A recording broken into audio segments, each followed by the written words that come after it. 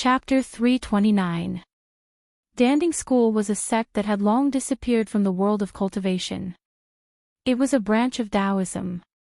Legend had it that after the Great War between Daoists and demons 1,000 years ago, Danding School began to decline until it completely disappeared from the world of cultivation. From then on, Danding School became history. No one knew that Danding School would discover a spiritual land in the Northern Land. Later on, they moved to the Northern Land and established a Danding paradise. Danding School became a secluded sect. During his conversation with Yen Gu Fei learned some things about Danding School. Danding School was a sect that entered the Tao through pill cauldrons. This sect was best at alchemy. Using elixirs, they refined miraculous elixirs that could help cultivators increase their cultivation and help them break through the shackles of cultivation. Elixirs could allow people to be reborn. It could allow those who could not cultivate to enter the ranks of immortal cultivators. It could allow the stupid to become smart, and it could allow the dying to be reborn. The Tao of Pill Cauldron was a heaven-defying technique. Elixirs and elixirs could make the impossible possible. According to Yen she was already the last successor of the Pill Cauldron Gate and also the owner of the Pill Cauldron Heavenly Abode. Her cultivation shocked Gu Fei as she was about to break her core and condense her nascent soul. Moreover, Yen-er's real age was only in her early 20s. Due to the help of the elixirs left behind by her master, her cultivation base had increased very quickly. However, the result of this increase in cultivation base was that her realm was not very stable. Apart from Yen-er, there was no one else in Danding Paradise. On this day, after Gu Fei took a qi-gathering pill refined by Yen-er, he immediately felt relaxed. He could even feel the qi-gathering pill turning into a stream of heat in his dantian and flowing throughout his body. The spiritual energy transformed from the qi-gathering pill was nourishing his old body. However, Gu Fei's body was like a leaking bowl. Before long, the spiritual energy transformed from the qi-gathering pill would be devoured by the countless souls imprisoned in his body. The 9-nether blackbone bow was definitely an incomparably evil and terrifying ghostly weapon. Even though Gu Fei's life force was incomparably vigorous, and he had the essence of the divine weapon refined into his blood and qi, the blood and qi in his body were still drying up day by day. The evil spirits and ghostly aura were devouring his life force, causing his life force to fade away at every moment. The qi-gathering pill could only replenish the lost life force in Gu Fei's body, so that Gu Fei could continue to live, and not die of his blood and qi being devoured by the yin spirits and ghost qi. Actually, this was also a risky move. Gu Fei taking the qi-gathering pill was undoubtedly equivalent to using the spiritual energy of the pill to feed the ownerless spirits in his body. Those ownerless yin souls would continue to devour the spirit qi transformed from the qi-gathering pills, and the yin soul ghost qi would gradually become stronger. When the 18 souls subduing nails on Gu Fei's body could no longer suppress those yin souls, there would only be one outcome for Gu Fei, and that was death. It was a beautiful morning, and Yen had already run off to God knows where. Gu Fei walked out of the Immortal's cave. His body was trembling, and he looked exactly like an old man whose body was in decline. With a head full of white hair, wrinkled skin, and emaciated body, Gu Fei's body no longer had that exuberant life force. His body was like a withered old tree that had lost its vitality, and it looked like it would collapse at any time. Gu Fei already knew that the Danding School's Immortal's cave was built in the belly of a jade mountain. Below the jade mountain was a spirit vein, and around the jade mountain, there was a qi-gathering array laid by the Danding School. The qi-gathering array could not only gather the spirit qi from all directions, but it could also restrain the spirit qi emitted by the jade mountain spirit vein, preventing it from spreading. This is really a good place. Gu Fei stood outside the entrance of the Immortal's cave and looked around. He didn't even breathe, but was inhaling and exhaling the spirit qi. The spirit qi here was really too thick, and he could even see the colorful green lights floating between the flowers and trees. Gu Fei soon discovered that the other places on the mountain seemed to have been reclaimed into a square of spiritual fields, and the spiritual fields were planted with spiritual herbs. Purple gold ginseng, fire dragon grass, scarlet fruit.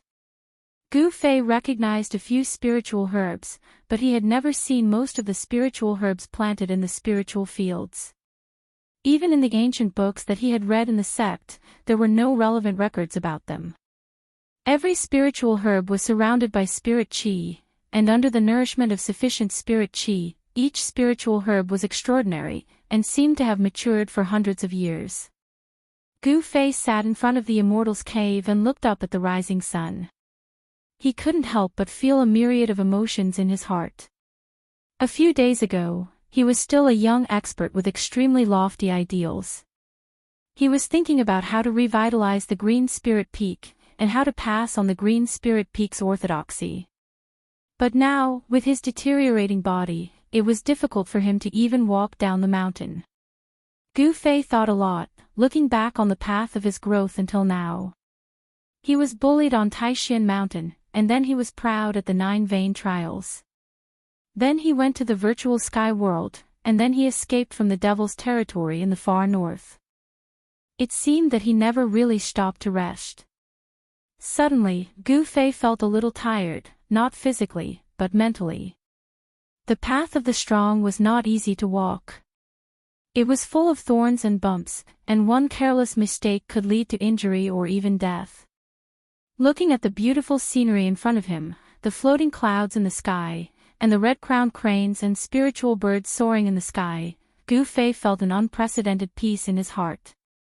There was no fighting here, no mutual deception, no intrigue, and no need to always be on guard against the attacks of enemies hiding in the dark. This was a pure land, a paradise outside of the world. He didn't know how long he sat on the white jade steps in front of the cave. Suddenly, Gu Fei saw a figure flash on the bamboo path at the foot of the mountain. A purple figure walked out of the bamboo forest. "You look good today." Soon, Yen arrived in front of Gu Fei. Gu Fei stretched lazily, then stood up and said, "Have you found a way to cure me?" Gu Fei was very direct. "Hee, it's not difficult to cure you, but..." Yen wanted to say something but stopped. A trace of imperceptible cunning flashed in her black jewel-like eyes. Gu Fei could no longer keep calm. He hurriedly asked, "But what? What are your concerns? Just say it." Gu Fei was always thinking about how to revitalize his deteriorating body. However, he knew that unless he could dispel the yin and ghost aura in his body, there might be a glimmer of hope. Hee. Why are you in such a hurry?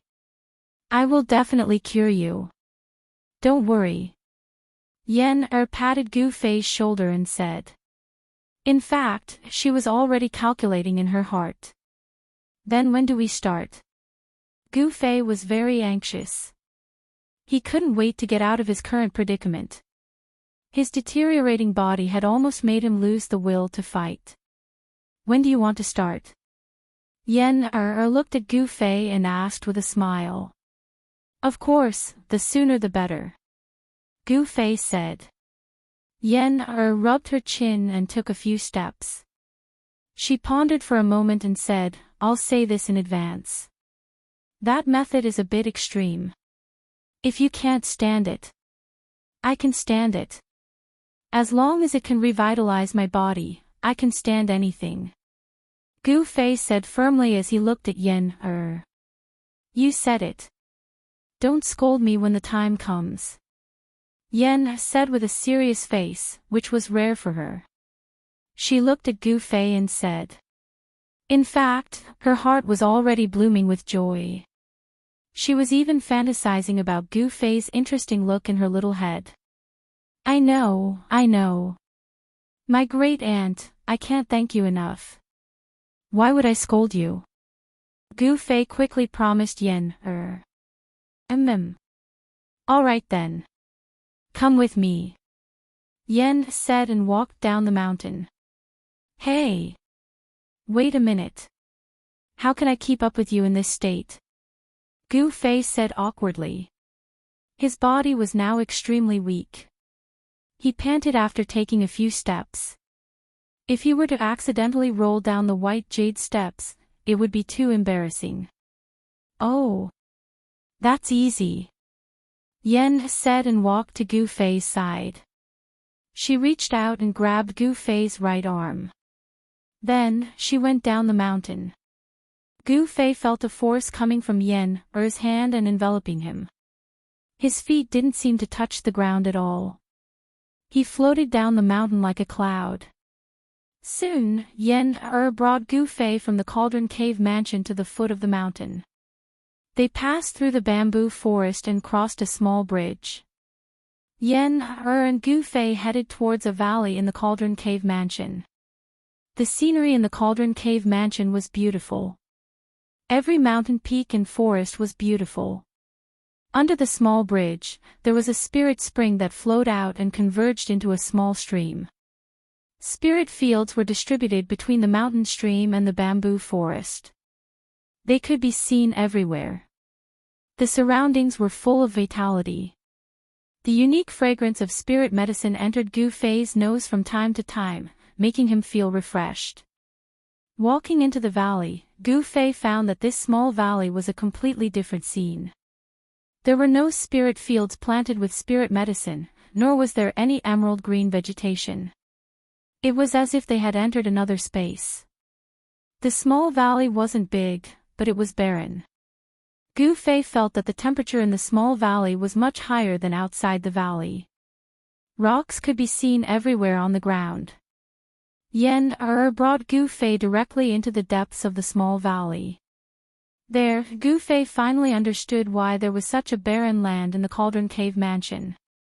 In the depths of the valley, there was a high platform made of white jade. On the high platform, there was an ancient bronze cauldron. The ancient cauldron was more than 6 meters tall. There were ancient patterns carved on it. The entire ancient cauldron emitted a simple and ancient aura. Yen brought Gu Fei up the white jade high platform to the front of the ancient bronze cauldron. She waved her hand and the ancient cauldron's lid immediately flew up. Chapter 330. Plop. With a sound, Gu Fei fell into the water.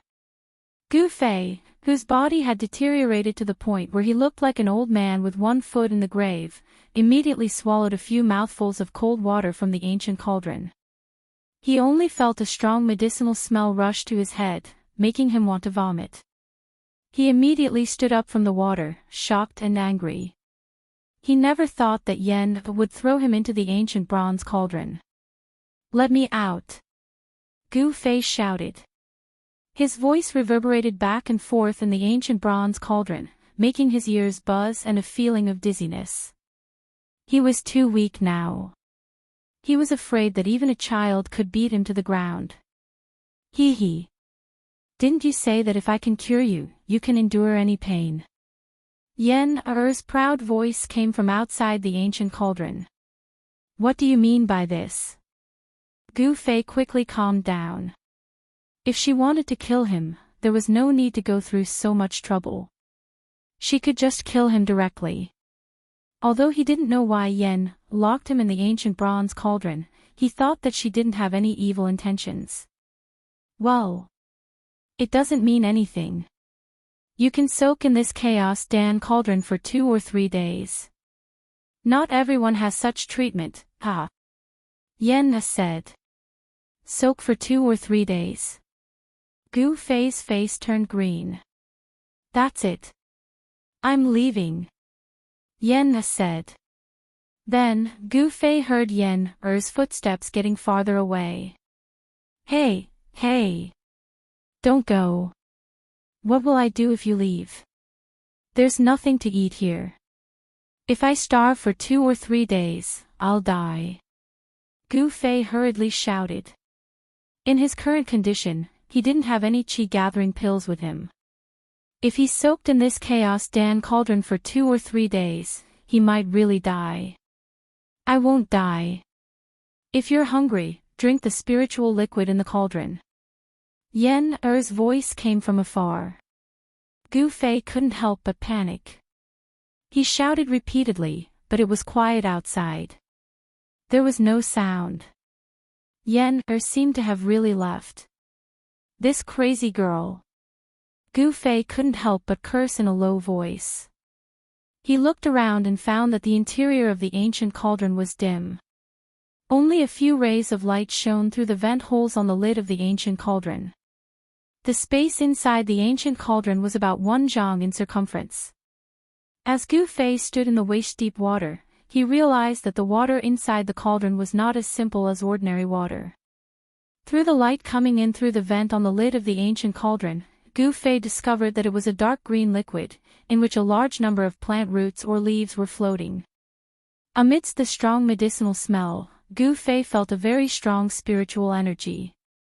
Just now, when he was thrown into the ancient cauldron by Yen Gu Fei drank a few mouthfuls of the dark green liquid in a panic. Could this be the spiritual liquid? At this time, Gu Fei felt that his body was gradually becoming hot. He didn't know if it was because he drank a few mouthfuls of the liquid in the cauldron. The skin on his hands gradually became red, as if there was a hot current running around his body. It was the complete opposite of the ghostly aura that was sealed by the 18 soul-subduing nails. Could it be the spiritual herbs in the cauldron? Gu Fei seemed to have thought of something. He then sat cross-legged in the ancient cauldron, only his head was exposed above the dark green liquid. He tried to circulate his Xian Qi, guiding the spiritual herbs in the cauldron to permeate into his body. Gu Fei's Xian Qi was different from ordinary cultivators. His strength came from his body. As long as there was spiritual energy in his body, he could circulate his Xian Qi. As time passed, Gu Fei gradually entered a deep meditative state. The medicinal energy in the surrounding liquid began to seep into Gu Fei's body through the pores of Gu Fei's body. The top of Gu Fei's head gradually emitted steam, and his face gradually turned red. In one of the rooms in the cauldron Immortal's cave, Yen was sitting on a purple jade chair. In her hand was the storage bag from Gu Fei's body. To be more accurate, it was an unremarkable little black bag. The bag was a little old, but it wasn't sealed by spiritual energy. Even an ordinary person could open it. This guy actually didn't seal the magic treasure bag. He saved me a lot of effort. I want to see what's inside, Yen said as she opened the bag. The moment the bag was opened, Yen felt a wave of spiritual energy rush towards her. But she immediately frowned. This was because the spiritual energy was mixed with a fiendish aura. This was the aura of devil qi. Yen was very clear. The cauldron Immortal's cave was not far from the abyss of immortals and demons. Moreover, she often went to the abyss of immortals and demons to pick herbs. The abyss of immortals and demons was close to the Northern Wei Empire. Immortal spiritual energy was extremely chaotic and unstable, making it difficult for cultivators to absorb and use. However, it was still immortal spiritual energy. Places where immortal spiritual energy gathered could often breed rare spiritual herbs and even heavenly treasures. Yen had walked on the ancient stone bridge before, and had seen the surging demonic energy on the other side. What's going on? Yen was a little surprised. However, following that, Yen-er's gaze stopped at a corner of the storage bag. She could no longer move her gaze away. Her face froze for a moment, and then gradually revealed an expression of surprise and joy. Unbelievable, such a thing actually exists in this world. Yen-er's voice trembled. She seemed to be very excited. Then, she reached into Gu Fei's storage bag and carefully took out 3 stalks of grass. They were not ordinary grass, but immortal grass that was surrounded by 9 colored lights. The immortal grass did not seem to have any color, as if it was transparent. However, there were 9 colored lights flowing on top of it. Longevity grass, it really is the longevity grass. It's exactly as described in the ancient records. 9 colored lights. This is a phenomenon that only occurs when an immortal grass matures. Yen muttered to herself. The Danding sect was a sect that cultivated alchemy. There were countless records of all kinds of spiritual essence in the sect. Yen was the last descendant of the Danding sect. Of course, she knew about the 9-colored longevity grass. If a mortal consumes it, they will live for 200 years.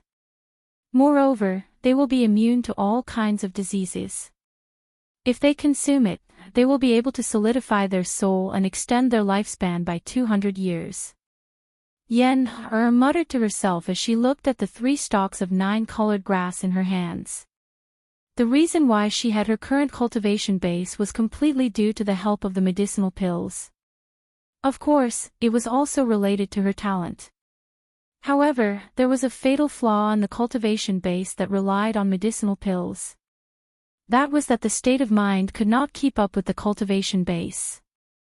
Although Yen was at the peak of the 9th heavenly layer of the transcending mortality realm, her state of mind was not proportional to her cultivation base. The power of the 9th heavenly layer had to be controlled by the state of mind of the 9th heavenly layer. Yen was very clear about her own situation. The reason why she did not dare to take that step was because she was afraid that she would follow in the footsteps of the seniors of the Danding sect. She was afraid that her Tao core would shatter and her soul would dissipate. For cultivators, breaking through from the transcending mortality realm to the ascending void realm was not a guaranteed success. There was no danger involved. In fact, the situation was the exact opposite. The higher the cultivation base, the greater the risk one would have to face when breaking through to the next realm. For cultivators at the peak of the 9th heavenly layer of the transcending mortality realm, if their Tao core was shattered but they could not condense their nascent soul, it meant that they had failed to break through. There was only one outcome for those who failed to break through, and that was death. The terrifying power that erupted from the shattering of the Tao core could not condense a nascent soul. Once that power went out of control, it would destroy the cultivator's physical body and primordial spirit in an instant. Those who were lucky might be able to return to the heavenly Tao and be reincarnated as a human. Those who were unlucky would have their souls scattered and their life imprints completely erased. The longevity grass had another effect, which was to condense the spirit and solidify the soul. It could eliminate the hidden dangers left behind by consuming spiritual pills to increase one's cultivation base. This was what Yen urgently needed now. With the longevity grass, she could try to take that step. I didn't expect that kid to have such a spiritual herb of heaven and earth. Where did he get it from? Yen was shocked and couldn't help but be astonished. The longevity grass was a legendary item. For thousands of years, the cultivators of the Danding sect had walked through the endless mountains and rivers of the Tinglong continent, but they had not even seen the shadow of the longevity grass. One could imagine that it was not easy to obtain this kind of spiritual herb of heaven and earth. And it seems like there is a need to find out where this kid came from. Yen thought to herself. However, the longevity grass was in her hands now. It was impossible for her to hand it over. She was already thinking about how to take the longevity grass for herself. Kill Gufei. That doesn't seem possible. I have no enmity with him. How can I kill him for no reason? Yen shook her head. Actually, she had always been cultivating in the Danding cave and rarely went out. She had never killed anyone before. Otherwise, Boss Dongfang, Bei Tangyu, and the others who broke into the outer area of the Danding cave would have been torn into pieces by the countless ferocious beasts she controlled. How could they escape so easily? Actually, with Yen's cultivation base at the 9th heaven of the transcending mortality realm, it was easy for her to kill Boss Dongfang and the others. Sigh. So annoying. How can I get the longevity grass from that kid legitimately? Yen stood up from the purple jade chair irritably. I got it. After I cure him, this longevity grass will be my reward. Ha! Yen laughed happily. She then carried the 3 9-colored longevity grass and walked into the depths of the cave. The depths of the cave was connected to the underground spiritual vein. It was the place with the densest spiritual energy in the entire Dan Ding cave. The ancestors of the Dan Ding sect had opened up a medicinal herb field there. The real heaven and earth spiritual essence was planted in the medicinal herb field in the depths of the cave. Yen moved the 3 9-color longevity grasses into the medicine field. Spots of spiritual light immediately gathered toward the 9-color longevity grasses. The 9-color glow that lingered around the 9-color longevity grasses became brighter. There's a 9-leaf mysterious ginseng. All right. This is mine too. Yen took out the 9-leaf mysterious ginseng from Gu Fei's storage bag and planted it in the medicinal herb field. N. Mysterious sky vine, Zhuxian fruit, yin yang lotus. These are all mine. Yen murmured to herself. She kept taking out heaven and earth spiritual essence from Gu Fei's storage bag and planted them in the medicinal herb field. Chapter 331. Over the past few days, peerless experts had started to appear in the northern region of the Northern Wei Empire. People would occasionally see divine rainbows flying across the sky. There were more and more cultivators in Bailing City. There was a rumor circulating among the cultivators that someone had discovered a spirit vein in the northern lands. It was a spirit land that had yet to be developed. This wasn't a baseless rumor. The appearance of peerless experts in the northern lands was a very good proof. Guest Cloud Inn was one of the best inns in the northern mountain city. However, in the northern mountain city where cultivators gathered, this place seemed a bit deserted. This inn had been completely booked by a cultivation family from the east. The cultivators who entered and left the inn were only disciples of this family or cultivators who were on good terms with this family. There was once a cultivator who was dissatisfied with the fact that the people of this clan occupied this inn all by themselves and came to cause trouble. However, he was thrown out of the inn by an old man who looked like an old servant and wore a small green robe. After the old man showed off his skills, no one doubted the strength of this family from the east anymore and no one came to cause trouble. In a courtyard at the back of the inn, the accumulated snow had already been cleared away. There were some cold-resistant plants planted in the courtyard, and they were still green. The courtyard wasn't big, but everything that should be there could be seen here. There was a pavilion in the fake mountain. The pavilion was covered in a thick layer of snow and a few icicles could be seen hanging down from the roof. There was a pond next to the pavilion, but strangely, the water in the pond wasn't frozen in the cold northern lands. One could even see the figures of koi fishes swimming in the water. There were 4 people sitting at the stone table in the pavilion, 3 men and 1 woman. Boss Dongfang, which senior from the Dongfang family came to the northern lands? A middle-aged man with silver hair and a black blade on his back asked. Boss Dongfang wasn't really the boss of the Dongfang family. It was just a title. There were many people in the Dongfang family who were stronger than Boss Dongfang. In terms of strength, Boss Dongfang would be called Boss Dongfang in the Dongfang family. However, it had to be said that Boss Dongfang was an expert with great potential in the Dongfang family. With his cultivation at the 8th sky of the Ascended Realm, Boss Dongfang was highly regarded by the upper echelons of the family. This is not something I can know. Eldest brother Dongfang replied calmly. Even though he was a disciple with great potential, he had yet to truly step into the core of the Dongfang family. Old Black, it seems like your Saber Emperor's bloodline is determined to obtain that spiritual land.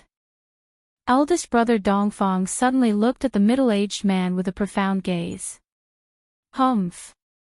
I wonder which bastard leaked the news, causing all the major powers to want a piece of the pie.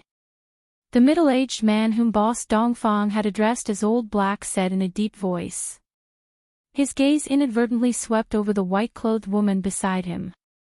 Song Wendian, what do you mean by this? Could it be that you suspect that we leaked the news? Song Wendian's gaze didn't escape the white-clothed woman's notice. She immediately glared at Song Wendian and shouted. Did I say you guys? The middle-aged man with the saber on his back, Song Wendian, frowned and said unhappily, although my saber emperor's bloodline does not have many people like you, I, Black Saber Song Wendian, am not a pushover. The atmosphere in the pavilion immediately became tense as the two of them confronted each other with equal harshness. All right, both of you should speak less. None of us wish to see such a thing happen. Eldest brother Dongfang said. He was also extremely gloomy. Originally, this was a matter between the three clans. Now, all the major powers of the Tinglong continent had interfered. Song Wendian and Beitang Yu of the Beitang clan seemed to dislike each other. Whenever they were together, they would mock and ridicule each other. There were a few times when the two of them almost started fighting. After hearing eldest brother Dongfang's words, everyone in the pavilion had a bad premonition. For the sake of a spiritual land, all the major powers would be unscrupulous.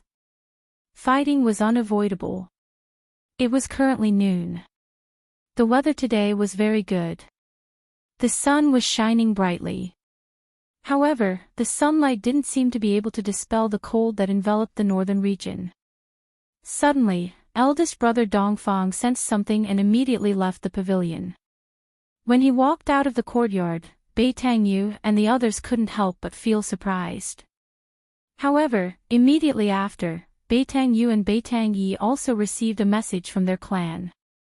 They hurriedly left the inn, leaving only the Saber Emperor's successor, Song Wendian, in the pavilion. Humph. They are all a bunch of old and cunning fellows. Song Wendian sneered. Then, he stood up and was about to leave. At this moment, a mysterious figure silently appeared in the pavilion without any warning. Song Wendian almost jumped in fright. His right hand instinctively grabbed the hilt of the saber behind him. When did you become so timid?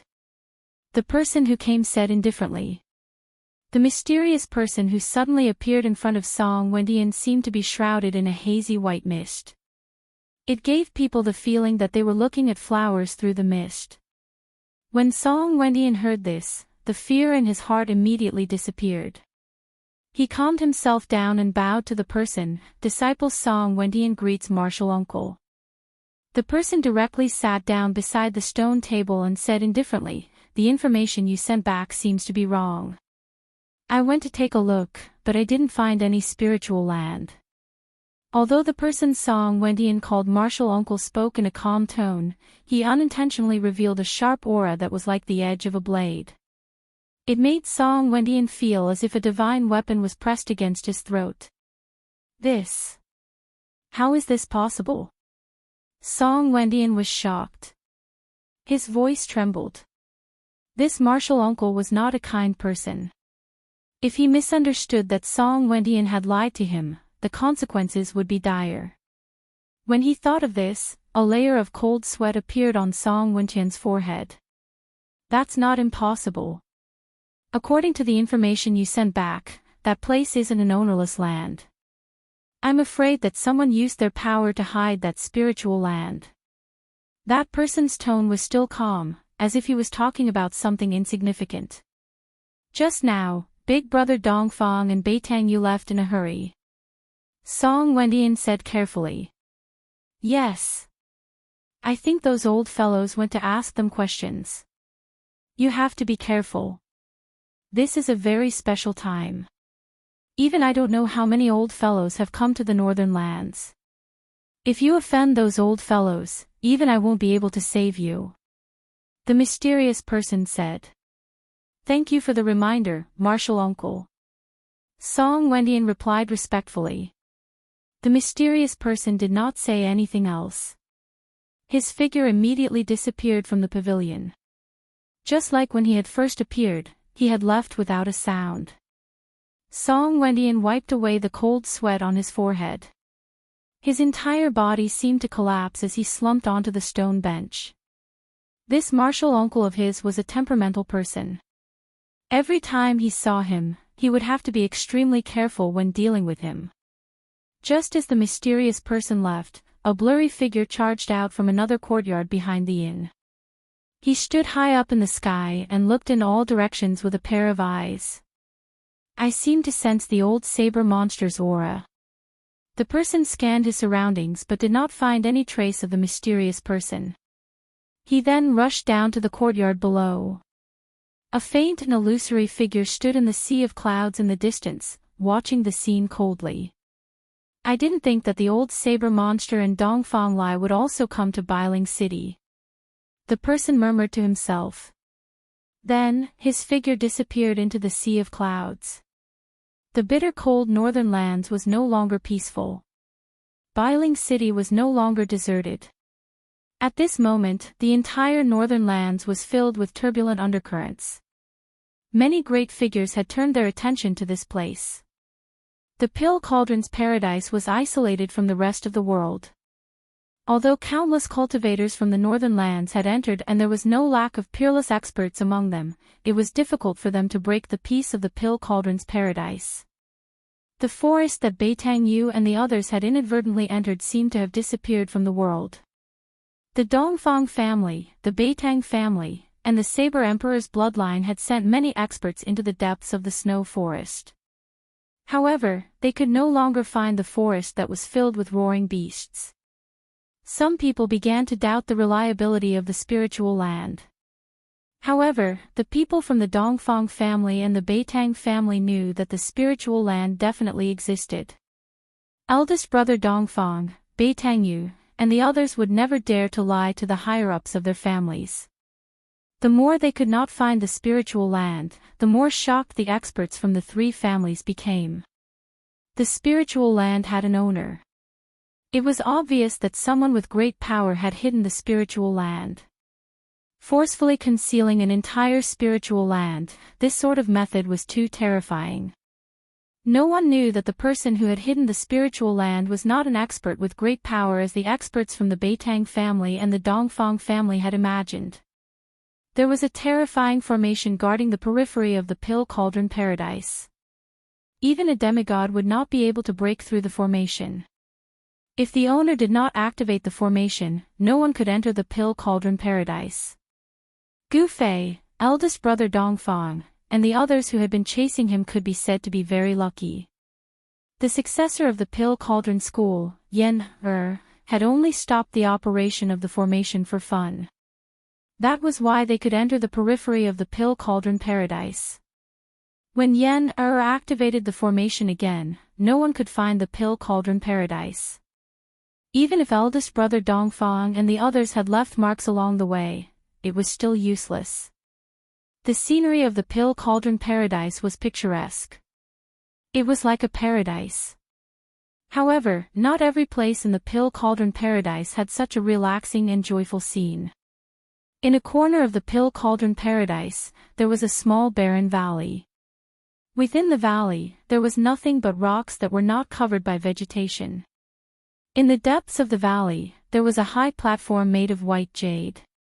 In the sky, there were mysterious runes engraved on it. An ancient bronze cauldron stood on the white jade platform. At this time, the top of the ancient bronze cauldron on the high platform was emitting wisps of hot air. It seemed that something was being refined in the cauldron. However, there was no flame under the cauldron. The hot air seemed to be coming from the ancient bronze cauldron. Chapter 332.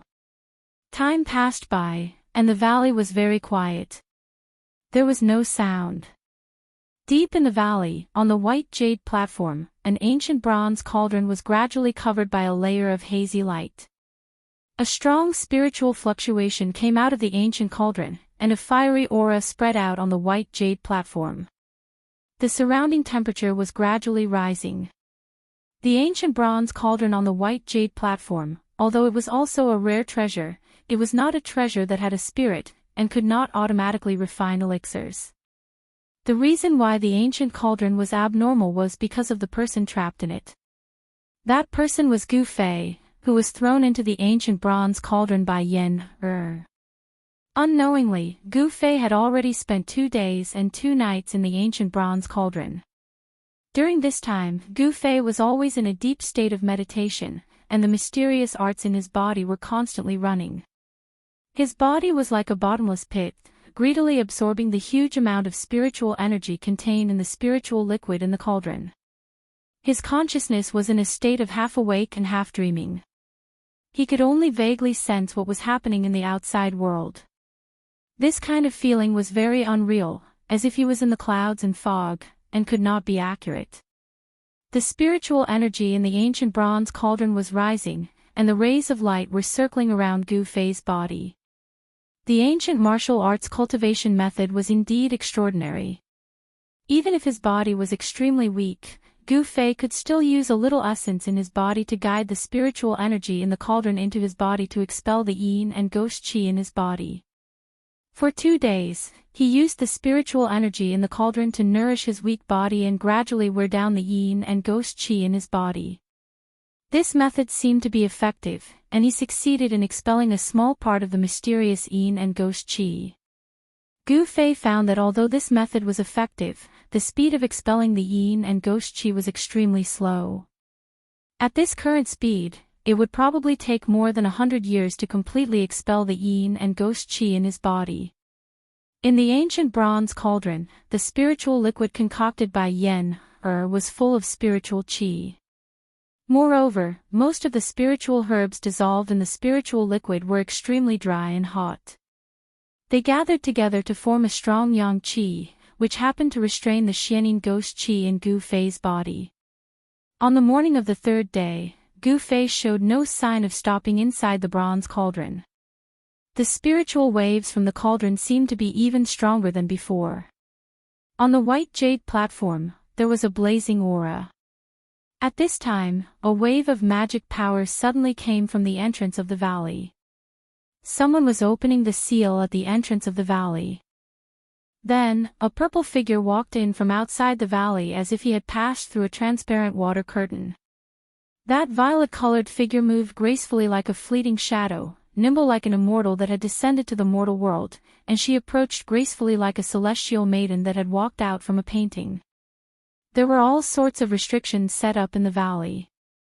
If one wasn't someone from the Pill Cauldron School, it would be impossible for them to enter. The person who had just entered was the only successor of the Pill Cauldron School, Yen. Once she entered the valley, she walked straight into the depths of the valley. As she approached the white jade platform, she suddenly paused and a strange expression appeared on her face. She had sensed something strange on the platform. Yen's beautiful face revealed a hint of astonishment as she walked onto the white jade platform. She stared at the steaming ancient bronze cauldron and mumbled to herself, "I didn't expect him to have such a trick up his sleeve. His body is like rotten wood, but he can still attract spiritual qi into his body. That's good too. It saves me a lot of effort." As Yen spoke, she sat down cross-legged in front of the ancient bronze cauldron and began to form a spell with her hands. Waves of magic power rippled out from Yen's hands. Then, Yen sent rays of light condensed from her magic power towards the ancient bronze cauldron in front of her. The magical light entered the body of the cauldron. Then, the mysterious runes on the ancient bronze cauldron began to light up. Yen seemed to be activating the ancient bronze cauldron. As the rays of light condensed from magic power entered the body of the cauldron, an immeasurably ancient aura began to emit from the ancient cauldron. The surface of the ancient cauldron was covered with runes which formed into countless magic formations that were branded onto the cauldron's body. This magic formation was neither an offensive nor a defensive magic formation. It was a magic formation used for alchemy. Yen was activating the alchemy magic formation on the ancient cauldron and releasing the power of alchemy fire. The ancient bronze cauldron began to emit waves of powerful energy. The runes on the cauldron's body began to appear and the spiritual qi around the white jade platform began to gather towards the ancient bronze cauldron. The alchemy magic formation began to gather the surrounding spiritual qi of heaven and earth and turned it into alchemy fire. Wisps of fire energy began to emerge from the cauldron's body like tiny fire snakes swimming around the cauldron's body. The alchemy magic formation did not release the alchemy fire outwards. Instead, it burned towards the inside of the cauldron. Rumble. The ancient bronze cauldron began to vibrate. Then, it left the ground and floated above the white jade platform. Slowly, it began to rotate. Yen, who was sitting cross-legged on the white jade platform, had a grave expression on her face. She stared at the ancient bronze cauldron in the sky and shot out rays of light. As more and more magic formations were activated, the entire ancient bronze cauldron began to flow with fiery red fire energy. It was not an ordinary fire. Instead, it was the alchemy magic formation on the ancient bronze cauldron. It condensed the spiritual chi of heaven and earth and transformed it into alchemy fire. It was the Daoist true fire. This small mountain valley was actually where the pill cauldron school concocted pills. The reason why it was completely barren, without any plants, was because the people of the pill cauldron school concocted pills here. The heat released by the people of the pill cauldron school had turned this place into a wasteland. As the alchemy magic formation on the body of the ancient bronze cauldron was gradually activated, wisps of fire energy began to seep into the cauldron from the outside. The dark green spiritual liquid in the cauldron began to be evaporated by the fire energy and turned into spiritual mist. As more and more alchemy magic formations were activated, the temperature in the ancient bronze cauldron began to rise rapidly. Gu Fei, who was in a deep meditative state, seemed to feel something strange around him. What's going on? Very quickly, Gu Fei woke up from his meditative state. All he saw was a blurry mist in front of him. Waves of heat surged from all directions, making him feel like he was in a furnace. In reality, he really was in a furnace. Yen, what are you doing? Gu Fei shouted. He felt that something was wrong. The surrounding temperature was still rising rapidly. The high temperature in the cauldron made him feel pain all over his body. His skin felt like it was about to split open. Outside the ancient bronze cauldron, Yen, did not answer. In reality, at this moment, she could not speak at all. Yen-er's entire body was filled with spiritual energy. Her movements of summoning spiritual energy became slower and slower. She even felt a wave of exhaustion. She really wanted to stop.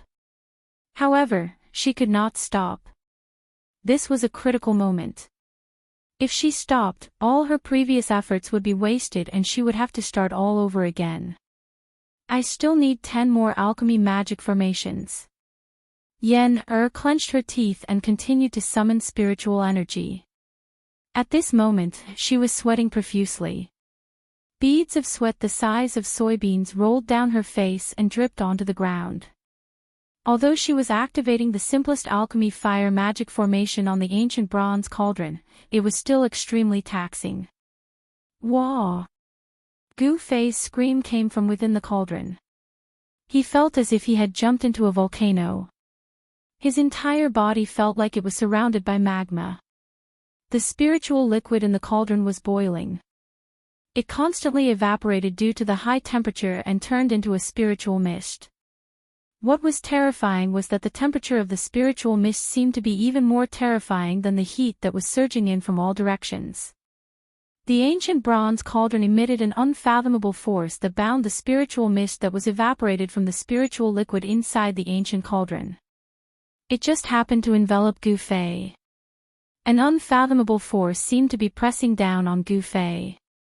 The spiritual mist outside his body drilled into his pores through his body.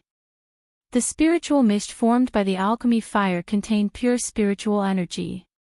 However, at the same time, it also contained a terrifying heat. Gu Fei felt as if traces of magma had drilled into his body. From top to bottom, his meridians, his flesh, and even his bones, there were countless fire snakes slithering about. His entire body, from the inside out, was being mercilessly burned. The terrifying pain stimulated Gu Fei's sensitive nerves, causing him to scream and almost have a mental breakdown. Arg!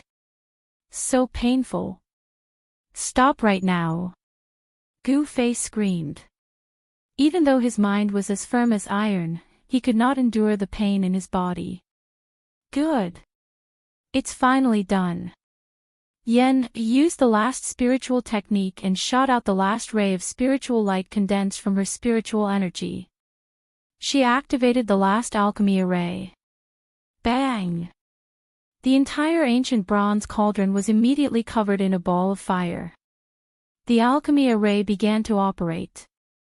Spiritual energy from all directions converged and turned into raging flames. The entire cauldron turned into a huge fireball in the blink of an eye. When Yen heard the inhuman screams coming from the ancient bronze cauldron, she could not help but frown. She thought to herself, didn't this guy say that he could endure any pain? Yen sat paralyzed on the ground and took out a jade bottle from her body. She poured out a medicinal pill and swallowed it. Very soon, her pale complexion, which was slightly pale due to the large amount of magic power she had consumed, began to turn rosy. Hee, you can enjoy yourself in there. I will come back in 3 days. If you are still alive by then, you will have a chance to recover. As she spoke, Yen stood up from the ground and walked down the white jade platform. Poor Gu Fei. He was refined by Yen like a spiritual medicine for alchemy. What was more frightening was that the ancient bronze cauldron produced a great force that bound him to the center of the ancient cauldron. Gu Fei, who was wrapped in layers of spiritual fog, could not die even if he wanted to. It was as if he was being roasted on a fire. He was enduring an inhuman pain that was 100 times worse than death by 1,000 cuts. Inside the ancient bronze cauldron, the spiritual mist surged violently. The spiritual mist constantly seeped into Gu Fei's body through his pores. Gu Fei only felt that his entire body, inside and out, was burning with raging flames. He could even smell the smell of burning. Ah! Ah! Ah! He screamed until he was hoarse. In the end, he could no longer scream. His throat could only make a few sounds of ah, ah, humph, humph. The endless pain he was enduring was not without its benefits. More than half of the ghostly aura that was sealed by the 18 soul-suppressing nails in his body had been dispelled. Using this extreme method to dispel the ghostly aura in his body, although it caused Gu Fei to suffer unprecedented pain, it seemed to be very effective. It was many times faster than the speed at which he dispelled the ghostly aura himself. The ghostly aura in his flesh and blood was gradually dispelled. However, the ghostly aura entwined in his bone marrow showed no signs of dissipating. However, Gu Fei's body clearly changed. Chapter 333. As night fell, Bailing City was still bustling with activity. Cultivators from all over the world gathered in Bailing City. Some of them came for a reason, while others came just to watch the fun. In short, all the cultivators that rushed into Bailing City had various reasons. In the north, other than the snow forest, there were also endless snow-capped mountains. There were no lack of terrifying beasts living in the mountains. It was not a good place to be. Even transcending mortality realm cultivators did not dare to walk into the depths of the snow-capped mountains alone in the dark. On this night with a bright moon and few stars, under the moonlight, 3 figures quickly walked on the thick snow. They did not even leave any footprints wherever they went.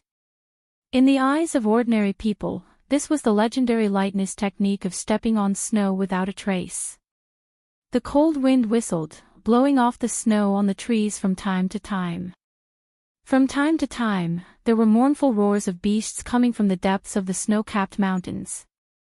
These 3 uninvited guests passed through the snow forest and crossed the snow-capped mountains.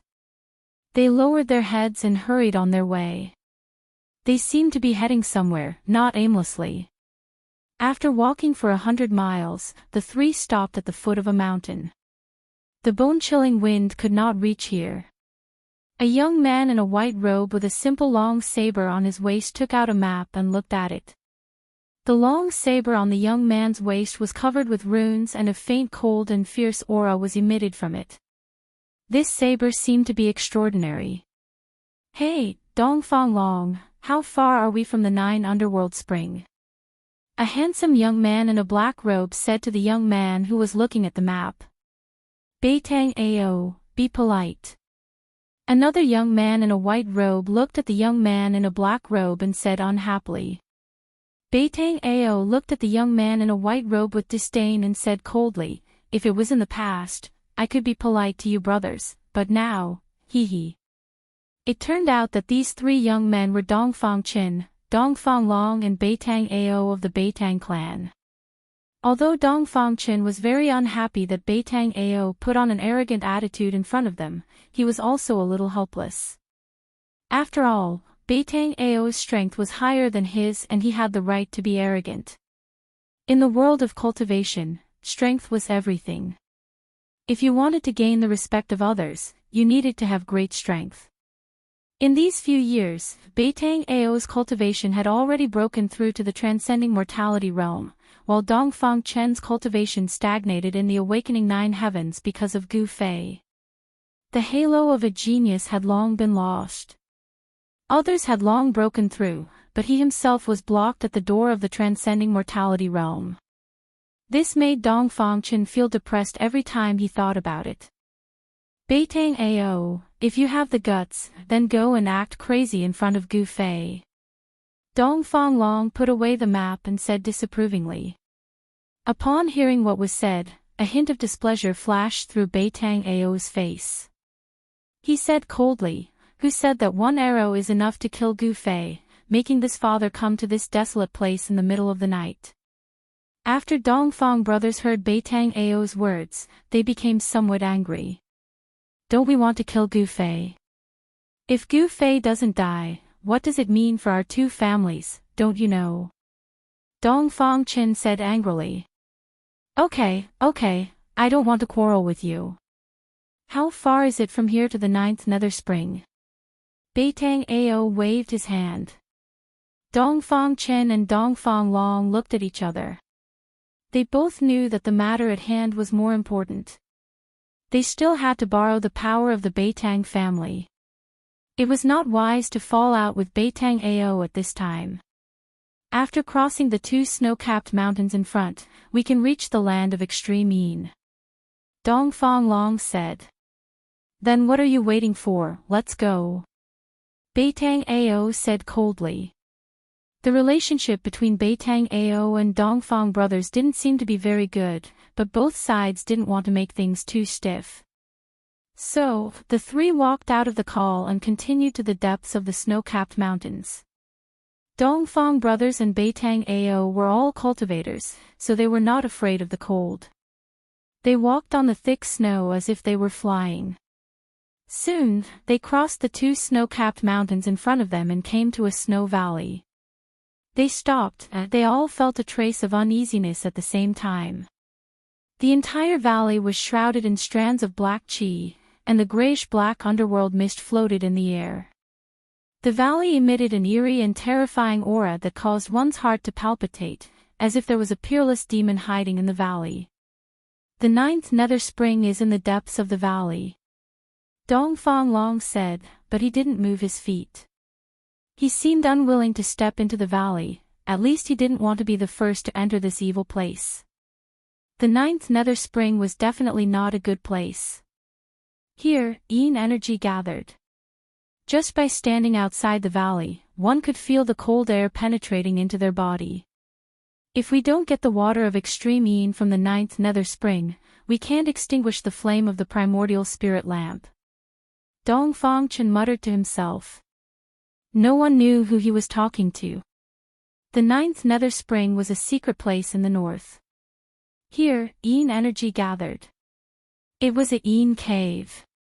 For devil cultivators or ghost cultivators, it was a treasure land. Cultivating in the Yin cave would yield twice the result with half the effort. The 3 of them knew that the valley in front of them was very evil. No one was sure if there were devil cultivators or ghost cultivators cultivating in the valley. Therefore, the Dongfang brothers and Beitang Ao hesitated, they didn't want to be the first to step into the valley. Under the moonlight, in the evil valley where Yin Qi gathered, the surroundings were very quiet. There was not a single sound, not even the sound of the wind could be heard. This kind of absolute silence made people feel incomparably oppressed, as if there was a huge rock pressing down on their chests. "Should we go in or not?" Dongfang Long said softly. His breathing was a bit rapid, he couldn't calm down. If they couldn't get the water of the ninth nether spring in the valley, they couldn't extinguish the flame of the primordial spirit lamp. Dan Qingzi brought Gu Fei's primordial spirit lamp down the mountain. With the lamp as a guide, he found the northern devil domain. As long as Gu Fei didn't die, the lamp wouldn't extinguish. Because of this, Dongfang Qin knew from Dan Qingzi that Gu Fei wasn't dead, because although the flame of the primordial spirit lamp was very weak, it had never been extinguished. Dan Qingzi was still trying to find Gu Fei. If he found him, Dongfang Chen's secret would be exposed. The crime of murdering a fellow disciple was not small. What Dongfang Chen had done had already violated the rules of the sect and violated the great taboo of the Supreme Mystery Sect. If it was light, he would be crippled of his cultivation base and expelled from the sect. If it was heavy, he would be executed. He would also shame the Dongfang family. This kind of thing must not happen. The water of the ninth nether spring was the place where the Yin cave was located. It was the place where the Yin energy was the densest. The water of extreme Yin was the only thing that could extinguish the flame of the primordial spirit lamp. The purpose of Dongfang Chen and the others was very simple. That was to obtain the water of extreme Yin, and then secretly extinguish the primordial spirit lamp in Dan Qingzi's hands. They would let Dan Qingzi think that Gu Fei was dead. Once the primordial spirit lamp was extinguished, Dan Qingzi might give up looking for Gu Fei. During this period of time, he would find Gu Fei and then kill him. Everything would be solved. "Since we're here, we can't go back empty-handed," Dongfang Chen said in a deep voice. His eyes suddenly became fierce and firm. He stepped forward and was about to step into the valley filled with Yin energy. "If you don't want to die, leave quickly." At this moment, a cold voice suddenly came from behind Dongfang Chen and the others. The Dongfang brothers and Beitang Ao were shocked. Shua! Turning around, Zhang Xian saw a green-robed figure slowly walking over from the snowy ground 100 zhang behind him. That person only took 2 or 3 steps to cross a distance of 1,000 feet and arrive before them. He seemed to be very calm and the person didn't seem to be moving very fast on the snowy ground, but he had truly arrived before the 3 of them. Shrinking the earth into an inch. Dongfang Chen's pupils couldn't help but shrink. He could already see that this was just a shallow Dao technique, but when this person used it, there was such a scene. It was really shocking. Beitang Ao and Dongfang Long couldn't help but be moved. Dongfang Long's right hand was already holding the hilt of the sword on his waist. If the person acted strangely, he would not hesitate to draw the sword. This cyan-clothed person was wearing a purple Dao crown and a cyan Dao robe. His sleeves were fluttering in the wind. His face was thin, and his whole person exuded an otherworldly aura. The person's eyes were very deep. He swept over the 3 people as if he could see the depths of their hearts. The 3 of them all had a strange feeling of being seen through. Disciples of the Taishan sect, descendants of the Saber Emperor, Beitang Ao. The cyan-clothed Daoist slowly said, but it was the origin of the Dongfang brothers and Beitang Ao. "Why are you here?" Seeing that the person who came must be a senior in the Dao sect, the Dongfang brothers and Beitang Ao breathed a sigh of relief when they saw this. Dongfang Chen stepped forward and bowed to the cyan-clothed Daoist. "Greetings, senior. We are here on the orders of the sect to come and collect the water of extreme Yin." Water of extreme Yin. Strange, what do the people of the Taishan sect want that thing for? The cyan-clothed Daoist thought for a moment and then said, "You should leave quickly." "Senior, is there any danger in this valley?" Beitang Ao said. In front of this cyan-clothed Daoist, he did not dare to show any arrogance. The cyan-clothed Daoist was about to speak. Roar! At this moment, there was an earth-shattering roar in the valley without warning. The sound shook the heavens and the earth, and the entire valley shook. Dongfang Chen's cultivation was the lowest. When the sound came, it was as if he was struck by lightning. His body shook violently, and he opened his mouth and spat out a mouthful of blood. His expression suddenly became weary. Dongfang Long and Beitang Ao had the cultivation of the transcending mortality realm, but they also felt their blood boiling. Their faces became pale in an instant, and their bodies were on the verge of collapse. Rumble. A huge roar spread out in all directions, and there was a strange sound like 10,000 horses galloping nearby. The nearby snow-capped peaks were avalanches. Good heavens! The cyan-clothed Daoist no longer paid attention to Dongfang Chen and the others. He took a step forward and rushed into the valley like a bolt of lightning. Chapter 334. An earth-shattering roar caused the entire valley to boil. The yin energy surged violently. A terrifying fluctuation that was like a mountain that made people have the urge to look up at it spread out from the valley. Network, outside the valley, the Dongfang brothers and Beitang Ao immediately turned pale with fright.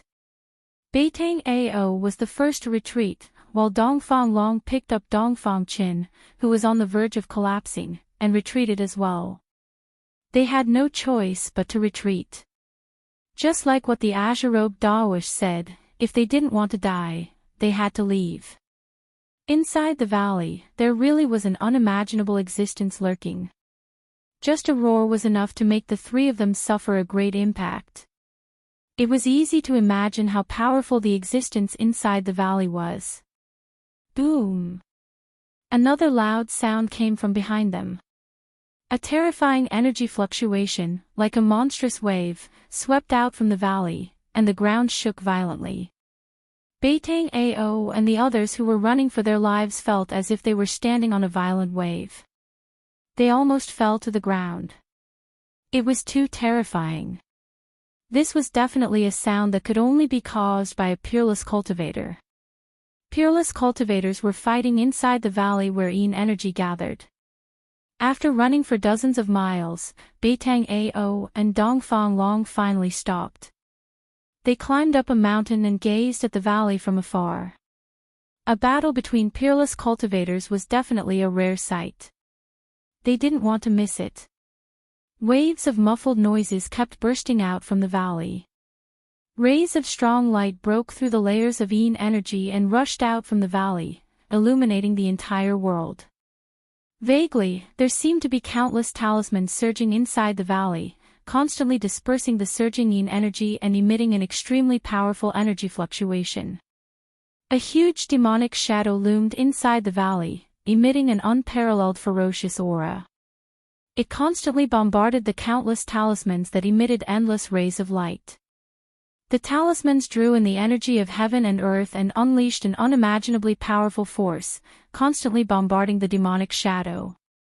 That person is a powerful cultivator from the Shangqing sect. Dongfang Chen exclaimed. Dongfang Long had already put him down. The front of his shirt was stained with blood. The ferocious demon in the valley roared angrily, and the terrifying sound wave directly injured Dongfang Chen. In front of a peerless expert, the Dongfang brothers and Beitang Ao were as weak as ants. After all, Dongfang Chen was a disciple of the Taishan sect, and the Taishan sect was one of the three great Taoist sects. With his knowledge, of course, he recognized that the Taoist in blue who rushed into the valley was using the talisman technique of the Shangqing sect. At this time, a terrifying fluctuation of spiritual power erupted in the valley. Then, Dongfang Chen and the others saw a soul-stirring scene. In the sky above the valley, rays of golden light danced in the air like countless golden snakes. Then, they formed into a giant talisman that covered the entire valley. With enough energy to destroy the heaven and earth, the talisman slammed down. Rumble. It was as if countless thunderbolts were roaring above the 9 heavens. The incomparably huge golden talisman attracted the spiritual energy of the world. The moment the golden talisman was formed, the endless spiritual energy quickly gathered towards the golden talisman that shrouded the sky above the valley. The golden light illuminated the surroundings, covering the snowy region in a layer of gold. The gigantic golden talisman that enveloped the heavens and the earth sealed the entire valley. The endless yin qi that surged out from the valley was also suppressed. Roar! Inside the valley, there was an earth-shattering roar. The ferocious demon was roaring. The moment the golden talisman shrouded the giant demon, it instantly exploded. The first son of the demon king is only a so-so. The vast voice spread throughout the sky and the earth. The Daoist in blue stood on top of the golden talisman and used all his strength to activate the golden talisman. The endless yin qi was dispersed by the golden light emitted by the golden talisman. The Daoist in blue seemed to have the absolute upper hand. It turned out that he was making a move against Chu Gu. Chu Gu, who had caused a ruckus at Biling Pass and slaughtered all the guards at the pass, had escaped here. It seemed that Chu Gu had awakened from his state of madness. Otherwise, he would not have found this yin cave and wanted to use the mysterious yin qi to heal himself.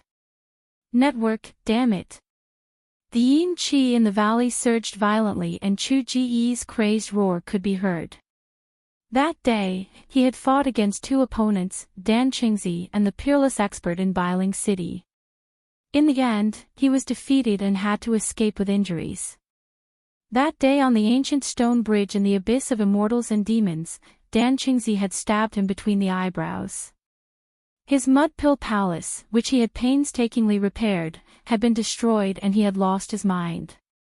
Chu Ji's demonic body, which had been modified by the blood of the gods and demons, had the ability to automatically recover.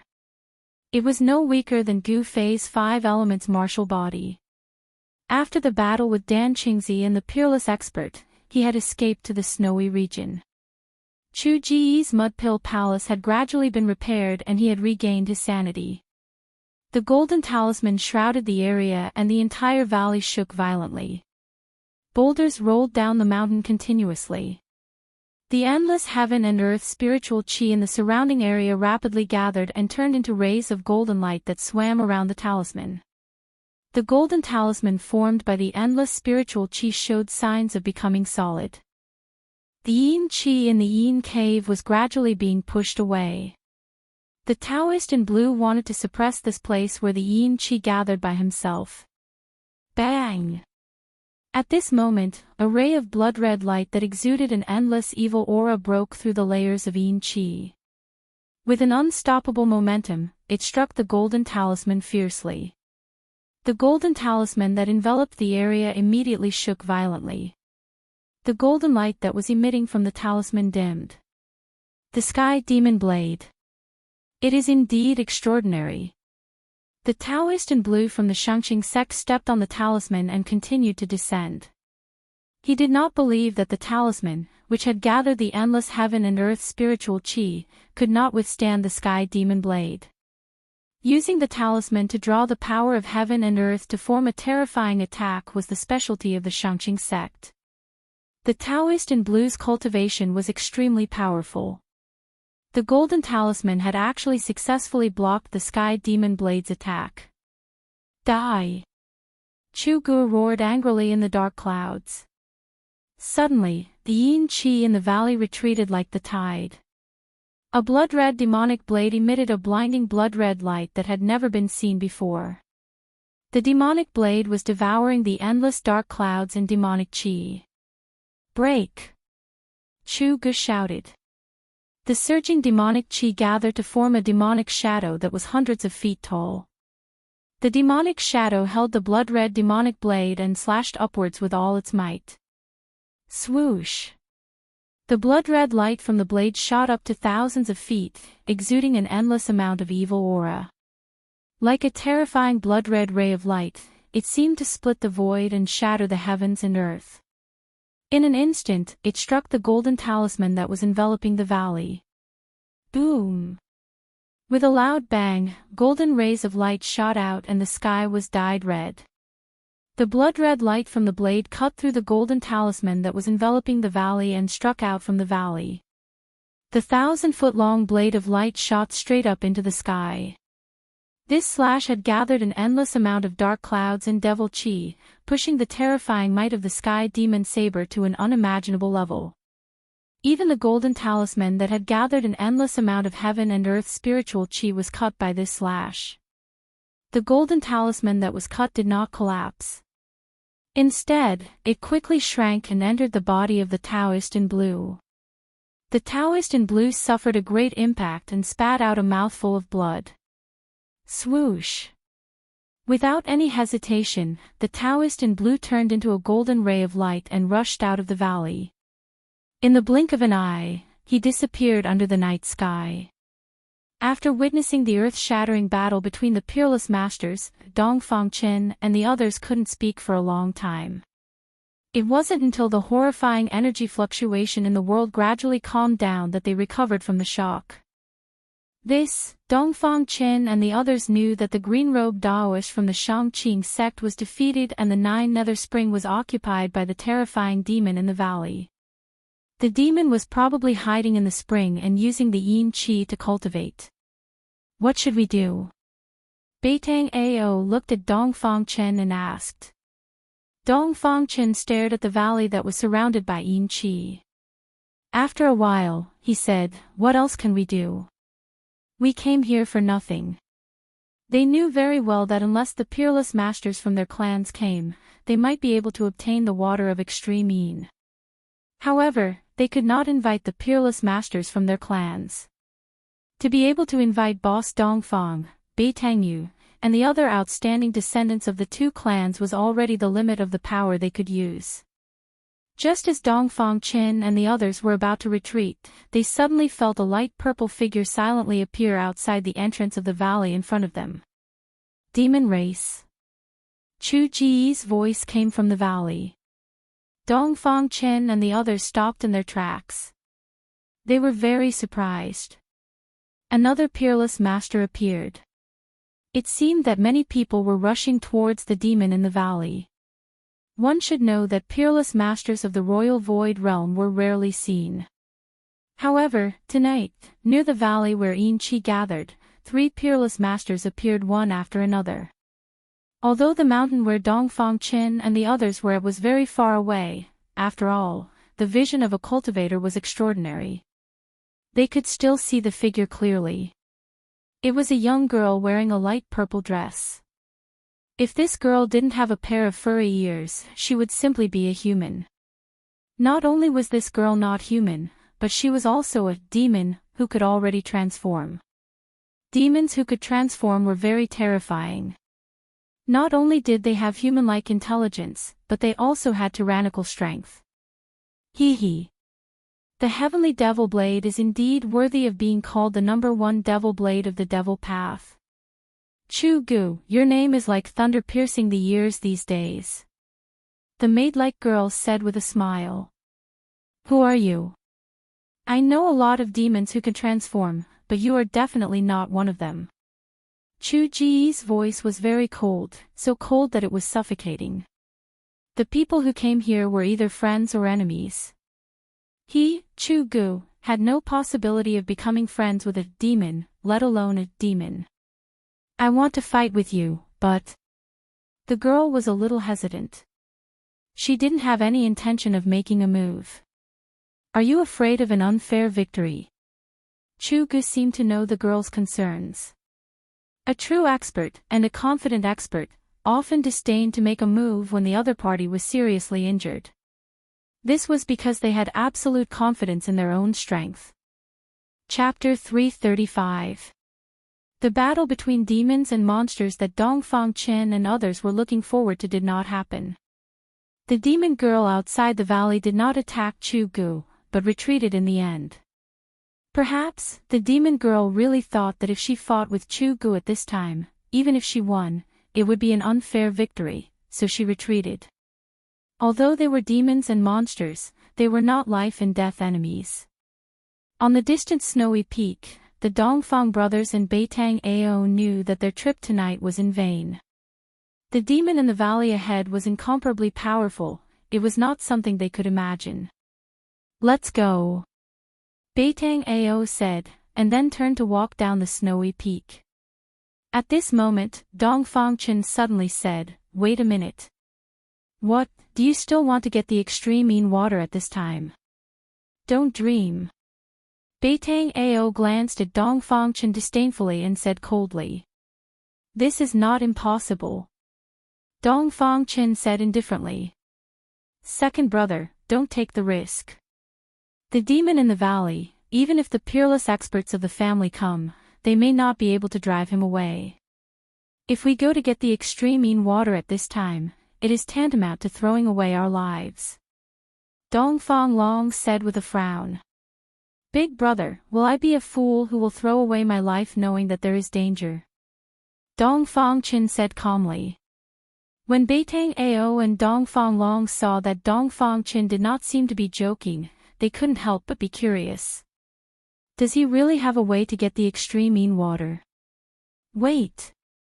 If my guess is right, the demon in the valley is about to leave. Dongfang Chen seemed to have a card up his sleeve, but only he himself knew that in fact, he did not have much confidence. Okay, I will wait and see." Beitang Ao had already walked more than a dozen steps. After hearing Dongfang Chen's words, he laughed and walked back. He wanted to see Gu Fei suffer. However, at this time, Dongfang Long and Beitang Ao seemed to have vaguely thought of something. It seemed that what Dongfang Chen said was not impossible. It had to be said that Dongfang Chen's words were really accurate. After the demon girl outside the valley left, soon, a mass of demon qi rushed out of the valley, and a heart-palpitating and terrifying aura immediately spread. The mass of demon qi, like a demon cloud, rushed out of the valley and quickly flew towards the north. In the blink of an eye, it disappeared under the night sky. This. Beitang Ao and Dongfang Long couldn't help glancing at each other. They couldn't believe that the devil path expert in the valley really left. "Second brother, how did you know that the demon in the valley would leave?" Dongfang Long asked in shock. Dongfang Chen smiled and said, "Actually, it's nothing. I just found out the identity of the demonic cultivator in the valley." "Yes. According to the azure-clothed Daoist who was defeated just now, that person seems to be called Chu Gu." Dongfang Long recalled the conversation between the azure-clothed Daoist and the fiendish Dao expert in the valley. Chu Gu, the first son of the devil monarch. I should have thought of it long ago. Really? When Beitang Ao heard this, he immediately came to a realization. The demon in the valley was the madman who had rushed out of the extreme North Devil region and destroyed the northern mountain pass. The northern region of the Northern Wei Empire was a bitterly cold place that was covered in ice and snow all year round. Under normal circumstances, no cultivators would come to such a desolate place. The reason why the northern region became so lively was because two things happened in the northern region that were enough to affect the nerves of the cultivation world. One of them was caused by the first son of the devil monarch. No wonder the demonic cultivator in the valley left.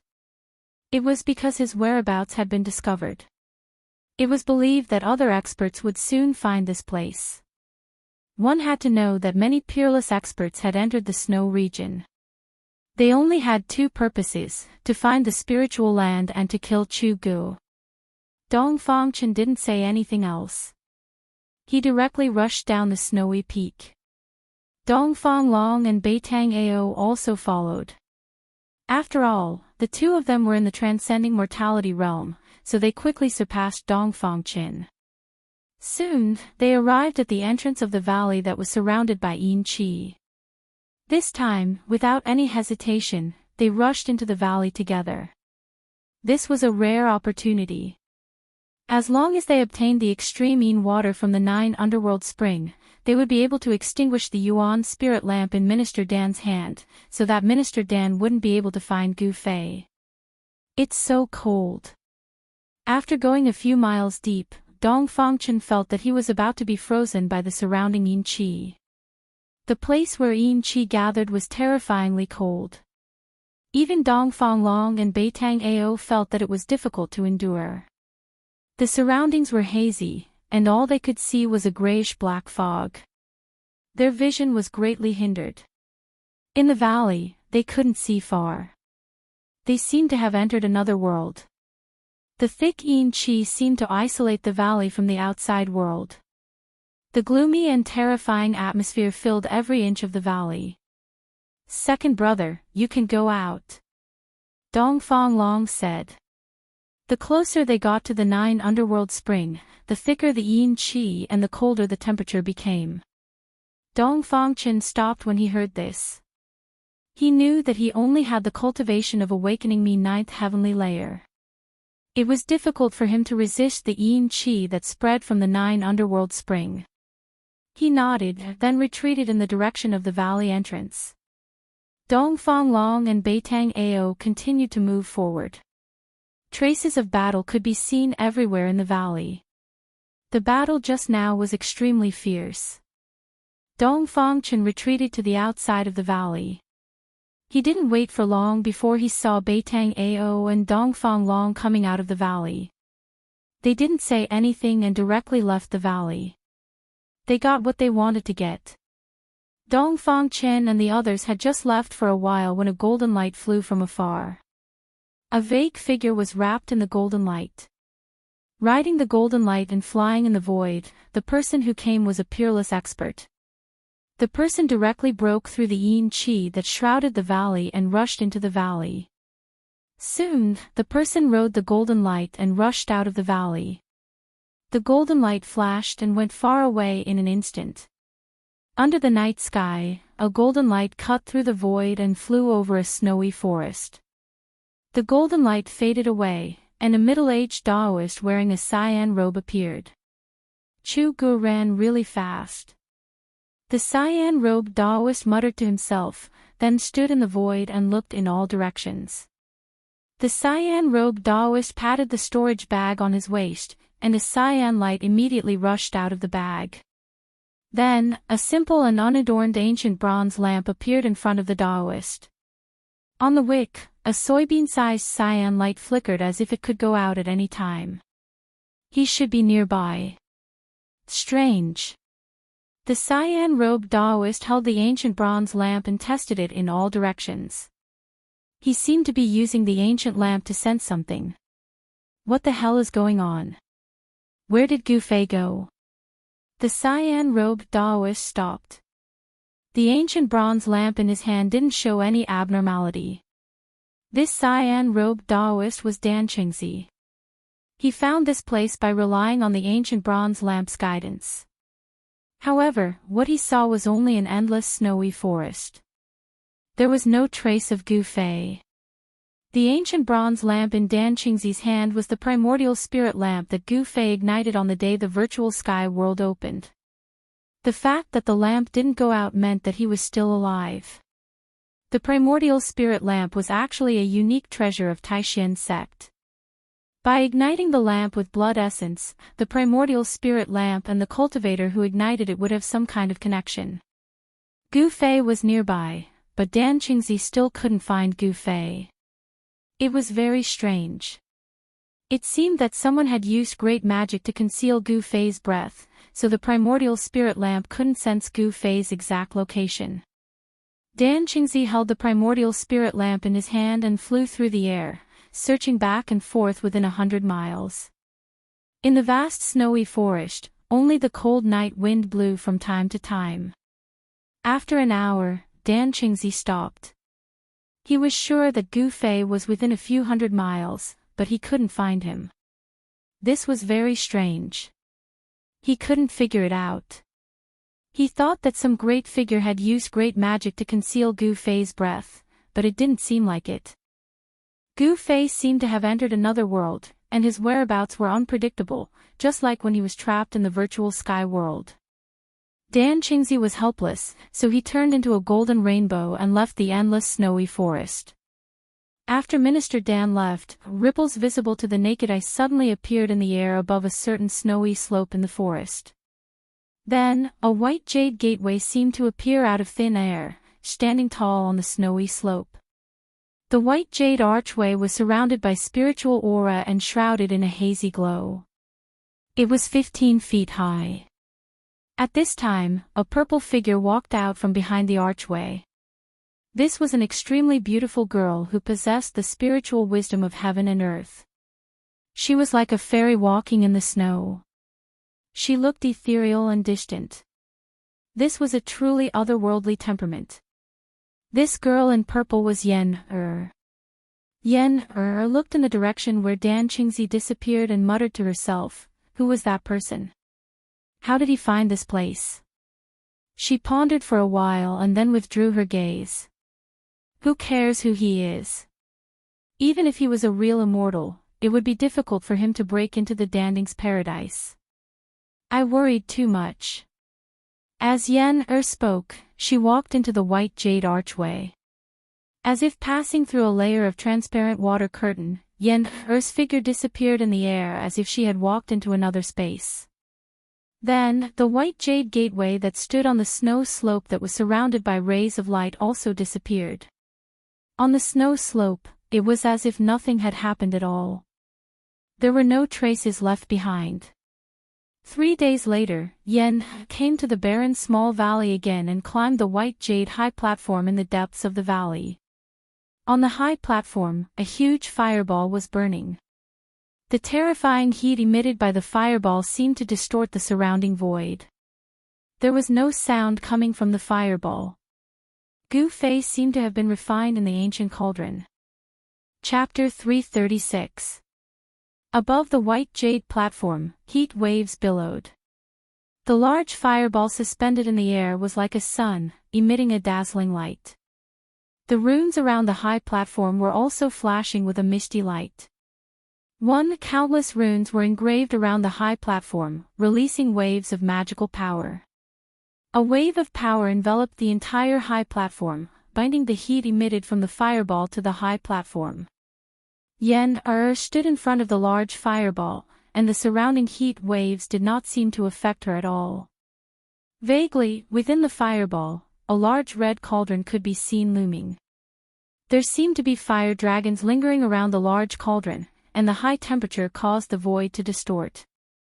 The alchemy fire array above the primordial chaos pill cauldron gathered spiritual energy from all directions, transforming it into alchemy fire. It was not an ordinary fire, but a Daoist alchemy true fire. Although it was the lowest level of alchemy fire, not even the 3 true fire, the high temperature it emitted was enough to melt ordinary iron. Old Gu, are you dead? If you're not dead, answer me. Yen-Er stared at the large fireball suspended in the air and said with a dignified expression. Gu Fei had been refined by the alchemy fire for 3 days and 3 nights in the primordial chaos pill cauldron. Even Yen-Er was not sure if Gu Fei could survive it. This method could be said to have a slim chance of survival. Gu Fei was likely to be refined to death by the alchemy fire, but in order to expel the Xianin ghost qi from Gu Fei's body, it seemed that only this extreme method could be used. Although Yen-Er's voice was not very loud, it was mighty on the high platform. Her voice had a special penetrating power, and the person in the cauldron could definitely hear her voice.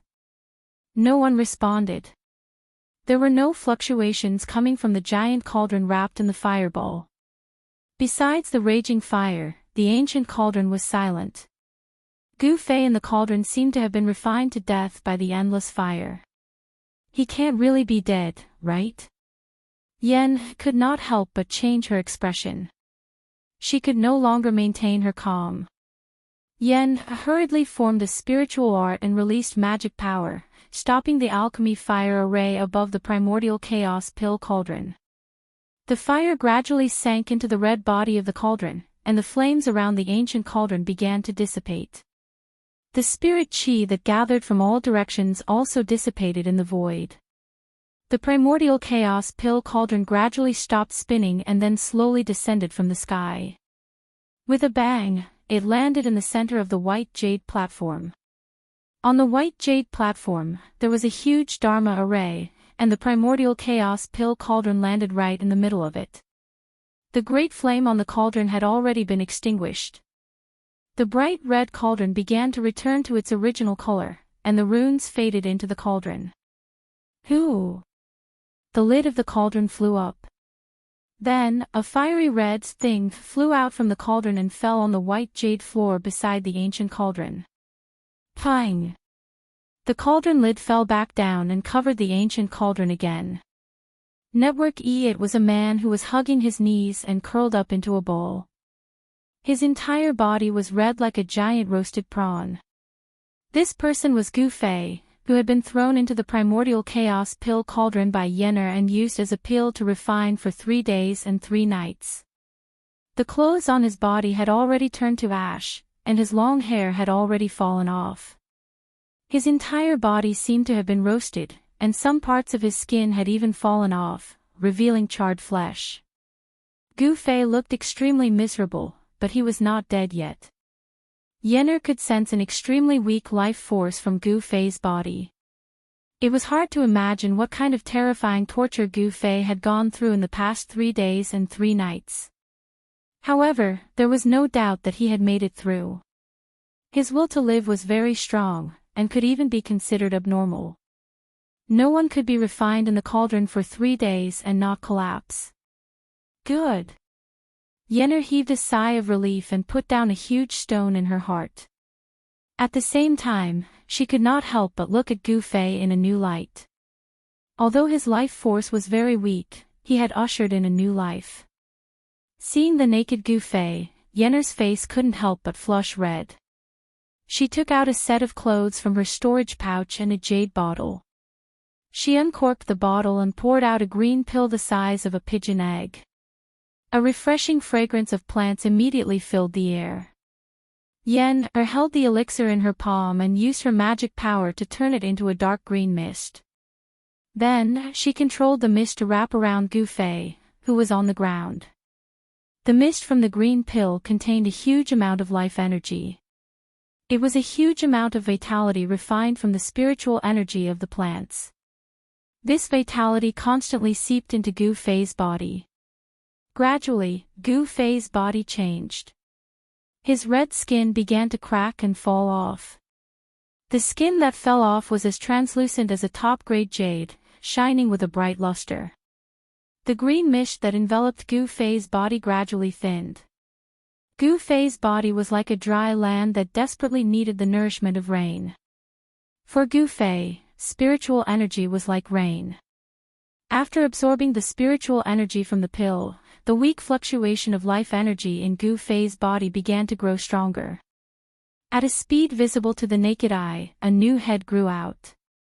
The new head was no longer snow white, but black and shiny. After injecting all the mist from the pill into Gu Fei's body, Yener left the white jade high platform. She knew that Gu Fei would wake up soon. After Yener left, Gu Fei's body began to twitch slightly, and his breathing became rapid. The spiritual energy from the pill had filled his body with vitality. His eyelids were twitching, and his eyeballs could be seen moving under his eyelids. "I'm dying of pain," Gu Fei suddenly screamed. He opened his mouth and spat out a mouthful of turbid air, waking up. He felt a breath stuck in his chest, and it was extremely uncomfortable. He could only desperately breathe in fresh air to relieve the suffocating feeling in his chest. After a long time, he calmed down. "Are you out?" Gu Fei slowly stood up from the ground. He looked around and felt that he was standing on the white jade high platform. The ancient bronze cauldron beside him was still emitting bursts of heat. Gu Fei looked down at his hands. The skin on his arms was as smooth as white jade. It seemed to be even more delicate than a woman's skin. Gu Fei felt that his body seemed to be a little different, as if his flesh and blood had been reborn. After 3 days and 3 nights of tempering, Gu Fei felt that his body seemed to be more powerful than before, as if there was an inexhaustible amount of energy in his body. He put on the clothes that Yen had prepared for him and then left the white jade high platform. Just as Yen opened the mixed essence pill cauldron and released Gu Fei, a figure sitting in a pavilion in a courtyard in Bailing City woke up from his meditation. He patted the storage bag on his waist. An ancient bronze lamp immediately flew out from the storage bag and floated in front of him. The green-robed Daoist sitting on the stone stool was Minister Dan. What's going on? Gu Fei's life aura seems to be getting stronger. Minister Dan waited for a spark on the ancient bronze lamp and muttered to himself. The pea-sized lantern on the ancient lamp was emitting a dazzling green light. The lantern gradually turned into a flickering little flame. What's happening to Gu Fei? Why is his life fluctuating so erratically? Minister Dan frowned. From the strength of the green lantern, he knew that Gu Fei was in a situation where he was about to die. Minister Dan's heart was burning with anxiety. However, he could not find traces of Gu Fei. Gu Fei seemed to be in a strange place and it was difficult to pinpoint his exact location.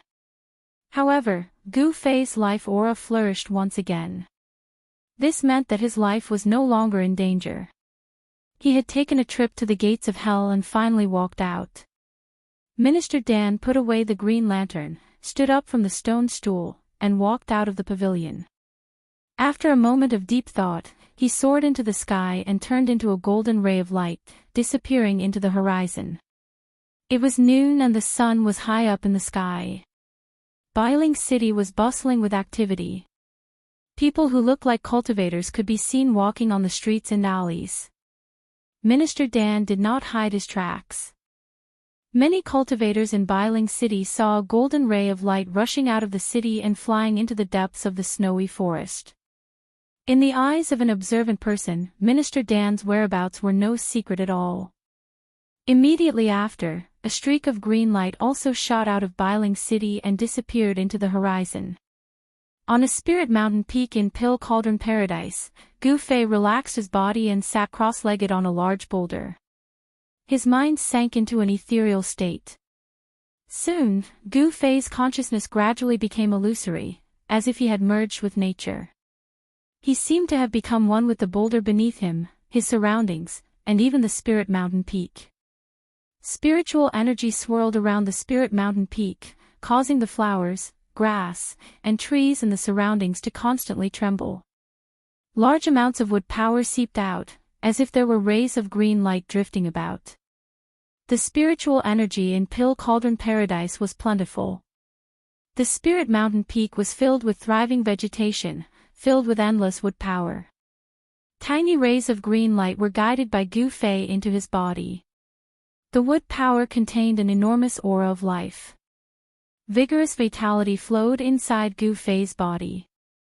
His flesh, internal organs, and bones seemed to be injected with endless life energy. The 18 soul-suppressing nails in Gu Fei's body had long been pulled out. After being refined by the alchemic fire for 3 days and 3 nights in the origin pill cauldron, his flesh and blood had been cleansed countless times by the endless fire element spirit energy. The mystic yin ghost chi in his flesh and blood had long been expelled from his body. Countless evil souls were also completely refined by the alchemic fire along with the dissipation of the mystic yin ghost chi. However, the mystic yin ghost chi in Gu Fei's body had long penetrated deep into his bones. Even with such extreme methods, he still could not expel the mystic yin ghost chi from his bones. According to Yen, he would have to suffer one more time before he could completely expel the mystic yin ghost chi from his body. Right now, Gu Fei only had one goal, and that was to make his life force exuberant. As time passed, the green vitality from all directions converged towards Gu Fei. It could even be clearly seen by the naked eye. A dense green mist swirled around Gu Fei. Before he knew it, 2 days had passed. The injuries caused by the alchemic fire had completely healed. His body seemed to have been infused with endless vitality. Energy surged violently in his body, but he still continued to cultivate. As for Minister Dan, he held the origin soul green lamp and searched the endless sea of trees for 2 days. During these 2 days, the flame from the origin soul green lamp in his hand grew even more resplendent. Minister Dan had searched almost every inch of land within several hundred miles, but he still could not find a trace of Gu Fei. Minister Dan could not help but feel a sense of helplessness. Gu Fei was in this forest, but he could not find Gu Fei. It was very strange. There seemed to be an unfathomable power that separated him and Gu Fei into 2 different spaces. Minister Dan felt as if he could not grasp or touch Gu Fei. That night, the moonlight was hazy. Beasts roared in the distance. In the endless forest, a speck of green light moved like a will-o'-the-wisp. Unknowingly, a faint mist began to rise in the forest. The mist drifted with the wind, causing the entire forest to become blurry. It gave off an ethereal feeling. The mist could not obstruct the radiance of the green light. Suddenly, without any warning, the moving green light in the mist was extinguished. Then, an angry roar resounded from within the mist. The rolling sound waves shook the forest, causing the mist in the forest to surge violently. "Who is it? Come out!" Minister Dan stood in the void. His eyes emitted 2 sharp rays of light that were as sharp as the edge of a blade.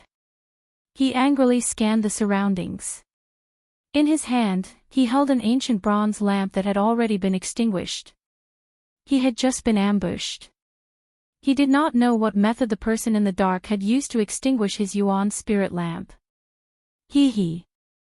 A cold laugh rang out from the depths of the snowy forest. Then, a ray of green light broke through the mist below the snowy forest and charged out. "How dare you!"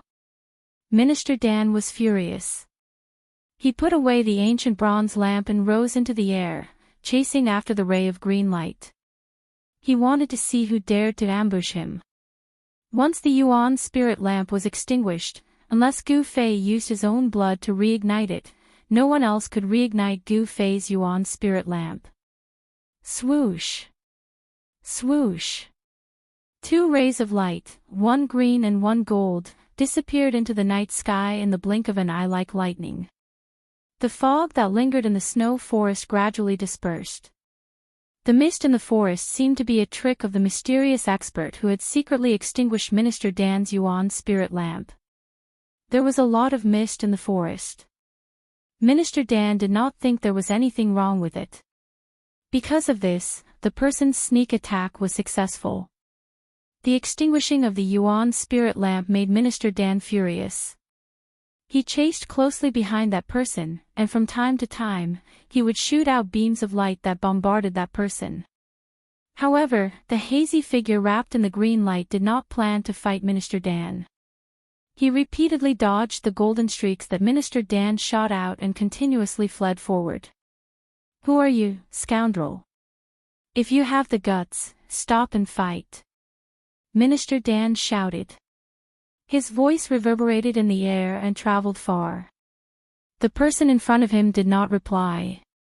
He did not care about Minister Dan at all. The speed at which an unparalleled expert flew through the air was incomparably fast. In a short while, 2 rays of light rushed out of the forest and into the depths of the mountain. This book. Chapter 337. Under the moonlight, the depths of the snow-capped mountains were no longer peaceful. Beams of strong light shot out and terrifying energy waves spread out, causing all the nearby snow-capped peaks to experience avalanches. The birds and beasts that lived in the snow-capped mountains fled in shock. Peerless masters were fighting in the depths of the snow-capped mountains. One of them was the enraged Minister Dan. The battle did not last long before the depths of the snow-capped mountains gradually calmed down. A golden ray of light shot out from the depths of the snow-capped mountains and flew towards Bailing City. One of the peerless masters did not come out from the snow-capped mountains. No one knew where he went. At dawn, a white figure walked into a courtyard at the back of the Yunlai Inn in Bailing City.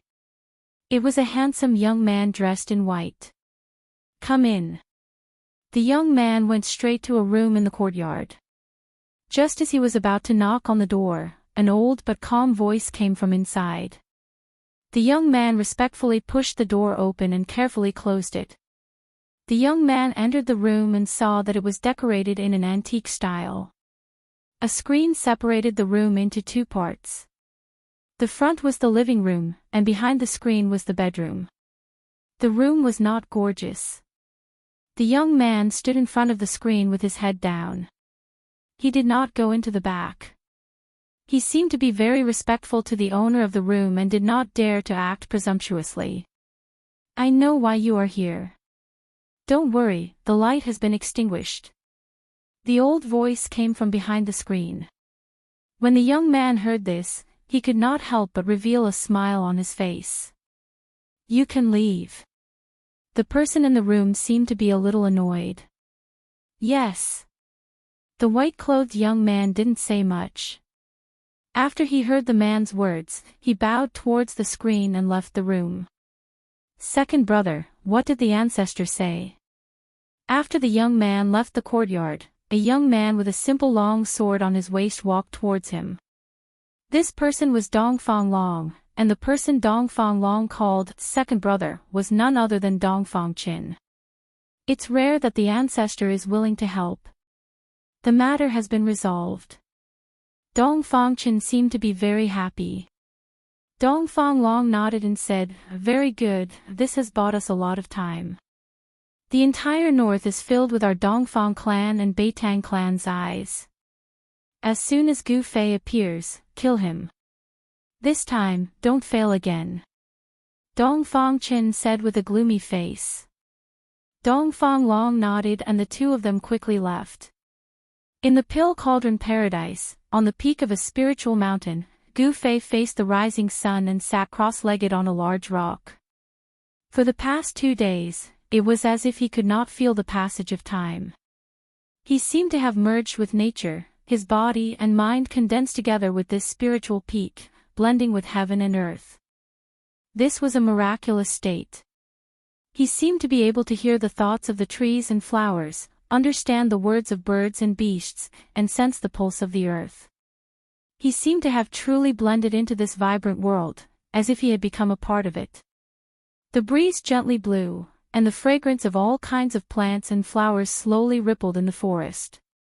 The rising sun was not dazzling. Like water ripples, it shrouded the entire spiritual peak with a faint layer of golden gauze. Gu Fei stood up from the large rock. Looking at the rising sun, at this moment, he felt incomparably calm. He also felt the vitality between heaven and earth. Gu Fei seemed to have a feeling of enlightenment in his heart. A touch of the morning glow cut through the dawn, and rays of golden light sprinkled on the mountain forest that was surrounded by spiritual energy. Infinite vitality rippled, apes cried, tigers roared, birds chirped, and insects chirped. Gu Fei took a deep breath, and his whole body felt comfortable. As Gu Fei circulated his profound cultivation technique, his body became like a vast ocean that sucked in all the spiritual energy from the surroundings. The essence of the sun, the moon, the wood, and all the other energies that floated in the air were all gathered towards him. Streams of light, which were almost invisible to the naked eye, circulated inside Gu Fei's body, nourishing his body like sweet dew, covering his internal organs, bones, flesh, and blood with a layer of precious light. Sitting on the mountaintop for 2 days and 2 nights was not completely fruitless. His state of mind had been improved, and his body seemed to be filled with endless vitality. The essence of heaven and earth was like cold water, washing his flesh and blood over and over again. He tried to activate the pure essence of the sun that was released when the sun rose. He wanted to use the essence of the sun, the pure yang energy, to dispel the remaining ghost qi in his bone marrow. However, he seemed to have failed. The essence of the sun was not that easy to absorb, and the timing was very important. Obviously, Gu Fei did not grasp this fleeting opportunity.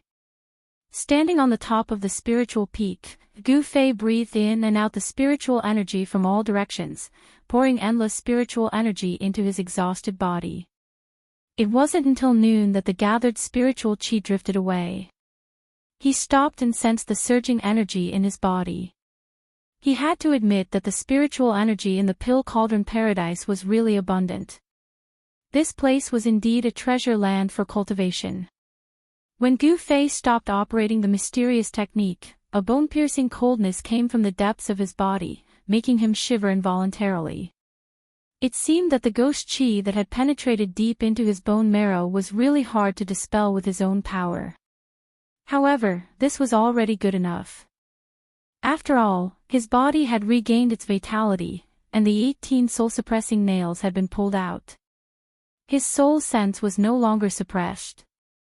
Not only could the 18 soul-suppressing nails suppress the ghost qi in his body, but they also completely suppressed Gu Fei's soul sense inside his body, which made it impossible for him to open the space inside his body.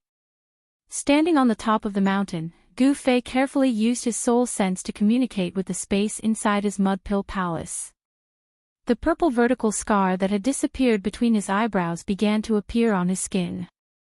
Gradually, the vertical scar emitted a misty purple light. Gu Fei's soul sense had successfully communicated with the space inside his body. His real body did not enter the space, but a wisp of his soul sense had descended into the space inside. He was very worried that because of his body, the space that he had opened up would be destroyed, and even turn into a piece of chaos. However, he seemed to have worried too much. A giant cauldron that emitted an endless aura, as if it had existed since the beginning of the world, was suppressing the center of the space. Traces of chaotic energy that were visible to the naked eye were guided by the mountain and river cauldron. Gu Fei found that not only did his space not collapse because of the decay of his body, but it was also gradually expanding. The mountain and river cauldron refined the chaotic energy and suppressed the space. At the same time, it was also continuously pouring energy into Gu Fei's space, causing the space to gradually expand. Of course, the growth of the space inside was very slow. It had been a long time since Gu Fei moved the mountain and river cauldron from the chaotic zone into the space inside his space, but Gu Fei found that his space had only expanded to about 60 meters in radius. When he was in the virtual sky world, the old turtle once said that the inner world was closely related to a cultivator's body. As one's strength increased, the inner world would also grow. The stronger one was, the bigger the inner world would be. However, if one's cultivation level regressed, the inner world would also collapse and shrink. According to Gu Fei's situation, when his body deteriorated to the extreme, his inner world would have collapsed long ago. Gu Fei's luck was really good. There was a unique mountain and river cauldron suppressing the void in all directions in his inner world. Even though Gu Fei was seriously injured and on the verge of death, his inner world still showed no signs of collapsing. The mountain and river cauldron could suppress the earth veins in all directions. It was definitely a treasure. Gu Fei found that the 5 or 6 spiritual plants planted in his inner world emitted a floral fragrance. Their branches and leaves were shrouded in a faint misty glow. The spiritual plants didn't show any signs of withering. Instead, they were growing very well. The surroundings of the spiritual plants were green and green grass grew on the ground. Gu Fei's inner world was no longer lonely and lifeless. After his divine comprehension retreated from the inner world, Gu Fei jumped down from the boulder and walked down the mountain. He wanted to find out what method Yen planned to use to dispel the mysterious Yin ghost aura that had already penetrated into his bones. Minister Dan was very angry and also very depressed. Someone destroyed Gu Fei's green lamp, which made him furious and flustered. Because without the guidance of the green lamp, it would be very difficult for him to find Gu Fei. The hopes of the elders of the sect were all on Gu Fei. Minister Dan was actually shouldering a heavy responsibility. After the trip to the virtual sky world, the elders of the 3 great Daoist sects didn't find any trace of the 9-colored longevity grass on the other disciples. In the virtual sky world, everyone saw that it was Gu Fei who took the 3 9-colored longevity grass. Because of this, the head of the Taishan sect and a group of elders used their great magical power and used the green lamp as a guide to keep an eye on Gu Fei's life and whereabouts. When the green lamp sensed that Gu Fei had left the virtual sky world, the higher-ups of the three great Daoist sects were alarmed. The Taishan sect immediately sent Minister Dan down the mountain to search for Gu Fei's whereabouts. Gu Fei became the disciple that the three great Daoist sects paid the most attention to. Of course, what attracted the higher-ups of the three great Daoist sects wasn't Gu Fei himself, but the things he had. In the evening, in Bailing City, a person came to the courtyard where Minister Dan was staying. Minister Dan respectfully invited this person to a side room, then stood to the side and waited on him carefully. Although he was already a peerless expert in the void-controlling realm, he still didn't dare to show the slightest disrespect in front of this person. How did it go? Daoist Xianxia, who was sitting high in the hall, asked calmly. He wore a purple jade Daoist crown, 9 suns shining in the sky, and the golden crow burning sky robe. Martial uncle, Gu Fei is missing, and the green lamp of the 9-colored primordial spirit has also been extinguished. Although Minister Dan was a little hesitant, he didn't dare to hide anything in front of Daoist Xianxia. What happened? When Daoist Xianxia heard this, he couldn't help but raise his eyebrows, and an invisible momentum immediately spread in the room. Minister Dan suddenly felt as if his chest was suddenly pressed down by a 1,000-kilogram boulder. He felt like he was suffocating, and his breathing became a little rapid. His forehead was also covered in cold sweat. This book was first published. Chapter 338. As night fell, a bright moon appeared in the sky, sprinkling down cold moonlight that shrouded the icy and snowy northern land in a layer of light gauze. Network, swoosh. A figure suddenly appeared in the sky above an endless snowy forest in the northern land as if it had teleported. This person wore a purple jade crown on his head and a golden crow sky-burning robe of the 9 suns' brilliant sky. There seemed to be flames flowing all over his body. He was Daoist Xiaoyang of the Xiaoyang peak of the Taishan sect. Swoosh! A golden rainbow suddenly appeared in the distant sky, like a golden bolt of lightning, cutting through the void and flying quickly toward Daoist Xiaoyang. Gu Fei is nearby. Daoist Xiaoyang's eyes seemed to have no spirit, but it was as if he had a magical power that could penetrate the void, as if he could see anything he wanted to see. He glanced around but did not feel anything strange. What he saw in front of him was just a common snowy forest in the northern land. At this time, the golden light that appeared in the distant sky had already flown in front of him, and a powerful wave of spiritual power immediately spread out. The golden light dissipated, and a figure appeared next to Daoist Xiaoyang. Is it here? Daoist Xiaoyang asked. The person who came in the golden rainbow was Dan Qingzi. When he heard the question, he immediately replied, yes, but even with the spirit lamp in hand, I can't find Gu Fei. Before the spirit lamp was extinguished, Dan Qingzi had tracked Gu Fei more than once, but it was difficult to find any trace of Gu Fei. Although they were both cultivators in the royal void realm, Daoist Xiaoyang's strength and seniority were not comparable to Dan Qingzi, who had just broken through to the royal void realm. Even among cultivators in the same realm, there were strong and weak ones.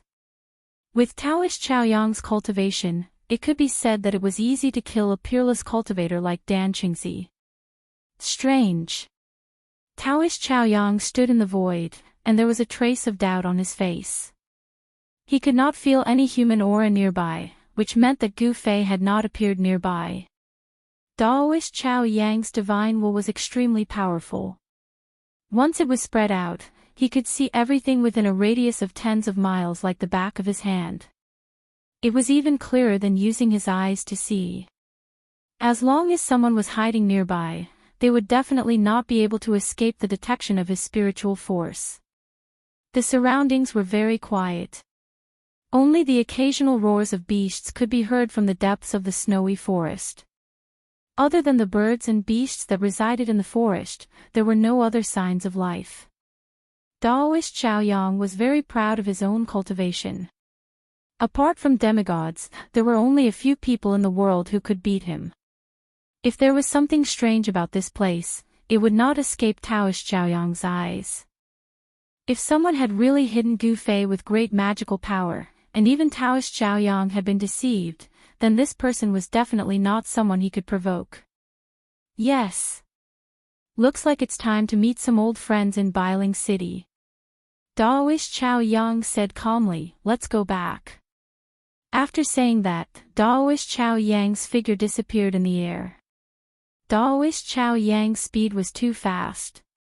Even Minister Dan, who was standing next to him, could not tell how he left. Minister Dan could not help but be shocked. Daoist Xiaoyang's cultivation was much stronger than his. Daoist Xiaoyang's speed seemed to be comparable to teleportation. Of course, the legendary magical power of teleportation could only be performed by a peerless demigod. Minister Dan did not dare to delay. He rose into the air and turned into a dazzling golden rainbow. He flew in the direction of Bailing City and disappeared into the night in the blink of an eye. Of course, Daoist Xiaoyang's arrival did not go unnoticed by the old monsters in Bailing City. The situation in Bailing City became even more delicate. There were many undercurrents, and a storm was brewing. Compared to Bailing City, the Pill Cauldron's grotto was quiet. There was no ice or snow here, and the temperature was warm. Several mountain peaks were filled with green. There was a small bridge that spanned over the flowing water, and flowers bloomed beside the stream. Cranes flew across the sky from time to time. A herd of spiritual deer chased each other on the grassland between the mountains. All sorts of spiritual herbs were planted on the cultivated slopes. The Pill Cauldron's grotto was definitely a blessed land for immortals. It was hard to imagine that there would be such a grotto in the snowy northern lands. This place was isolated from the rest of the world and was filled with spiritual energy. It was no wonder that even the old monsters who had not come out for a long time were alarmed. Unfortunately, this spiritual land already had an owner. The ancestors of the Pill Cauldron Gate had spent a lot of effort to set up a peerless formation to isolate this spiritual land from the rest of the world, forming a grotto. This grotto was independent from the world, but it was also closely connected to the world. The spiritual veins of the earth were the foundation of this small world. It was hard to imagine that with this grotto as the foundation, the Pill Cauldron's grotto still declined. Unless the peerless formation outside the Pill Cauldron's grotto was broken, the Pill Cauldron's grotto would never be revealed to the world. Even a powerhouse like Daoist Xiaoyang could not sense the existence of the grotto. In order to help Gu Fei get rid of the Xianing ghost qi that was entangled in his bone marrow, Yan had been busy with something for the past few days. She seemed to be making something. Gu Fei asked a few times, but Yan pretended to be mysterious and ran away. Network, Gu Fei had no choice but to find a place to circulate his mystic art and breathe in and out spiritual energy. He wanted to use the endless spiritual energy to temper his muscles and bones, using this method to get rid of the Xianing ghost qi deep in his bone marrow bit by bit. But soon, Gu Fei felt that his method did not seem to work at all. The uncomfortable feeling of coldness coming out from his bone marrow still happened a few times a day. Every time he did it, his body would feel cold and his blood and qi seemed to be condensing. This was like a bone-deep gangrene. With his ability, there was no way he could get rid of the Xianing ghost qi deep in his bone marrow. One morning 3 days later, Yan found Gu Fei at the peak of a spiritual mountain. Follow me. Yan roused Gu Fei from his deep meditation. This was the first sentence she said to Gu Fei. She seemed to be a little excited. Where to? Gu Fei asked. Just follow me. Of course, if you don't want to get better, you can continue to meditate here. Yan revealed a sly smile and walked straight down the mountain. Wait for me. Gu Fei hurriedly chased after her. Although he had vaguely guessed why Yan came to find him, he still could not keep calm. One had to know that the Xianin ghost qi deep in his bone marrow would come out several times a day. That kind of feeling was not pleasant. Yen brought Gu Fei to an ancient altar in the Pill Cauldron Grotto and walked up. Gu Fei felt that this altar seemed to be made of purple jade. Every purple jade brick was engraved with ancient runes. The altar was 15 feet wide and emitted a misty purple glow. After walking up the altar, Gu Fei discovered that the ground of the altar was also engraved with countless runes. The countless runes seemed to form a huge formation. Gu Fei did not set foot in the formation. He could not figure out the function of the formation on the altar. Apart from the runes engraved on the purple jade ground, there was nothing else on the altar. Gu Fei was a little surprised. Why did Yen bring him here? He was about to ask, but at that moment, Yen signaled Gu Fei to stand in the center of the altar. Yen came to Gu Fei's side and took out a jade talisman from her storage bag. She handed it to Gu Fei and said, "Take it. It will be useful when we return." Gu Fei took the jade talisman and saw that both sides of the jade talisman were also engraved with runes. Moreover, Gu Fei felt that the runes on the jade talisman in his hand and the runes on the altar seemed to come from the same source. Yen's hands formed hand seals. Then, the ancient purple jade altar immediately emitted a strong energy fluctuation. The runes engraved on the entire altar gradually lit up. The ancient altar obviously contained an incomparably strong energy. Yen's hands continuously formed hand seals to guide this originally dormant power out. Rumble. The entire altar began to shake. Then, thousands of runes rushed out from the altar as if they had come to life. They formed a mysterious formation that enveloped Gu Fei and Yen, who stood in the center of the altar. This. Gu Fei was shocked. This altar seemed to be a teleportation formation. Swoosh. There was a tremor in the void as ripples spread out from the center of the altar. Thousands of light talismans formed an array. The instant Yen and Gu Fei were enveloped, the two of them disappeared from the altar. Thousands of light runes dissipated on the altar. The runes engraved on the altar also gradually dimmed. The energy contained in the altar also quieted down. The space was twisting. Gu Fei felt as if he had stepped into a void tunnel. A strange feeling welled up in his heart. This feeling was not unfamiliar to him. There was no sky, no earth. It was as if he was walking in an endless void. He had no idea where he was going. Rays of light became the only thing in Gu Fei's eyes. After an unknown period of time, Gu Fei felt as if he was riding on the clouds, as if he was traveling at an extremely high speed. When the surrounding rays of light gradually disappeared, a gloomy void appeared in front of Gu Fei. He did not know when it started, but the surrounding space began to twist and ripples of energy spread out. Rumble. After a loud noise, a dazzling light suddenly burst out from the front. Gu Fei had to close his eyes. When he opened his eyes again, the dark sky flashed with strong lights from time to time. Boom! A thunderclap sounded in Gu Fei's ears. Silver snakes danced in the sky and lightning lit up the heaven and earth. Gu Fei could not help but be shocked by the scene in front of him. He looked around and saw that he and Yen were standing on a small hill. Under their feet was a formation engraved on a rock with a circumference of 5 zhang. The runes on the formation were very similar to the runes on the purple jade altar in the Pill Cauldron Wonderland. What is this place? Gu Fei asked. He felt that the heaven and earth were gloomy. Thunder rumbled and lightning flashed, illuminating the gloomy void from time to time. Apart from the small hill where he and Yen were standing, there were lush weeds everywhere. Between the weeds, there were water droplets.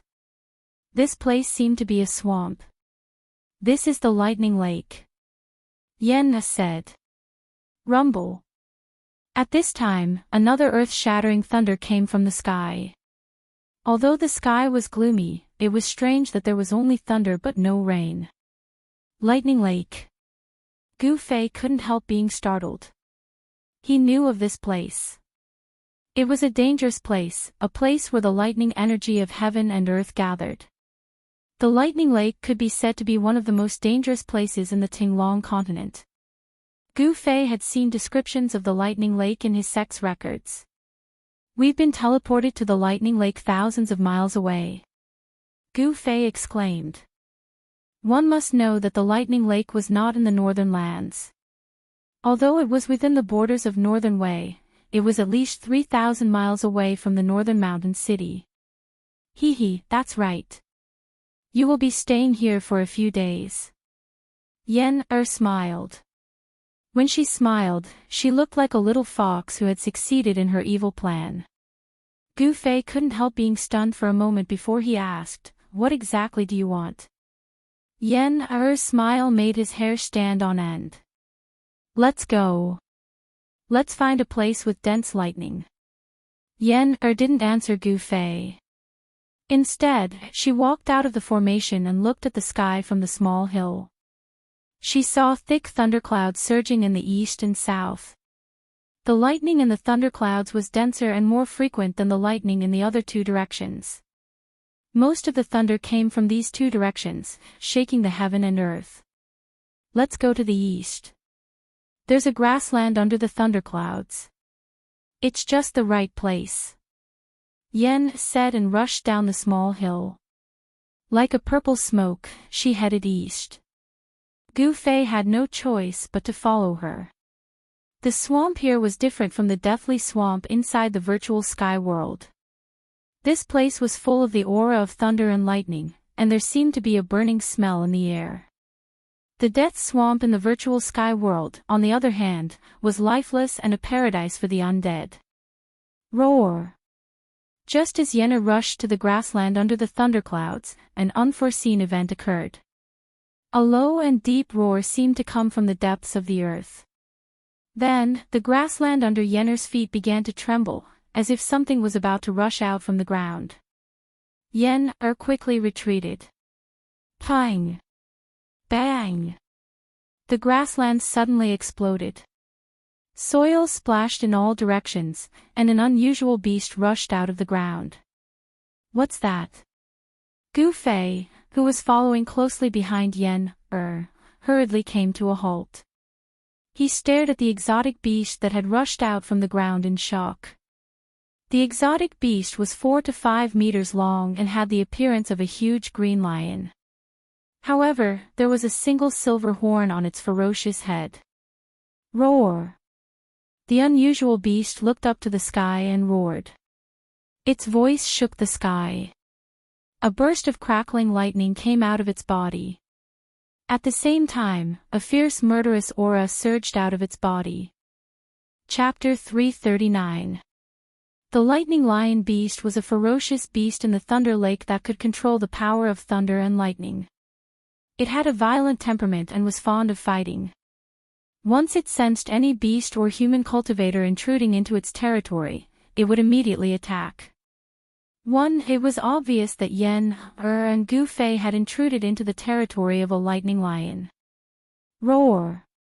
The lightning lion charged out from the swamp and let out a series of roars. Its body was surrounded by lightning, and a violent aura filled every inch of the sky. Gu Fei sensed that this lightning lion seemed to possess a powerful strength. He could feel the power of thunder and lightning in the surroundings converging toward the lightning lion floating in the sky. Swoosh! A pair of azure-colored wings extended from the lightning lion's ribs. Arcs of azure-colored lightning blossomed on the wings, crackling chaotically. Yen was still standing on the grass, staring calmly at the lightning lion in the sky. Even though she knew that the lightning lion was gathering its power, she did not make a move. The lightning lion was infuriated by the fact that there was someone who didn't know life from death trespassing into its territory. The consequences were terrifying.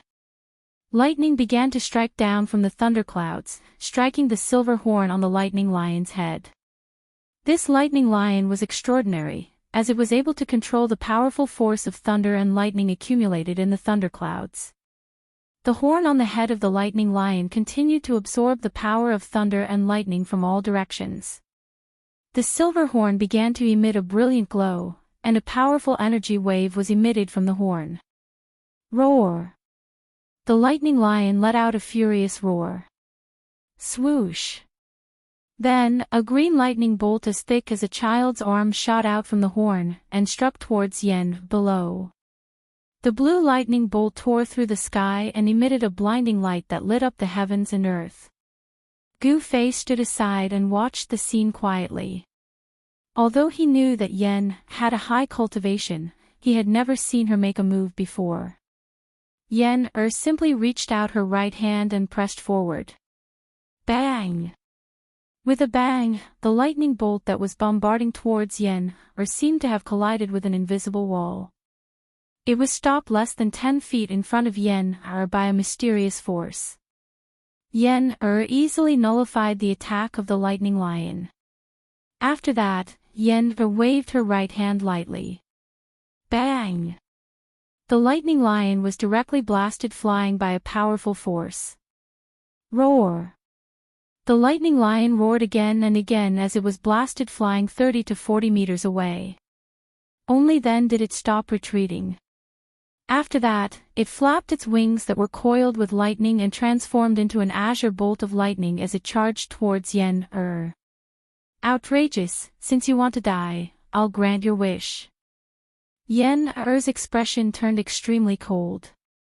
She had only sent the lightning lion flying just now, hoping that the lightning lion would know how powerful it was and leave.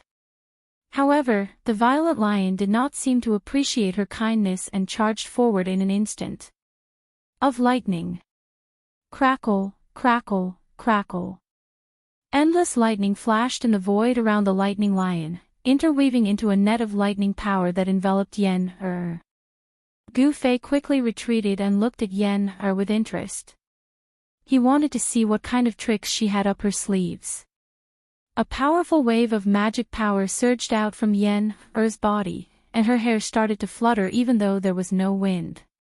Then, dark green vines started to grow under her feet, and they started to twine around the lightning lion in the sky. At the same time, Yen pressed her right hand upward, and the thousands of lightning bolts that shrouded the lightning lion immediately dispersed and dissipated in the sky. At this moment, the lightning lion seemed to have sensed danger and tried to escape. However, it was too late. Countless vines, like green dragons, instantly entangled the lightning lion in the sky. 2 vines entangled the wings of the lightning lion and tore them off. The lightning lion immediately let out an earth-shattering roar. A large amount of blood sprayed from the sky. The lightning lion that had lost its wings fell from the sky. Before it hit the ground, a bone-chilling sound of bones breaking could be heard. Bang! Muddy water splashed everywhere as the huge body of the lightning lion smashed heavily onto the turf. Then, it slowly sank into the mud beneath the turf. The powerful and violent lightning lion had been strangled to death by Yen. After the vines strangled the lightning lion to death, they seemed to have lost their vitality and quickly withered. Then, they turned into dust and drifted into the sky. Wood elemental techniques. Gu Fei was a little surprised. He could feel that Yen's body was exuding a vigorous aura. It was as if she was the embodiment of the spirit of vegetation. Gu Fei was no stranger to the fluctuation of qi that was full of vitality. In the Taishan sect, there were many people who cultivated wood elemental techniques. In the Taishan sect, Ziyu, a disciple of the sect leader, was one of the best. Impressive, impressive. Gu Fei clapped his hands and walked slowly toward Yen. Are you praising me or insulting me? Yen smiled sweetly. Her beautiful face bloomed with infinite brilliance, and Gu Fei's eyes suddenly lit up. Hee hee. Of course I'm praising you. How would I dare to insult you? Gu Fei rubbed his nose and said awkwardly. He had to admit that Yen's smile was very lethal. Humph. I don't think you would dare. Yen waved her fist at Gu Fei and said fiercely. She was like an innocent girl, but compared to the vicious methods she had used just now, she felt a little out of place. The sky was still gloomy. In the sky, lightning flashed and thunder roared. The dark thunderclouds seemed to be hanging down to the ground, and bolts of lightning danced wildly in the thunderclouds. The sound of thunder was endless, and from time to time, there would be terrifying lightning striking down from the sky. Gu Fei and Yen stopped joking. They came to a grassy area covered by thunderclouds, and Yen took out a big thing from her storage bag. It was a huge lamp, its four sides were covered with white cloth, and the top was also tightly sealed with white cloth. The bottom was empty, and on the iron frame at the bottom, there was an iron bucket filled with lamp oil, with a wick as thick as a child's arm immersed in it. There were talismans drawn on the white cloth around the huge lamp. Each talisman was emitting a faint spiritual energy. "What's the use of this?" Gu Fei asked. He didn't know what Yen wanted to use this huge lamp for. This huge lamp has a name. It's called the Kongming lamp. As Yen spoke, she took out a metal chain from her storage bag. This metal chain was at least 100 meters long. Kongming lamp. Gu Fei said. Yes. Legend has it that in ancient times, there was an almighty expert who was proficient in formations. His name was Zhuge Kongming. The Kongming lamp was created by him. Yen said. I've never heard of him. Gu Fei said with some embarrassment. I also read about the Kongming lamp in the sex book collection. The Kongming lamp can fly into the sky without using any spells or external forces, Yen said to Gu Fei as she tied one end of the metal chain to the lamp frame below the Kongming lamp. Could it be? Gu Fei's expression suddenly changed. He had already vaguely guessed what Yen wanted to do. That's right. I'm going to release this Kongming lamp into the sky and draw the power of thunder and lightning from the thunderclouds. Yen said proudly. As she spoke, she lit up the huge Kongming lamp. The flame of the lamp burned fiercely, and the huge lamp slowly rose from the ground in front of Gu Fei and Yen All right, you can enjoy the baptism of thunder and lightning here. Yen smiled slyly and suddenly used the fixed body technique on Gu Fei. Gu Fei suddenly felt his body stiffen, and he was fixed on the spot. Yen tied the other end of the metal chain to Gu Fei's waist. Then, she took out a large stone from her storage bag and another metal chain from her storage bag. She tied Gu Fei firmly to the large stone like a dumpling. Gu Fei could not speak. His eyes darted around and his face turned green. The power of sky thunder was not something that anyone could withstand. It was extremely dangerous to attract sky thunder to one's body. Legend had it that when a great cultivator who had stepped into the immortal realm ascended, heaven and earth would send down a lightning tribulation. Only those who could survive the lightning tribulation could finally ascend to the immortal realm. Those who could not survive the lightning tribulation would be destroyed by the sky thunder and turned into ashes. Gu Fei did not think that with his current cultivation, he could resist the power of thunder and lightning that came from heaven and earth. Oh! I almost forgot. Yen was about to leave when she suddenly thought of something. Then, she pointed with her finger and Gu Fei's right hand, which was holding the jade talisman, was immediately able to move. Alright, if you really can't withstand it, crush the jade talisman.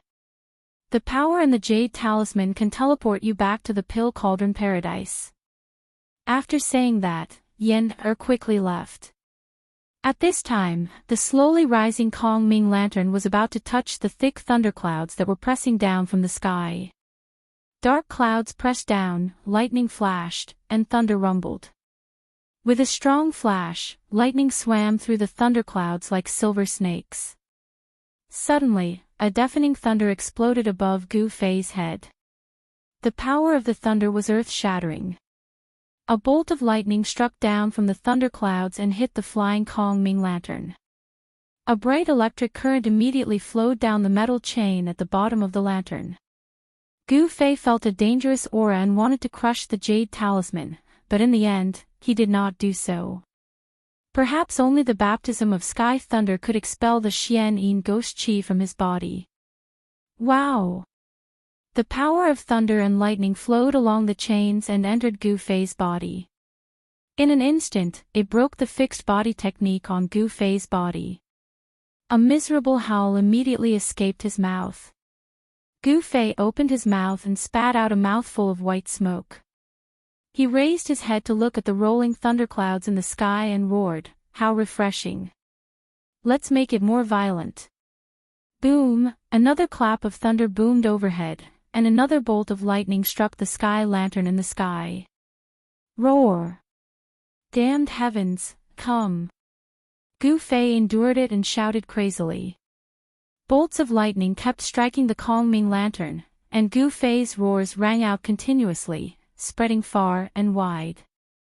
This book. Chapter 340. There was no lack of ferocious beasts in the Thunder Lake. However, none of them dared to approach a certain place. Lightning flashed and thunder roared. The grass within a radius of a few hundred feet was scorched. There was an extremely crazy man who was attracting the power of lightning from the heavens and earth under the rumbling thunderclouds. His cries of agony were incessant and could even be heard louder than the sound of the thunder. On a grassy slope in the distance, a graceful figure in purple calmly watched the shocking scene unfold before her. There was no expression on her extremely delicate face. Thunderclouds loomed in front of them as tens of thousands of lightning bolts swam in the clouds.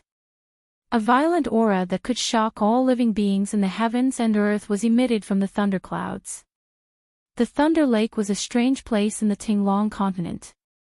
Here, the power of thunder and lightning gathered. Dark thunder clouds hung down from the sky. Terrifying lightning struck from the thunder clouds, connecting the sky and the earth. Some of the lightning even struck the ground. There was no wind or rain. There was only thunder here and it rarely rained. However, the water in the Thunder Lake was sufficient because it was a swamp. It was difficult to see the sun in the Thunder Lake. However, terrifying lightning bolts would strike down from the sky and strike the ground. The powerful lightning bolts would often strike the soft grass and create huge pits, forming the unique landform of the Thunder Lake. Large and small round ponds were scattered across the entire Thunder Lake like pearls embedded in a piece of jade. Yen, and Gu Fei were only at the periphery of the Thunder Lake. They did not venture deep into the Thunder Lake because there were unpredictable dangers in the depths of the Thunder Lake. The power of lightning there was stronger and the ferocious beasts there were stronger. Only cultivators with a high cultivation base could venture deep into the Thunder Lake. The reason why Gu Fei and Yen came to the Thunder Lake was to borrow the power of lightning to expel the Xian Yin ghost chi from Gu Fei's body. They were not here for an adventure. One should know that the Thunder Lake was one of the most dangerous places in the Soaring Dragon continent. The power of lightning in the depths of the Thunder Lake was enough to scare even a void-controlling realm expert. The lightning energy outside the Thunder Lake was within the range that Gu Fei could withstand. Of course, if he had not been thrown into the primordial pill cauldron by Yenner and refined with hundreds of spirit medicines for 3 days and 3 nights, allowing his body to regain its vitality, his deteriorating body would definitely not have been able to withstand the power of thunder and lightning here. It's already the 98th time. Old Goose seems to be stronger than I imagined. Yen mumbled to herself on a grassy slope in the distance. She stared calmly at the scene before her without any expression on her face. Gu Fei had already been struck 198 times by the power of lightning guided by the Kong Ming lantern, but his voice was still loud and clear, full of energy. Hey, hey! I want to see how long you can hold on before you crush the jade talisman in your hand. Yen watched with interest. In the distance, Gu Fei, who was tied to a huge rock, was charred on the outside and tender on the inside by the power of lightning. The clothes on his upper body had long been burnt to ashes, and only a piece of rag was left on his lower body, which barely covered his important parts. Even the huge rock behind him had cracks on it, as though it could be smashed by the next bolt of lightning at any time. It had to be said that Yen was very thoughtful and well prepared.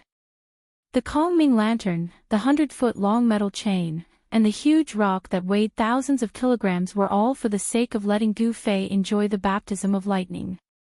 The fixed body technique that Yen had cast on him had already been broken when the first bolt of lightning struck him. There was no spell that could remain unbroken under the bombardment of the power of lightning. As long as the power of lightning in the world was strong enough, it could break any spell. This was because the power of lightning represented the power of the world. The legendary god of thunder wielded the power to punish on behalf of the heavens. Of course, no one knew if the god of thunder existed in the world. However, what in the world could go against the heavens? Gu Fei did not know, but he knew very well that even a powerful immortal was just an ant in the face of the heavens. Powerful bolts of lightning were constantly guided down by the Kongming lantern in the sky and mercilessly struck into his body. Countless bolts of lightning passed through his flesh and bones before entering the ground beneath Gu Fei's feet. This was an inhumane torture. Even though Gu Fei's body had been tempered 100 times, he still felt extreme pain, as though his skin was being fried and his bones were being torn apart. Every time he was struck by lightning, it was as though there were countless sharp swords slicing his body. It made him feel a terrible pain, as though his flesh and bones were being separated and torn apart. An ordinary person would definitely not be able to withstand such terrible torture. However, Gu Fei's willpower was incomparably firm. He would not easily succumb to any power, even if it was the power of the world. Every time a bolt of lightning struck down from the sky, Gu Fei could not wait to crush the jade talisman in his hand. However, in the end, he gritted his teeth and endured it. He gritted his teeth and endured the inhumane pain. Traces of blood seeped out from the corner of his mouth. The power of lightning in the world could repel all evils. It was the nemesis of the evil Yin Qi in his body. Moreover, with the power of heavenly lightning, although it was dangerous, it was very likely that an incomparably powerful heavenly lightning would descend and strike Gu Fei into charcoal. However, in the midst of danger, there were also opportunities. For Gu Fei, using the power of lightning to temper his body was not entirely a bad thing. The mysterious Yin ghost Qi that had invaded his bone marrow was gradually dispersed by the power of lightning that passed through his body. Gu Fei's miserable howls were earth-shattering. Endless vitality constantly healed his body that had been burned by the power of lightning.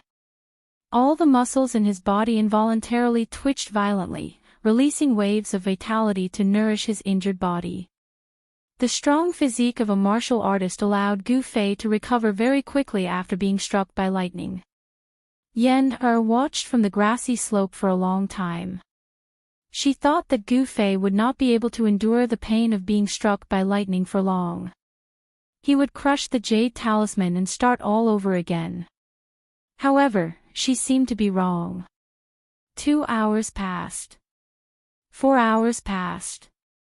Gu Fei's miserable howls were still coming from afar. His voice did not weaken at all. It was obvious that he could continue to endure it. In the Thunder Lake, black thunderclouds covered the land. It seemed as though they would never dissipate. There was no sunlight or stars in this place. There was thunder, but there was no rain. This was a strange place. It was a paradise for cultivators who cultivated lightning-based Dao techniques. However, even so, not many cultivators dared to go deep into the Thunder Lake. They could only walk around the periphery of the Thunder Lake like Gu Fei and Yen. Forget it, let's return to the Pill Cauldron Paradise first. I wonder when he will crush the jade talisman. The lightning lake was filled with a heavy pressure that came from the heaven and earth, making Yen a little uncomfortable. Yen crushed the jade talisman in her hand. A ball of green light immediately spread out from her hand, enveloping her within. Shwa! The void that was enveloped by the green light trembled, and ripples spread out like water waves. The light dimmed and then disappeared completely. Yen Er's figure had already disappeared along with the light. It was as though she had broken through the void. It was difficult to teleport out of the pill cauldron paradise. However, one only needed to crush a jade talisman to return to the pill cauldron paradise. Yen Er was not worried that Gu Fei would be in danger. This was because even if he was in danger, Gu Fei would not be so foolish as to not crush the jade talisman. It could be said that the jade talisman was actually a talisman. The jade talisman of the pill cauldron sect was very special. It was more convenient than the void-shifting scrolls that were sealed with spatial Dao techniques. The Dao technique scroll had to be unfolded to release the sealed Dao technique power.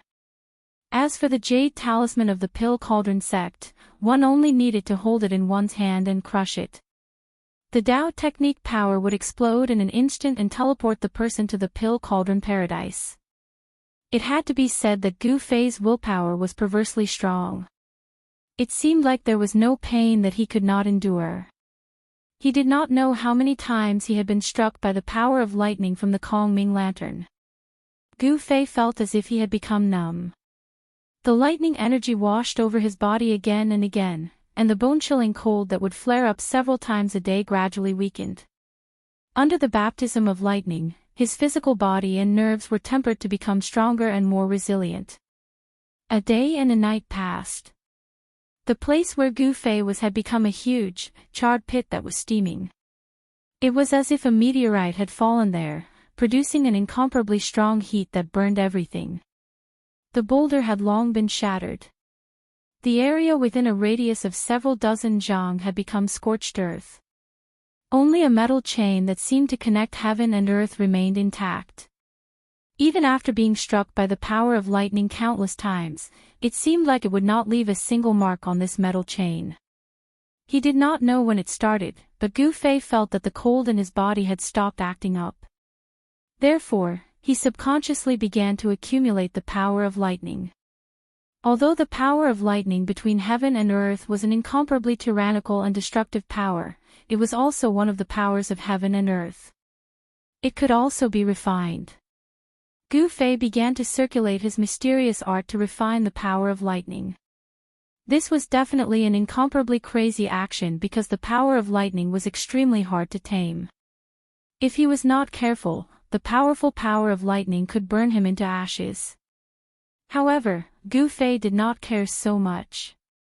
His cultivation had already reached the bottleneck of the third heavenly layer of the ascended realm. He wanted to borrow the power of lightning to break through his current bottleneck.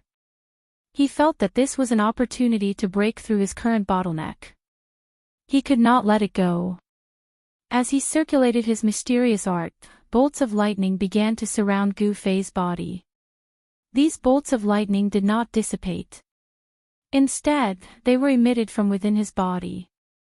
Under the baptism of lightning, his tendons, bones, and flesh gradually transformed and became stronger. Gu Fei's physical body gradually improved under the destruction of the lightning. Bolts of lightning continuously struck down from the thunderclouds above his head. The power of lightning was gradually guided by Gu Fei to every part of his body. Tiny snake-like currents flowed through his skin. Gu Fei seemed to have turned into a spirit of lightning. His body emitted strong rays of light and thick arcs of lightning shot out from his orifices. As time passed, Gu Fei's figure was gradually covered by the lightning that shot out from his body. Then, a huge ball of lightning with a radius of 1 zhang appeared in the huge pit, flickering with strong light. Shwa! The teleportation array on the hill emitted a dazzling light. Strong waves of spiritual energy shook the void and ripples that could be seen by the naked eye spread out. When the light dissipated, a purple figure appeared in the teleportation array. Yen had come to the Thunder Lake from the Pill Cauldron Cave world. She walked out of the teleportation array and headed towards the direction of Gu Fei. She waited in the Pill Cauldron Cave world for a day and night but did not see Gu Fei return. Feeling worried, she came to the Thunder Lake again. The place where Gu Fei was struck by lightning was easy to find because the power of lightning gathered there. The power of heaven and earth was very strong and could be sensed from far away. When Yen came closer, she was stunned by the scene in front of her. The Kongming lantern had already fallen into the swamp, and the lightning in the sky was still striking down from the thunderclouds. The sound of thunder and lightning was earth-shattering. In a huge pit, a huge ball of lightning formed by lightning had burnt the soil within a radius of tens of feet. The ground was scorched black. The lightning ball had a diameter of 2 to 3 feet and emitted a blinding light. What happened? Yen was shocked. She could feel that the ball of lightning was nurturing a strong force. A heart-palpitating aura was emitted from the ball of lightning. This fella. Yen was speechless for a long time. After she calmed herself down, she could vaguely guess what had happened. Gu Fei was actually using the power of lightning to cultivate. This made Yen's jaw drop. Gu Fei's actions were undoubtedly audacious. Yen did not leave. She stood guard nearby and paid close attention to the changes in the ball of lightning. Time passed quickly. In the blink of an eye, 7 days had passed. During this period of time, a few strong beasts were alarmed and rushed over from other areas of the Thunder Lake. However, they were all chased away by Yen. The power nurturing in the ball of lightning was gradually increasing. The mighty aura emitted from the ball of lightning made the nearby beasts very uneasy. As for Gu Fei, he was sitting in the ball of lightning with his legs crossed, enduring inhuman pain. Endless power of lightning was flowing in his body. It was as if thousands of swords were constantly penetrating through his flesh and bones, tempering his body over and over again. It was as if they were trying to forge his body into a treasure. Yen didn't know when Gu Fei would stop cultivating. She sat with her legs crossed on a nearby grassy slope and quietly waited for Gu Fei. She knew that not only had the evil qi in Gu Fei's body been completely expelled, his cultivation base would also increase greatly after being tempered by the heavenly lightning. Bailing City, which stood in the north of Northern Wei and was close to the abyss of immortals and demons, was definitely an ancient city. No one knew when Northern Mountain City was built. No one even knew how it appeared in the northern lands. There were many unimaginable myths and legends here. Such an ancient city standing in the border between the extreme northern demon region and the central plains would definitely arouse people's imagination. Although Bailing City wasn't as grand as the Dragon Emperor City in the southern wasteland, it was still a famous city in the northern region. In the evening, 2 young cultivators in white clothes appeared outside the city gate of Bailing City. With the cultivators' keen sense, they could sense an ancient and vicissitude aura. Bailing City was like an indomitable giant that stood in the snowy north, guarding the land of the north. Senior brother, isn't it a bit rash for us to choose this place as our first stop for training? A handsome young cultivator with the appearance of a peerlessly beautiful woman asked. This young cultivator was like a beautiful woman dressed in men's clothing. His skin was so delicate that even women would be jealous of him. He was a young cultivator with the appearance of a girl. The other cultivator standing beside the young cultivator had an ordinary appearance. He was thin and had tanned skin. He looked like a farmer in the countryside who went to work at sunrise and returned home at sunset. When the two of them walked together, one was so handsome that even women would be jealous of him, while the other had an ordinary appearance. This combination was a bit strange. What's there to be rash about? I heard that junior brother Dongfang Chen also came to the northern lands. The unassuming young cultivator said disapprovingly. Junior brother Dongfang. The handsome young cultivator couldn't help but reveal a strange smile. At this moment, 2 young cultivators in white clothes walked out of the city gate. The 2 of them looked similar. They both had sword-like eyebrows and starry eyes. They were definitely rare handsome men. However, the two of them had a masculine aura that was unique to men, while the young man with the unassuming young cultivator had a feminine aura. Speak of the devil and he will arrive. The handsome young cultivator couldn't help but be surprised when he saw the two young cultivators coming out of the city. Hee hee. Senior brother Ziyu, please forgive me for being late to welcome you. Two young cultivators came out of the city. One of them walked up to the two cultivators outside the city gate. Hey! Junior brother Dongfang, your cultivation. The dark-skinned young cultivator with an ordinary appearance looked at the young cultivator who came to greet him. His eyes flashed with a strange light. Little brother is stupid. It's been more than a year since I returned to the Dongfang family, but I still haven't broken through my current bottleneck. Sigh. Dongfang Chen's expression was a bit depressed and lost. The two cultivators in white outside the city gate were Li Lingfeng and Ziyu, who were walking down the mountain. The two young men in white who came out of the city were the two brothers, Dongfang Chen and Dongfang Long.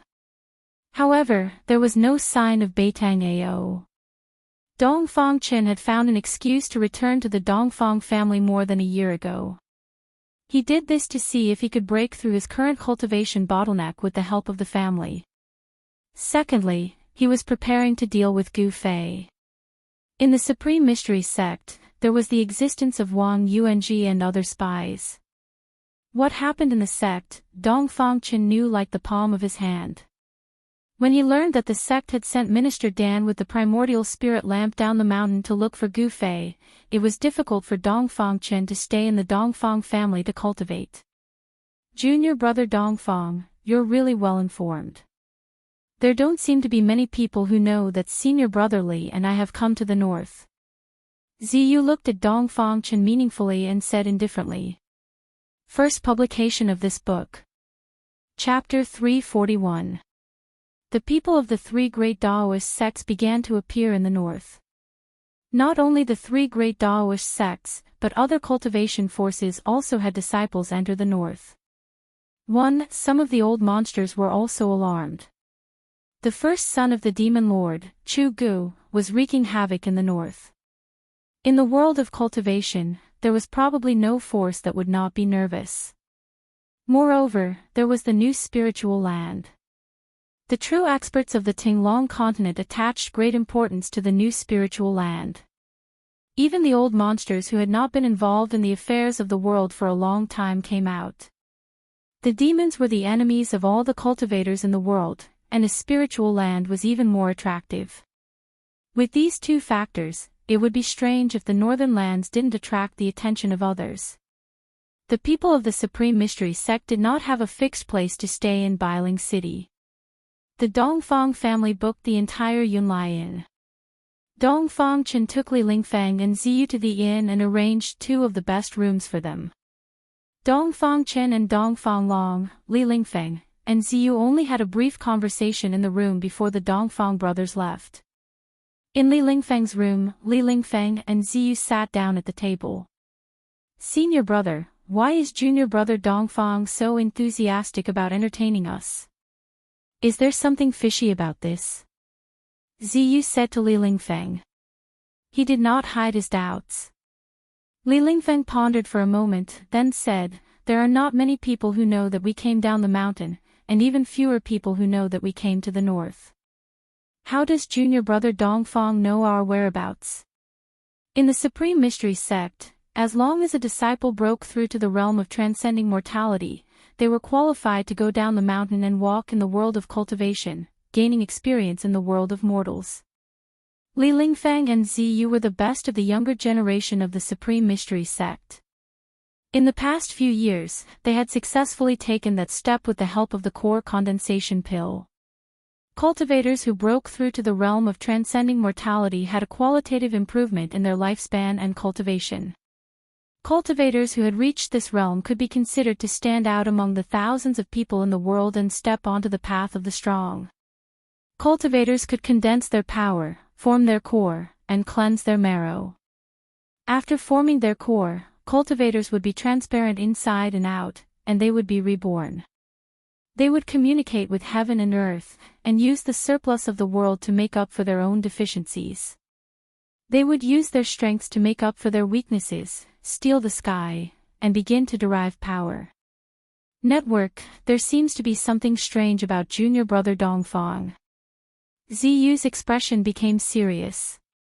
Li Lingfeng nodded and said, let's wait and see for now. Let's see what junior brother Dongfang is planning. Li Lingfeng and Ziyu were both smart people. The other party seemed to know their whereabouts like the back of his hand. They were already on guard. However, Dongfang Chen's actions made them very puzzled. At this time, in another room in the inn, Dongfang Chen and Dongfang Long were also talking in secret. Second brother, why did you let Li Lingfeng and the others know that you were in Bailing City? Dongfang Long, who always had his saber by his side, immediately asked after he sat down.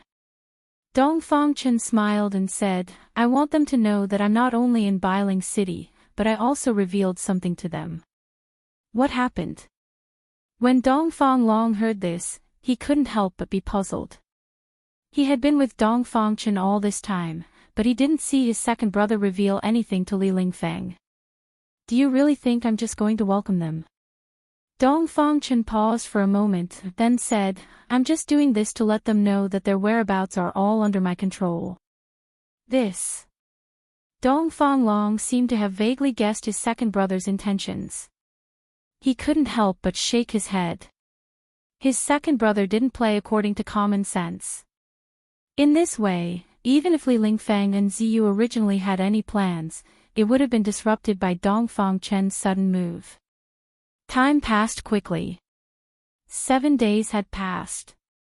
In the Thunder Lake, dark clouds still hung over the sky, lightning flashed, and thunder rumbled. Roar! Suddenly, somewhere in the outskirts of the Thunder Lake, an earth-shattering roar rang out. The sound was so loud that even the thunder in the sky was overshadowed in an instant. The rolling sound waves echoed between the heavens and the earth. Then, countless dazzling lightning burst out from the place where the roar came from. Endless lightning shrouded this part of the world. Network, rumble, silver snakes danced chaotically between the heavens and the earth. Thunder exploded, causing the sky and the void to tremble. The grass within a radius of several hundred zhang was all scorched by the exploding lightning. That roar was still echoing between the heavens and the earth. The sudden explosion of lightning that covered several hundred zhang of the void suddenly shrank back. Thousands of lightning bolts all sank into a figure. Dazzling electric currents flowed up and down this person's body.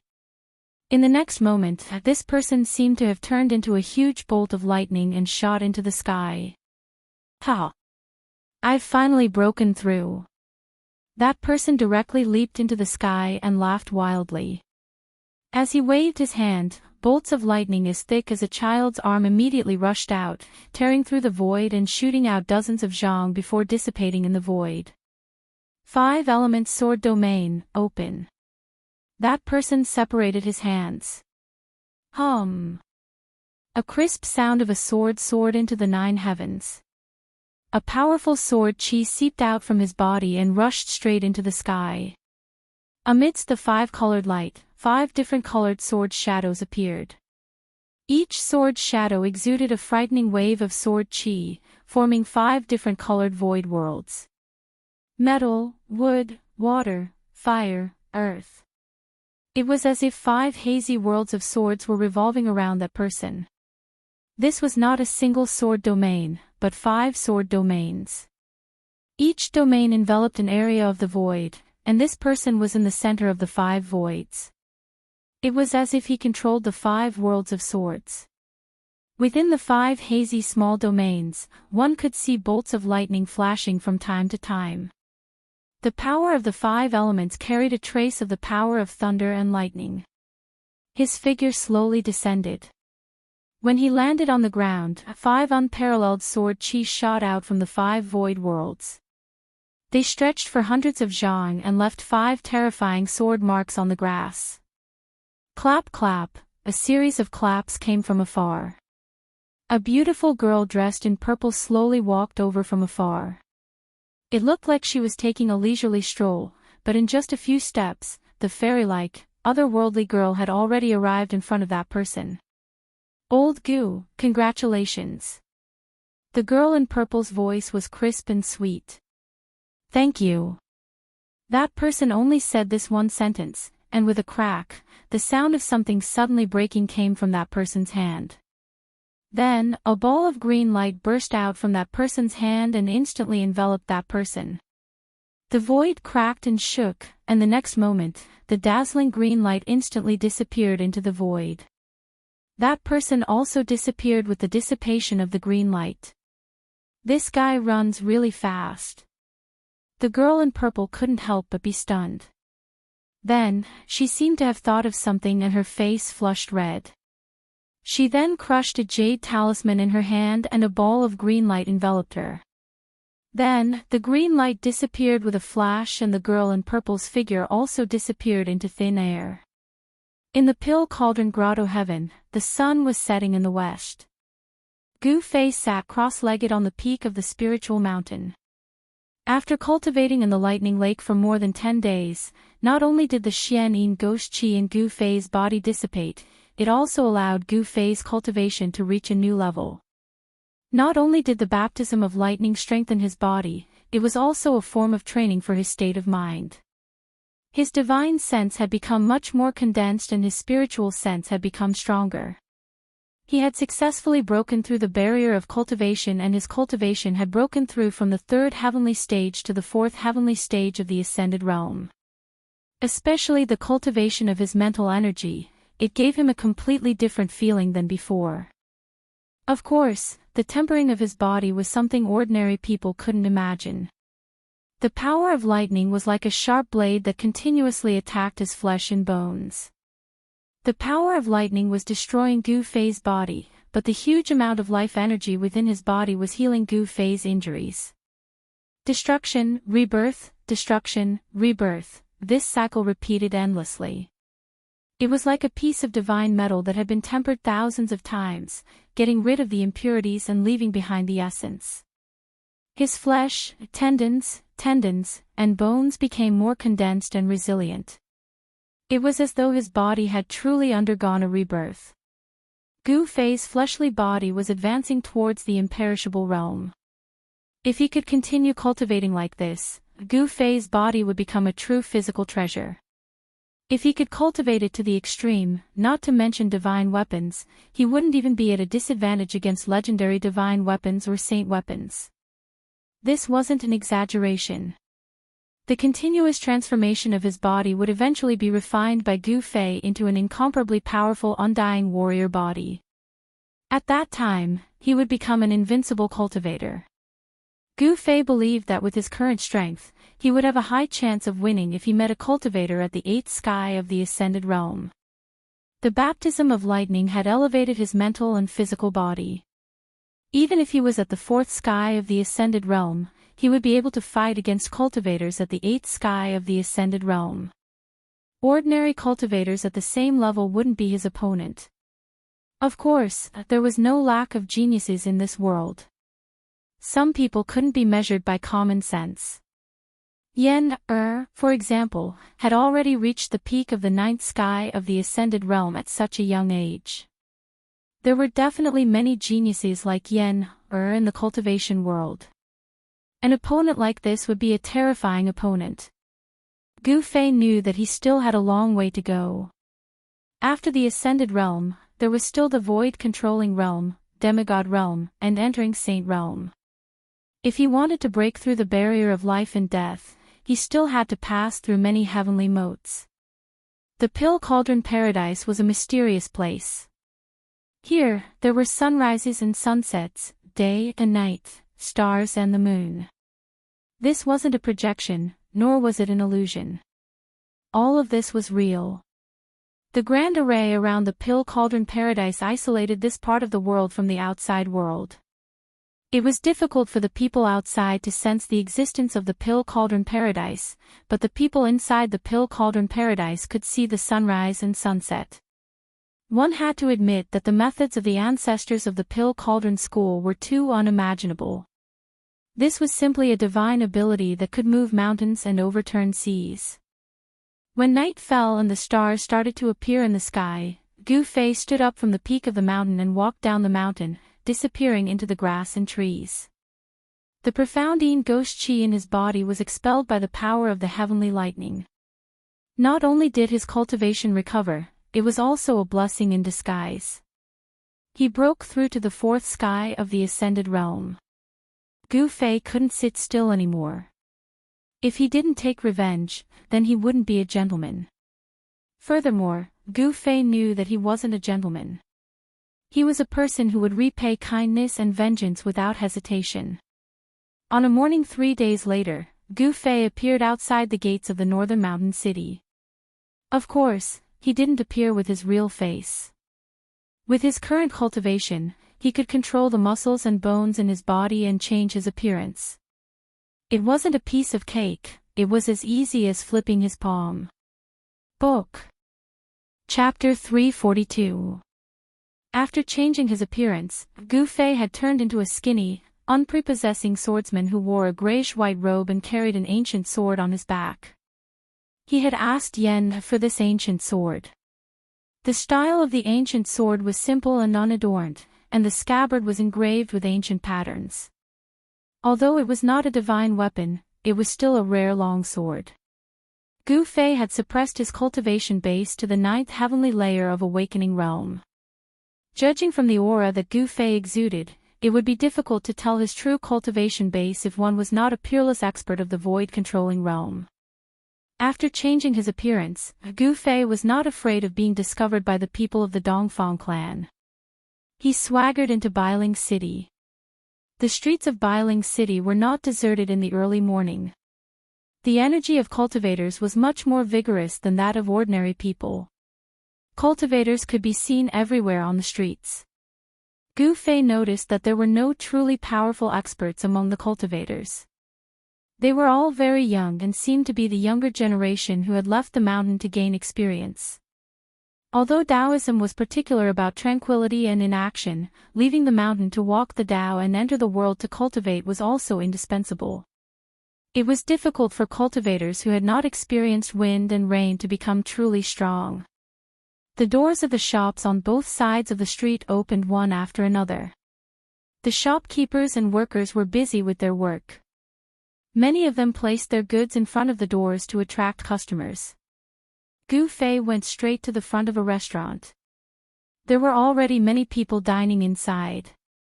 Looking in from the door, he saw that most of the people dining in the lobby were ordinary people. The restaurant only had 3 floors. Gu Fei walked into the restaurant and found that although the restaurant was not big, the interior was decorated in an antique style. When Gu Fei walked into the restaurant, a worker with a towel on his shoulder immediately came to greet him. The worker quickly sized up Gu Fei. When he saw the ancient sword on Gu Fei's back, he immediately became unusually respectful. "Sir, this way please." The shop assistant seemed a little nervous. He directly led Gu Fei to the stairs. When they reached the 2nd floor, the shop assistant did not stop and continued to the 3rd floor. Although Gu Fei was surprised by the waiter's attitude and behavior, he did not think too much about it. As he passed by the 2nd floor, he glanced at the lobby and realized that there were already cultivators among the people dining on the 2nd floor. The lobby on the 1st floor was very noisy because it was a place for mortals to eat, but the 2nd floor was relatively quiet. On the 3rd floor, the waiter directly led Gu Fei to a private room. On the 3rd floor, there were no ordinary people.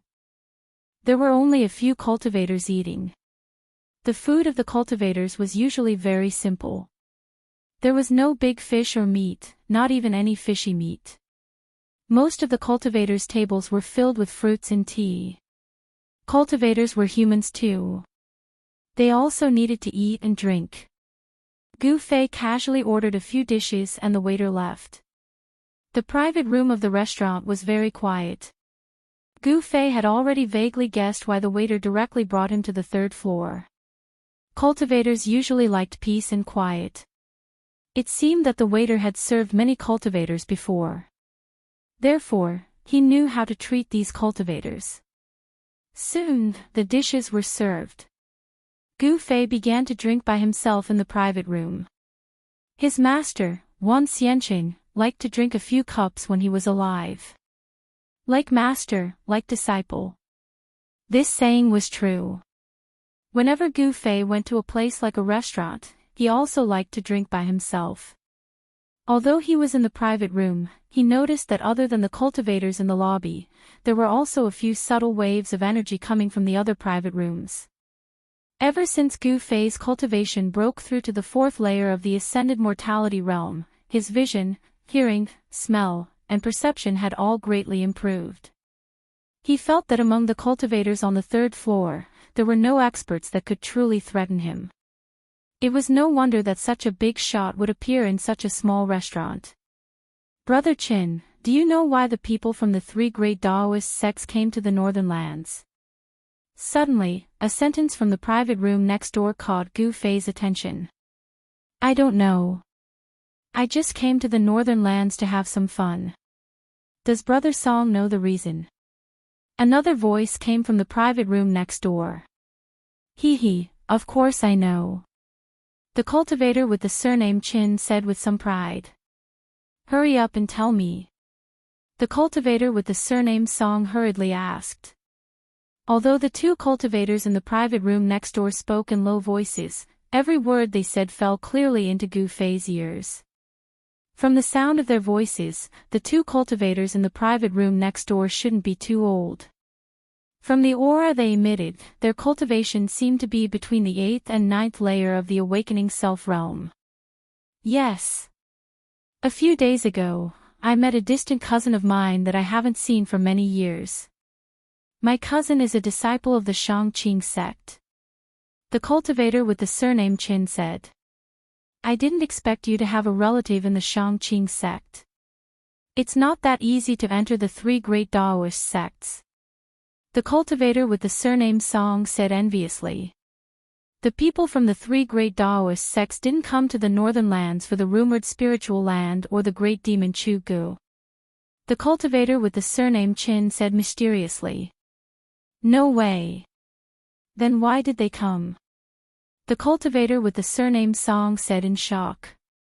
After all, the news of the demon lord's son wreaking havoc in the northern lands and the rumor that the northern lands had discovered a spiritual land had already spread like wildfire in northern mountain city. Humph. The cultivator with the surname Qin chuckled. He seemed to want to whet the appetite of the cultivator with the surname Song. Hurry up and tell me. The cultivator with the surname Song said anxiously. The cultivator with the surname Qin said, You wouldn't believe me even if I told you. The reason the people from the three great Daoist sects came to the northern lands is to find someone. Find someone. Who is it that the three great Daoist sects sent out experts to look for them? I heard that someone saw Daoist Xiaoyang of the Supreme Mystery sect in the city. The cultivator with the surname Song seemed to be very surprised. It wasn't just the cultivator with the surname Song. Gu Fei, who had been quietly listening to the conversation in the room next door, was also shocked. He had already vaguely guessed who the three great Daoist sects were looking for. Who would have thought? The people from the three great Daoist sects were all here for me. After hearing this, Gu Fei was no longer in the mood to listen. The words of the cultivator with the surname Qin shocked him. Daoist Xiaoyang was the head of the Xiaoyang Peak and one of the most powerful people in the Supreme Mystery sect. Gu Fei was very confused. It made sense that the Supreme Mystery sect would come looking for him. After all, he was a disciple of the Supreme Mystery sect and the only successor of the Ling Chui Peak. If he died, the Ling Chui Peak would be lost. The sect leader, Daoist Xianxia, would definitely not want to see the Ling Chui Peak go extinct. Daoist Xianxia wanted to maintain the legacy of the 9 great branches of the Supreme Mystery sect. But why did the Shangqing sect and the Guangqing Celestial sect come to the northern lands to find him? Gu Fei couldn't figure it out, and there was no one to answer his questions. However, the words of these two people couldn't be trusted. This kind of rumor was full of uncertainty. Perhaps it was just groundless rumors. I have to find a way to verify it. Gu Fei thought to himself. He was not an impulsive person. He had to plan before he acted. Only then could he minimize the danger he was in. As Gu Fei thought of this, he walked out of the room, paid the bill, and left the small restaurant. He didn't have any currency in the secular world, but that didn't mean he was going to dine and dash. The way he paid the bill was actually very simple. He threw a gem to the restaurant manager. When Gu Fei came out of the Pill Cauldron Grotto Heaven, he conveniently picked up a few gems and carried them with him. With those gems, not to mention a meal, they could even buy the entire small restaurant. Encountering such a forthright customer, the innkeeper of the restaurant was overjoyed. As long as he encountered a few more generous customers like Gu Fei, he would be able to enjoy his old age in advance. After leaving the restaurant, Gu Fei realized that he was being watched. Gu Fei sneered, then quietly wandered the streets, looking here and there. It was like this was the first time he had traveled far away, and he didn't know anything about the outside world. He realized that behind him, there really were two people following him. There were two people far behind him. Gu Fei couldn't help but feel a little strange. Logically speaking, the people from the Dongfang and Beitang families shouldn't have noticed his traces. He had already changed his appearance. Even if Dongfang Qin and Beitang Ao stood in front of him, they probably wouldn't be able to recognize him. Who are they? Gu Fei couldn't help but be a little curious. He pretended not to notice anything and slowly walked in the direction of the city gate.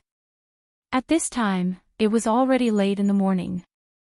The streets of the city were crowded with people, shouting and hawking incessantly. There were even cultivators in 2s and 3s appearing on the streets. The secular world was so fresh to those cultivators who cultivated in the mountains or sects all year round.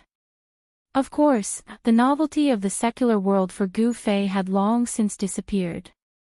Gu Fei walked out of Bailing City without batting an eyelid. The two men were still following him from a distance. After leaving Bailing City, Gu Fei gradually went further and further away.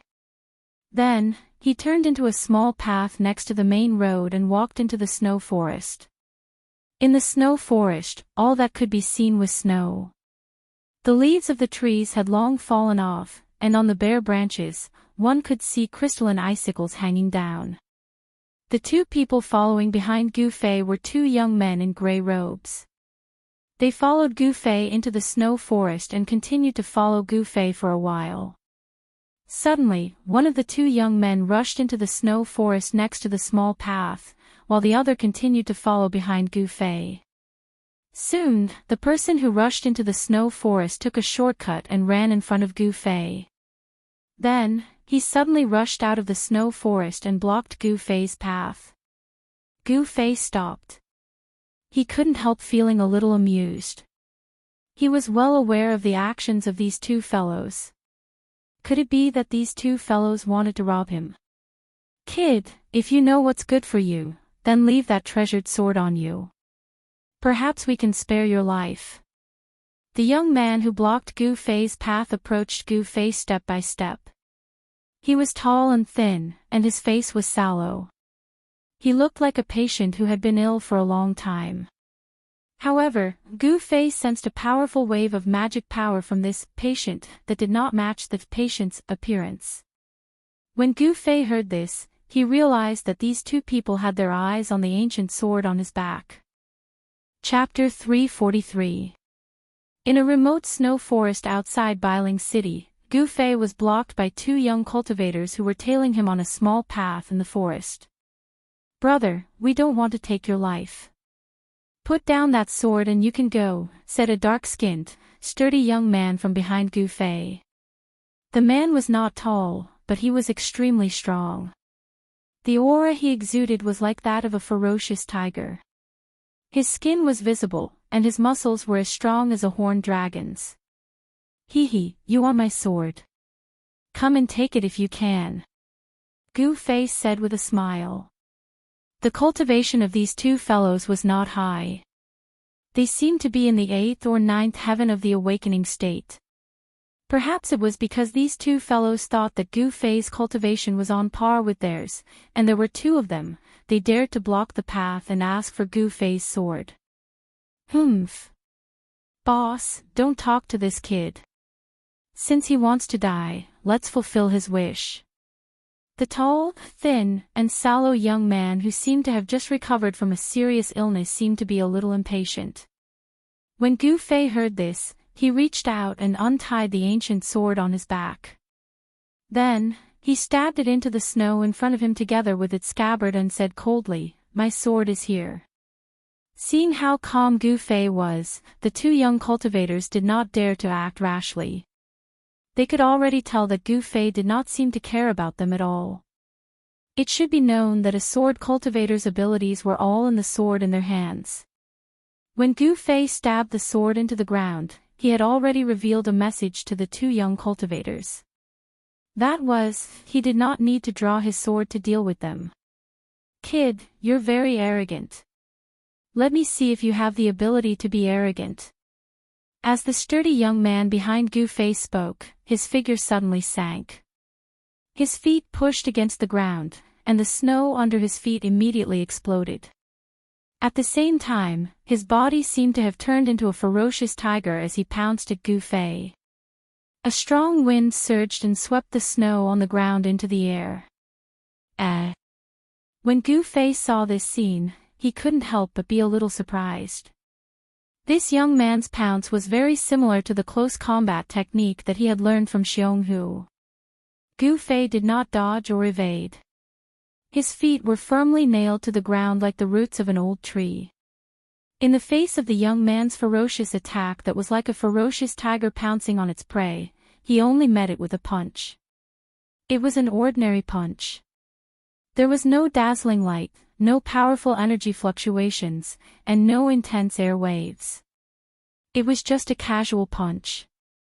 However, this punch possessed the power to turn something rotten into something magical.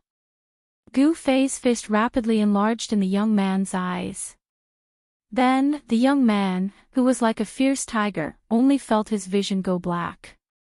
Bang!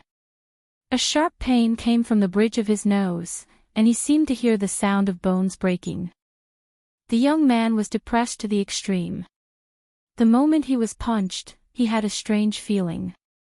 It was as if his face was facing the opponent's fist, and he was being punched in the face. This young cultivator came quickly, but he also left quickly. He was blown away by Gu Fei's casual punch, and a few bloody teeth flew out of his mouth. Bang!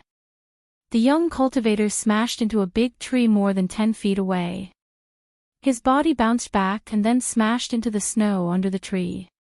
Shaw! A pile of snow fell on the big tree. The tall and thin young man in front of him was immediately stunned. His eyes were wide open, and his eyeballs almost popped out of their sockets.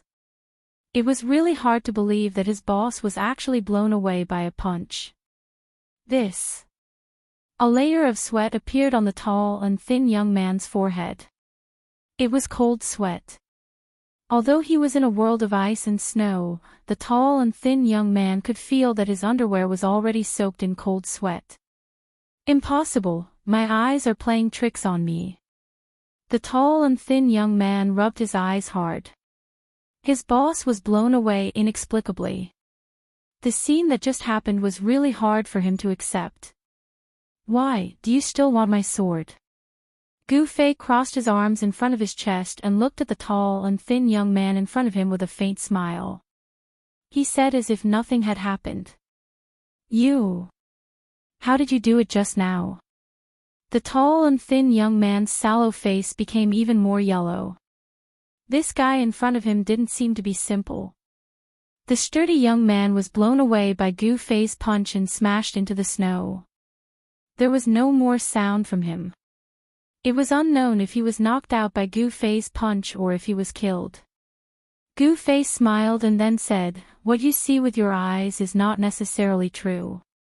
What you sense with your spiritual sense may also be fake. Do you think that my cultivation is only at this level? That is really a big mistake.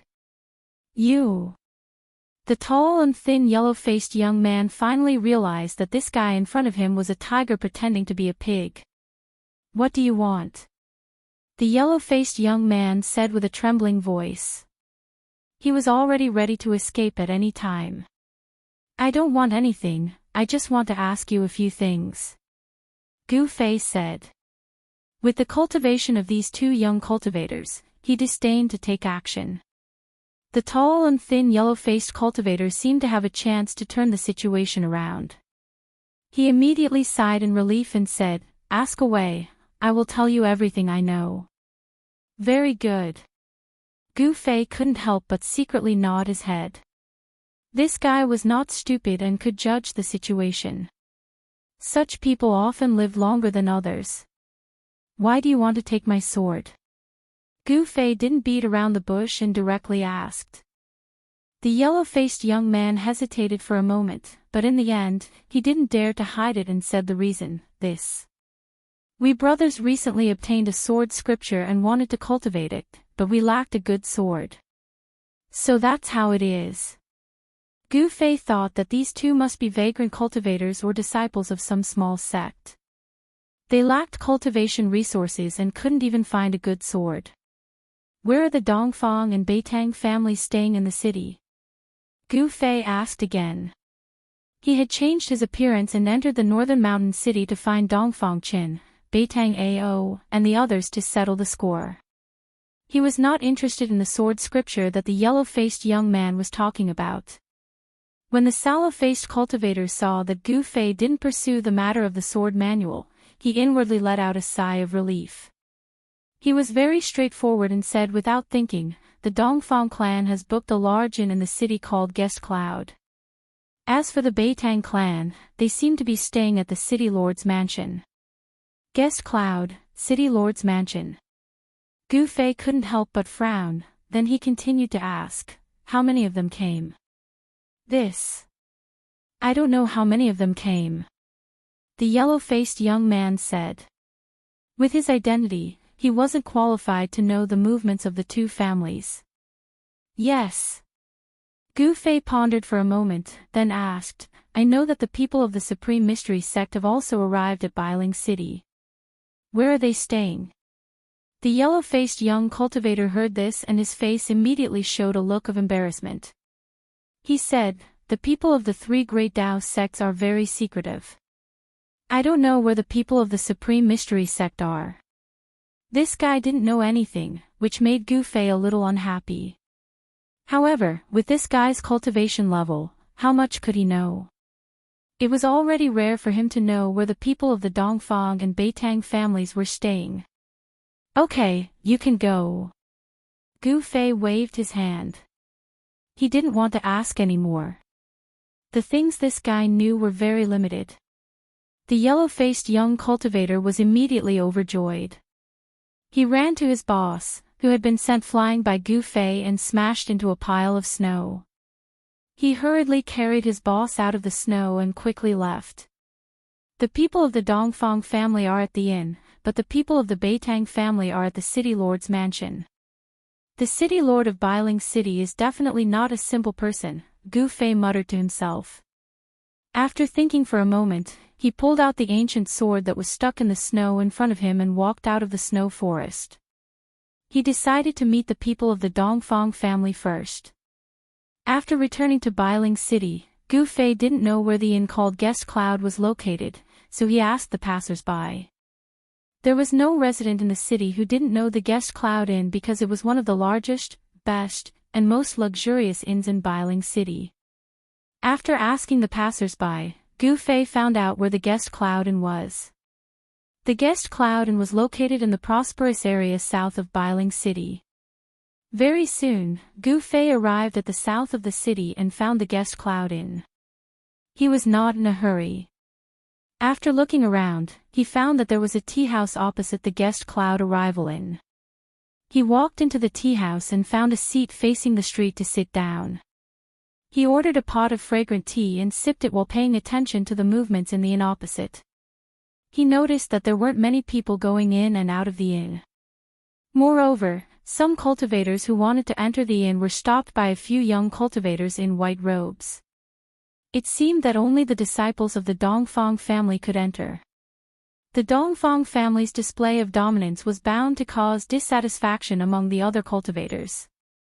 As expected, sounds of quarreling could be heard from outside the inn opposite.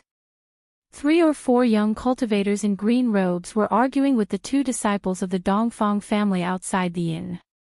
Others might be afraid of the Dongfang family, but we of Floating City aren't. You 2 watchdogs, get out of my way. The leading cultivator in green robes shouted. He seemed to want to attract the attention of the bystanders, so he deliberately raised his voice. Sure enough, the gazes of the nearby cultivators were immediately drawn to him. Floating City. When Gu Fei heard this, he couldn't help but be startled. He knew that this floating city seemed to be a mysterious force in the Tinglong continent.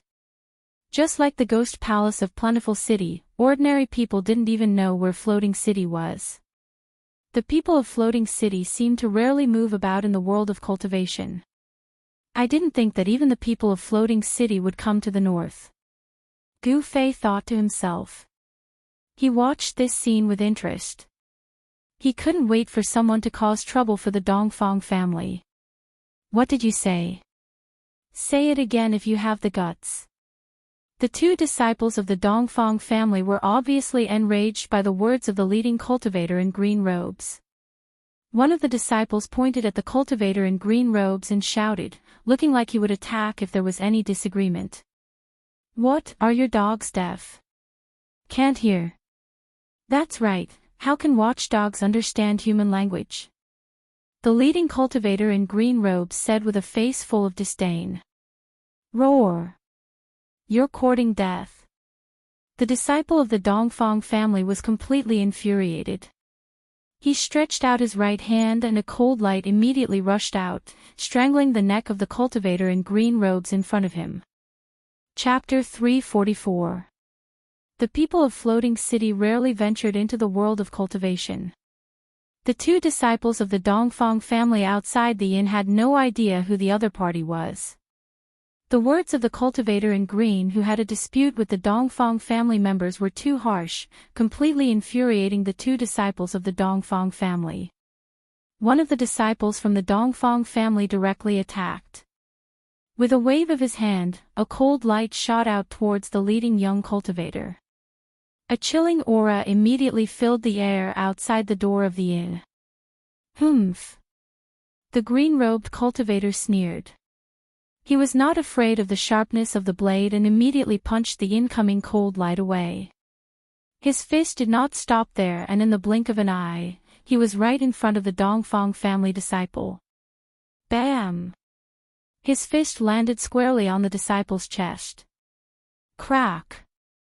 The bone-chilling sound of bones breaking could be heard. The disciple spat out a mouthful of blood and flew backwards. He fell directly into the inn behind. A series of chaotic sounds immediately came from inside the inn. It was obvious that the disciple of the Dongfang family who was sent flying had knocked over many tables. Hiss! The surrounding cultivators could not help but suck in a breath of cold air when they saw this scene. This person was truly audacious. He actually dared to directly attack and injure a disciple of the Dongfang family in their territory. One had to know that ever since the Dongfang family booked this inn, many cultivators had come looking for trouble, but all of them had been driven away by the Dongfang family. Could this young cultivator who claimed to be from Floating City be an exception? After hearing the news, more and more cultivators gathered there. Gu Fei, on the other hand, continued to sit quietly in the tea shop across the street, watching the scene with an expressionless face. After beating up the young, the old comes out. The experts of the Dongfang family should be coming out soon. Gu Fei thought to himself. He could use this opportunity to understand the situation of the Dongfang family. In fact, if it were not for the people of Floating City, Gu Fei would have personally tested the waters. He had a few jade talismans that he had asked for from Yen. As long as he crushed the jade talismans, he could instantly return to Pill Cauldron Paradise. It could be said that Gu Fei was not worried about encountering any danger because he had a life-saving talisman. Despicable. You dare wound a member of our Dongfang family. Do you know the consequences of offending our Dongfang family? Another disciple of the Dongfang family shouted at the cyan-robed cultivator with a fierce tone. Why wouldn't I? So what if I offended him? The azure-robed cultivator suddenly revealed an evil smile. Then, without any warning, he appeared in front of the disciple and sent him flying with a punch. All right. I'd like to see who dares to look down on my Dongfang family. At this time, a powerful energy fluctuation suddenly came from the inn. A man strode out of the inn. He stretched out his hand and caught the disciple who was sent flying. He then placed the disciple to the side. Immediately, someone helped the two disciples who were injured by the azure-robed cultivator away. The person who came out of the inn was a handsome young man in white robes. He didn't hide his anger and directly walked in front of the azure-robed cultivator. The azure-robed cultivators still didn't care. They coldly looked at the white-robed young man who walked out of the inn with disdainful expressions. These people's expressions made the white-robed young man even more unhappy. Who are you people? The white-robed young man said in a deep voice. A powerful aura burst out from his body. His clothes and hair fluttered without any wind. The cultivators who were watching from afar immediately felt a heavy pressure. Those with lower cultivations already felt uncomfortable, as if a huge rock was pressing down on their hearts. The white-robed young man who walked out of the inn was actually a young man in the transcending mortality realm. The surrounding cultivators couldn't help but be shocked. Oldly, has it been too long since the people of Floating City came out? It's been so long that the world doesn't even know of our existence.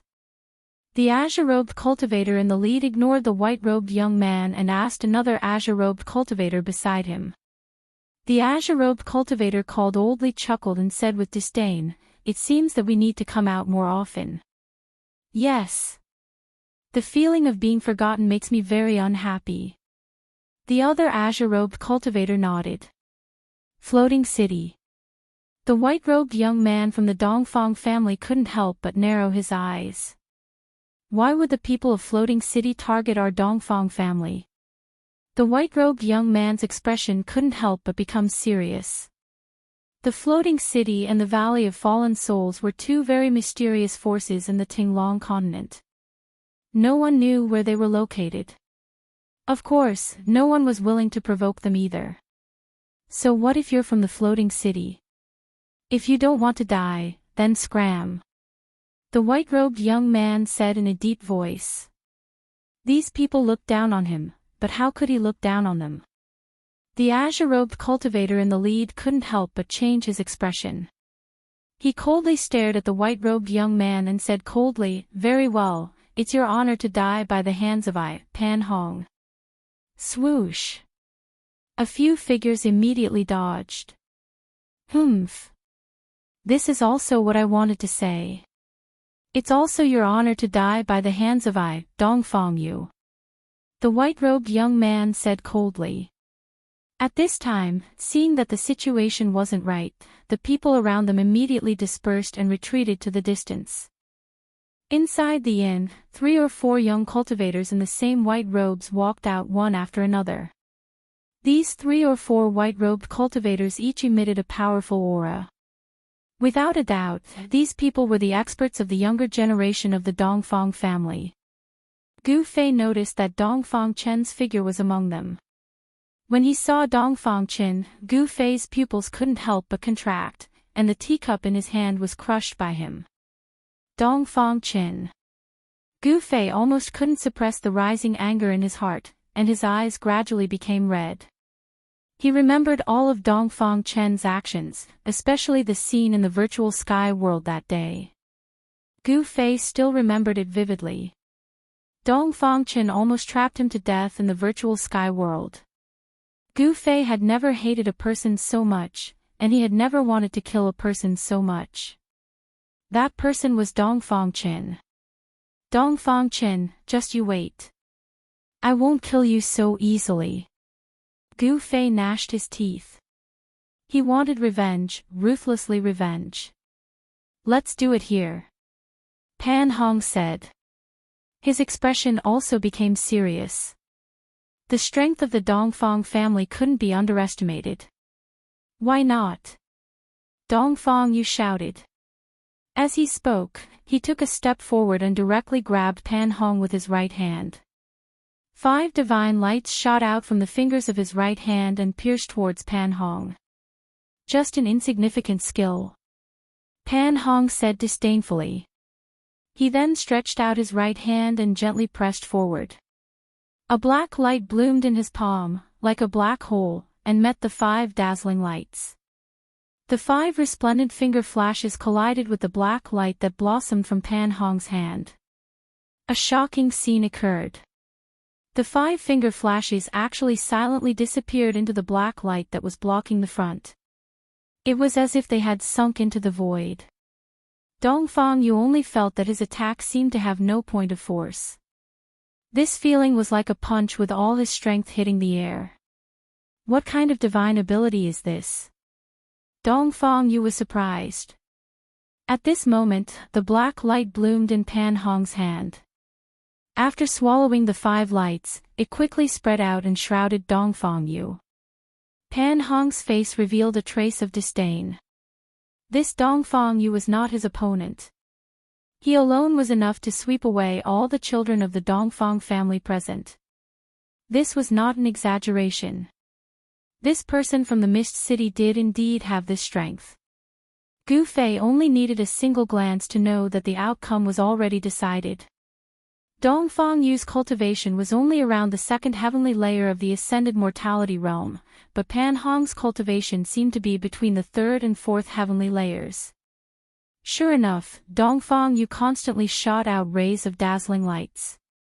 The magic power in his body surged violently. However, his divine light that seemed to be able to pierce through the void couldn't break through the black light curtain that enveloped Pan Hong. The rays of divine light that shot towards the black light curtain seemed to be devoured and disappeared without a sound. There wasn't even the slightest fluctuation. Anyone with a discerning eye could already tell that there was a great disparity between the two. Dongfang Yu was obviously not Pan Hong's opponent. Swish! The black light curtain that shrouded one side of the world suddenly accelerated and shrouded Dongfang Yu, trapping him in the black light curtain in an instant. At this moment, Dongfang Yu panicked. He desperately gathered his magic power and roared in anger, wanting to break through the black light curtain. However, after trying a few times, it didn't work. At this moment, the few youths of the Dongfang family standing outside the inn couldn't stand it anymore. A young man around the age of 27 or 28 made a move. He opened his mouth and spat out a ray of light. Within the ray of light was a small bronze bell. After the simple and unadorned bell rushed out of the young man's mouth, it instantly grew to the size of a small mountain. It flew above Pan Hong's head and covered his head. Humph! Trying to win with numbers. Suddenly, a disdainful sneer sounded from the side. Then, a green figure rushed over from the side. He jumped up and directly punched the bronze bell that was surrounded by rays of light. Dang! A loud sound rang out. The sound of the bell was deafening, shaking the heaven and earth. Ripples that could be seen with the naked eye spread out from the ancient bell. The ancient bronze bell was actually smashed apart by a single punch. The vast sound of the bell caused the ears of the spectating cultivators to ring. Some of the weaker cultivators were even shaken by the sound waves, causing the blood in their bodies to boil. Their faces turned pale and they hurriedly retreated further away. Chapter 345. The people of Misty City were powerful beyond compare. Pan Hong had trapped Dongfang Yu with unfathomable magical arts and divine abilities, but the performance of another young cultivator from Misty City was even more shocking. He had actually blasted away an ancient bronze bell the size of a small mountain. Amidst the deafening sound of the bell, the giant bronze bell was blasted directly towards the inn. The Dongfang family disciple who had attacked felt as if he had been struck by lightning. His figure swayed and a trace of blood flowed from the corner of his mouth. The ancient bronze bell was related to his aura. The ancient bell had suffered a great impact, and naturally, he was also shaken. He desperately wanted to call back his magical weapon, but the power of the punch from the floating city disciple was too great. For a moment, the giant bronze bell the size of a hill had actually escaped the control of the Dongfang family disciple. The ancient bronze bell was wreathed in multicolored light and emitted a vast power fluctuation. If it had hit the inn, it would definitely have destroyed the entire inn in an instant.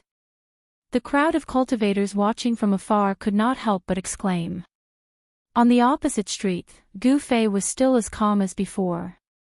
He knew that the real experts of the Dongfang family had not come out yet. If the young ones were beaten, the old ones would naturally jump out. Sure enough, just as the ancient bronze bell was about to hit the wall of the inn, there was a bang sound. The ancient bronze bell the size of a hill was blocked by an unfathomable power. It was as if the giant bell had hit an invisible wall, and ripples visible to the naked eye spread out.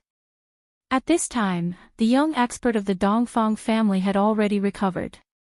He hurriedly pointed at the ancient bronze bell, and the ancient bronze bell immediately flew back towards the young expert. The ancient bronze bell shrank as it flew towards the young expert of the Dongfang family. The young expert opened his mouth and swallowed it.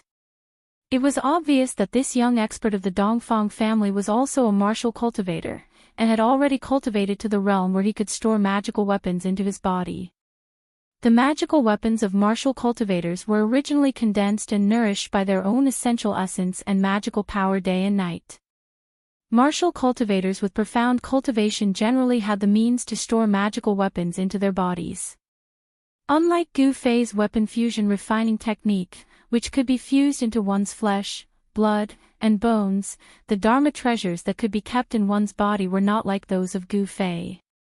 Instead, one had to open up a place in one's body, and then wrap the Dharma treasures with one's Dharma powers and true essence at all times, refining them into natal Dharma treasures that were closely related to one's body.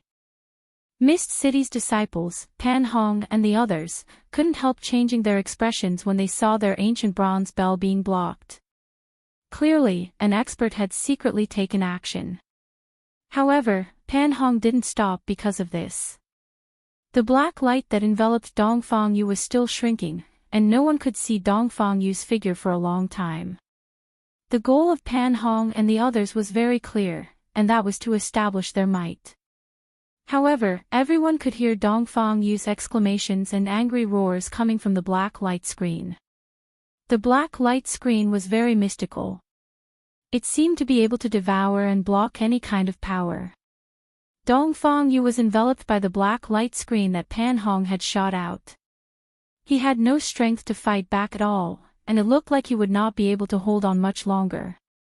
The other young experts of the Dongfang family wanted to rescue Dongfang Yu, but those people from the Misty City were glaring at them like tigers watching their prey.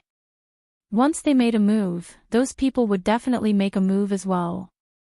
For a moment, both sides were in a stalemate, and no one dared to act blindly without thinking. At this moment, a cold snort that made people's hearts tremble rang out from the inn. A terrifying pressure immediately spread out from the inn, so heavy that it made it hard for everyone to breathe. A black-haired middle-aged man slowly walked out of the inn. This middle-aged man had a ruddy complexion and a head full of jet black hair that draped neatly behind him. However, his eyes were filled with the vicissitudes of life, which clearly didn't match his age. The old one has come out. In the tea shop across the street, Gu Fei secretly sized up this middle-aged man. He inwardly speculated that this was definitely a terrifying expert. The middle-aged man's entire body emitted an obscure aura. However, this aura made people feel as if it was surging violently. It was as dignified as a mountain, and it was bottomless. Enough. The middle-aged man indifferently said, before casually waving his hand.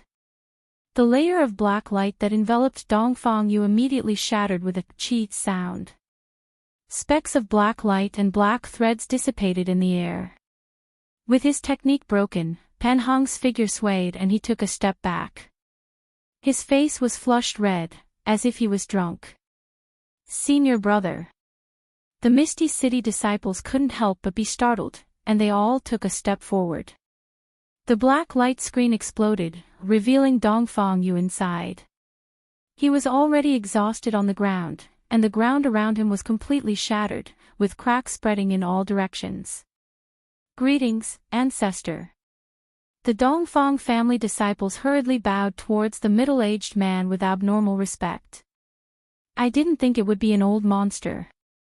In the tea shop across the street, Gu Fei's heart trembled, and he inwardly rejoiced that he hadn't made a move.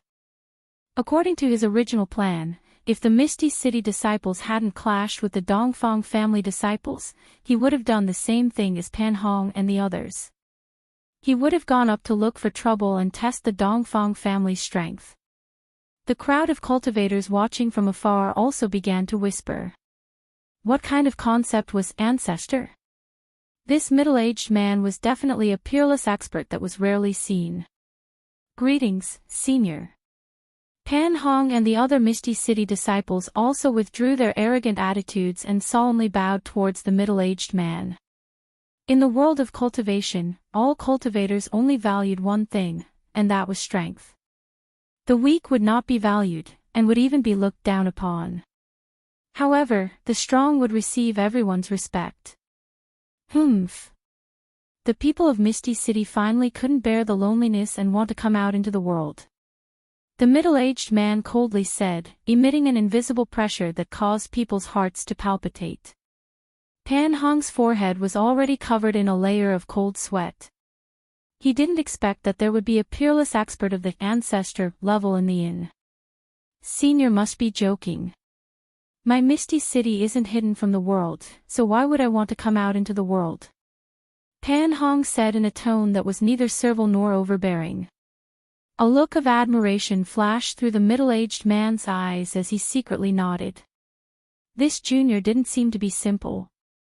He said, I can't be bothered with the matters of your Misty City, but if you want to use my Dongfang family to establish your might and think that we are easy to bully, then you are gravely mistaken.